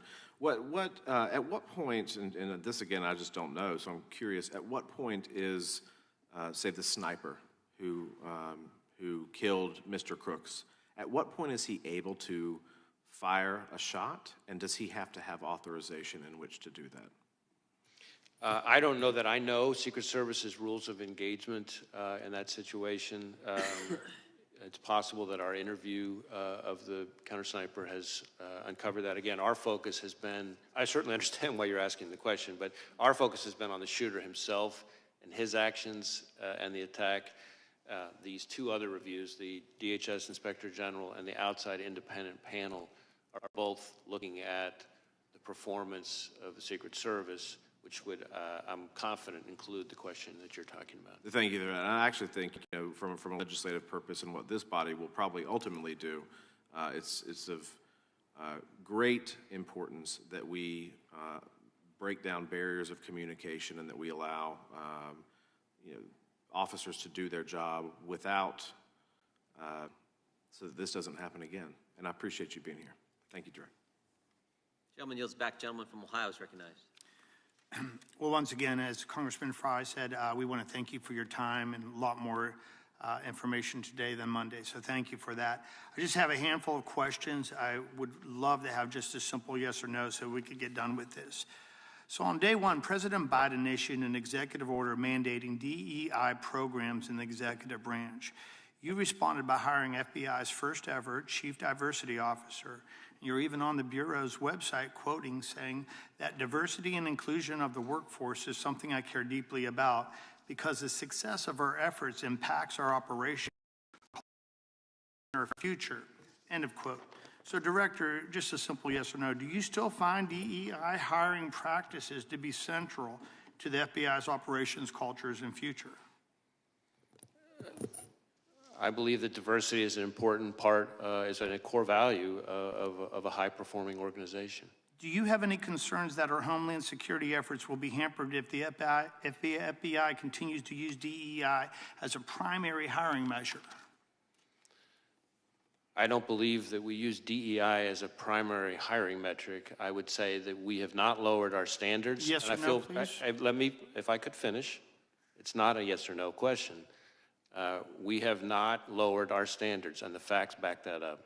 Are you aware of a 112-page report compiled by senior agents and analysts which stated, quote, if the current trajectory of the FBI special agent recruitment and selection continues, using DEI as the primary and sole measure of our Homeland Security efforts will be significantly hampered. Do you know about that 112-page report? I'm aware of a report from a number of anonymous former employees. Thank you. Do you agree that protecting the former president falls under the umbrella of Homeland Security? Well, protecting the former president, the physical security, the protective detail on the former president is the province of the Secret Service, which is part of the Department of Homeland Security. It is my understanding that historically the FBI had 100,000 applications for special agents on file at any given time of the year. So talking about slipping recruitment, are you aware that on February of 2024, a letter from the FBI's Assistant Director for Training Division, which reported that FBI only received an estimated 48,000 applications over a 2-year period? I don't know if we're comparing apple to apple. What I can tell you is that in the time that I've been FBI director, the number of Americans applying to be special agent has gone up dramatically. To the tune of, in some cases, double or triple the pace so it was when I. If I could wrong? finish, sir, if I could finish, please. To a rate that is higher, you'd have to go back about a decade or so to find the number of Americans applying to be special agents that are currently applying. Okay, so for the record, that 48,000 is probably wrong then in your eyes? I don't know. I don't have the letter in front of me, but what I'm not sure of is that we're comparing apple to apple in terms of time periods and everything else. In advance of the Trump shooting, United States Secret Service Special Agent in Charge Tim Burke reportedly told law enforcement partners that NATO summit in Washington, D.C. limited his resources available to the Trump rally. The service has similar DEI hiring aims and failed their zero-fail mission to protect President Trump. Director Cheadle has since stepped down. Could a hyperfixation on hitting Biden administration's imposed DEI rules by causing the FBI and the federal law enforcement agencies to not only miss their prime candidates, but also potential threats? Well, I can't speak to Secret Service's hiring practice. What I can tell you is that, in my view, diversity, like everything else, is something that has to be done in the right way. Just like everything else, there's a right way and a wrong way to achieve it. I think we can and have achieved improvements in diversity and, at the same time, not lowered our standards. And I think part of the reason we've been able to do that is because of the encouraging increase in the number of Americans applying to be special agents. The investigation to the planting of pipe bombs at the RNC and DNC headquarters has been going on for over 3.5 years and will soon have lasted longer than the Biden presidency. I look forward to you proving yourselves because we haven't received any update right now on the Trump shooting since July 15th, and the people really need that. Can the public expect a more transparent and timely investigation into the attempted assassination of former President Trump? I've been testifying here all day about the investigation into attempted assassination of former President Trump, and we've done multiple briefings, and I've answered multiple questions. And we appreciate that because, okay, like that's I said, what you were asking. Well, it just seems like there hasn't been a press conference to the people to go through all the different details that were already presented today. And I'll just leave you with one final question. The government is not doing their job. Do you feel as the director that perhaps like not only the FBI but the Secret Service needs to have a complete reconstruction? Or do you think it's still put together the way that could best do its job? The FBI that I see every single day, having visited all 56 of our field offices at least twice, many of them 3 times, the FBI that I see engaging with state and local law enforcement from all 50 states that I hear about from prosecutors, judges, business leaders, community leaders, foreign partners is an FBI that is respected, trusted, appreciated, and that is there for people when they need them the most. And that is the FBI that I see, and I'm very proud to be a part of them. Any comment on the other agencies? No, I'm not going to comment on other agencies. Appreciate your time, sir. Yield back to the chair. Gentleman yields back. Director, I have just a couple quick questions, but I want to give to the ranking member a chance to say some remarks or questions, and then we'll be done. Thank you, Mr. Chair. First, I'd like to say, as somebody, when I grew up, I watched The Untouchables, and I think Elliot Ness would be proud of you. I don't know about J. Edgar Hoover, but Elliot Ness for sure. Let me ask you this. In Memphis, you put Memphis and Nashville's FBI together, kind of consolidated, and in one office. And we have, I know you've worked with our U.S. Attorney and others to work on our crime situation there, and it's gotten better. But is this change in the FBI relationship there where we're not going to have an office necessarily? Tell me how that's going to affect Memphis. So I want to be very clear. We're not leaving Memphis. What we are doing is... Nobody should leave Memphis. In fact, most of the songs are about people going to Memphis.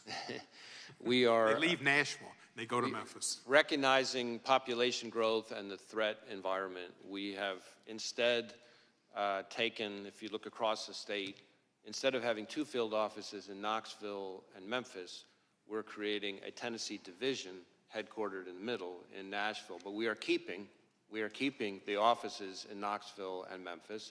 And in fact, when it comes to Memphis specifically, not only will it not result in any decrease in the number of agents there to work, actually, strange as it might sound, it's going to allow us to increase the number of agents who will be assigned to the Memphis office, including to tackle things like violent crime, which I know is of huge concern.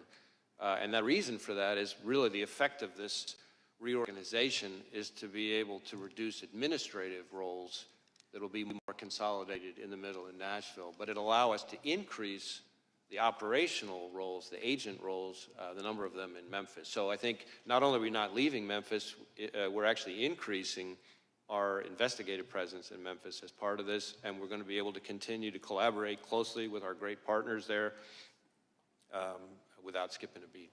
Thank you. That's reassuring. One of the questions was asked over here was about previous assassination attempts on presidents. And obviously, I know you're a lot younger than me, but you probably did. Did you ever watch The Untouchables? I have watched it, yes. They had one of the programs was on Mayor Cermak. You know Mayor Cermak? I'm sorry, I couldn't hear you. Mayor Cermak, do you know who he was? I do not. He was the mayor of Chicago. And in February of 1933, there was an assassination attempt on Franklin Roosevelt in Miami, Florida. And Mayor Cermak, C-E-R-M-A-K, was killed and said, "I'm glad it was me and not you." Allegedly, he said that. But anyway, that was an attempt, and it failed, and that was, Untouchables brought it into my consciousness. But thank you for your work. I appreciate it very much. And I appreciate you're not looking into changing our Democratic nominee. That's something we normally do. Thank you. Director, I'm still not clear in my mind. When did the counter snipers, the good guys, when did they first get eyes on the bad guy, the would-be assassin, on the roof of the AGR building? I'm not certain, but I'll take my best effort here. I'm sorry to interrupt, but yeah. Did they have eyes on him before the local law enforcement was looking up on the roof and engaged with the bad guy shooter? I don't know the answer to that. I will look into that and get back to you. I believe we have the answer. I just don't know that I have it. I want to make sure I answer accurately. Because we thought, from the briefings that Mr. Abate gave us, Abate gave us, and the briefings you gave the Congress, that they did, but it wasn't clear from your testimony. So if you can get that answer to us, that would be helpful. I want to circle back just a third time, if I could, to the Iranian threat to President Trump and some others, former members of our government. The reason I want to go back to that, because we now know that the Secret Service and Homeland Security denied resources to President Trump's detail that they had asked for. And it seems to me, if that all happened after you guys knew about the Iran threat and had briefed the Secret Service on that real threat, that's an even bigger problem. And that's why I was trying to get that timeline down, when you knew about it and when you briefed the Secret Service on the Iranians' threat to kill President Trump. So again, I really want to be careful to both be accurate, but also not to kind of stray into any kind of classified information or confirm the existence of classified information. So let me see if there's a way for us to get back to you on that question. I understand why you're asking. It may be easier to answer than I think, but at the moment in an open hearing, I'm not sure if I can see the right way to do that. Fair enough. We'll expect answers to both those questions and get back to us. That'd be great. Finally, anything else you want to tell us that we didn't ask? I mean, you came today and you told us some things that weren't even prompted by questions, and I just want to make sure if there's anything else you want to tell us regarding July 13th and what you've discovered, now's the time. Well, again, we're going to continue to engage with the Congress. I think we've covered a lot of the points that I really wanted to make sure that I got across, and just as I'm looking at my list, in one way or another through the course of today's questioning, I think we've gotten through most of it. That concludes today's hearing. We thank our witness for appearing before the committee today. Without objection, all members will have 5 legislative days to submit additional written questions for the witness or additional materials for the record. Without objection, the hearing is adjourned.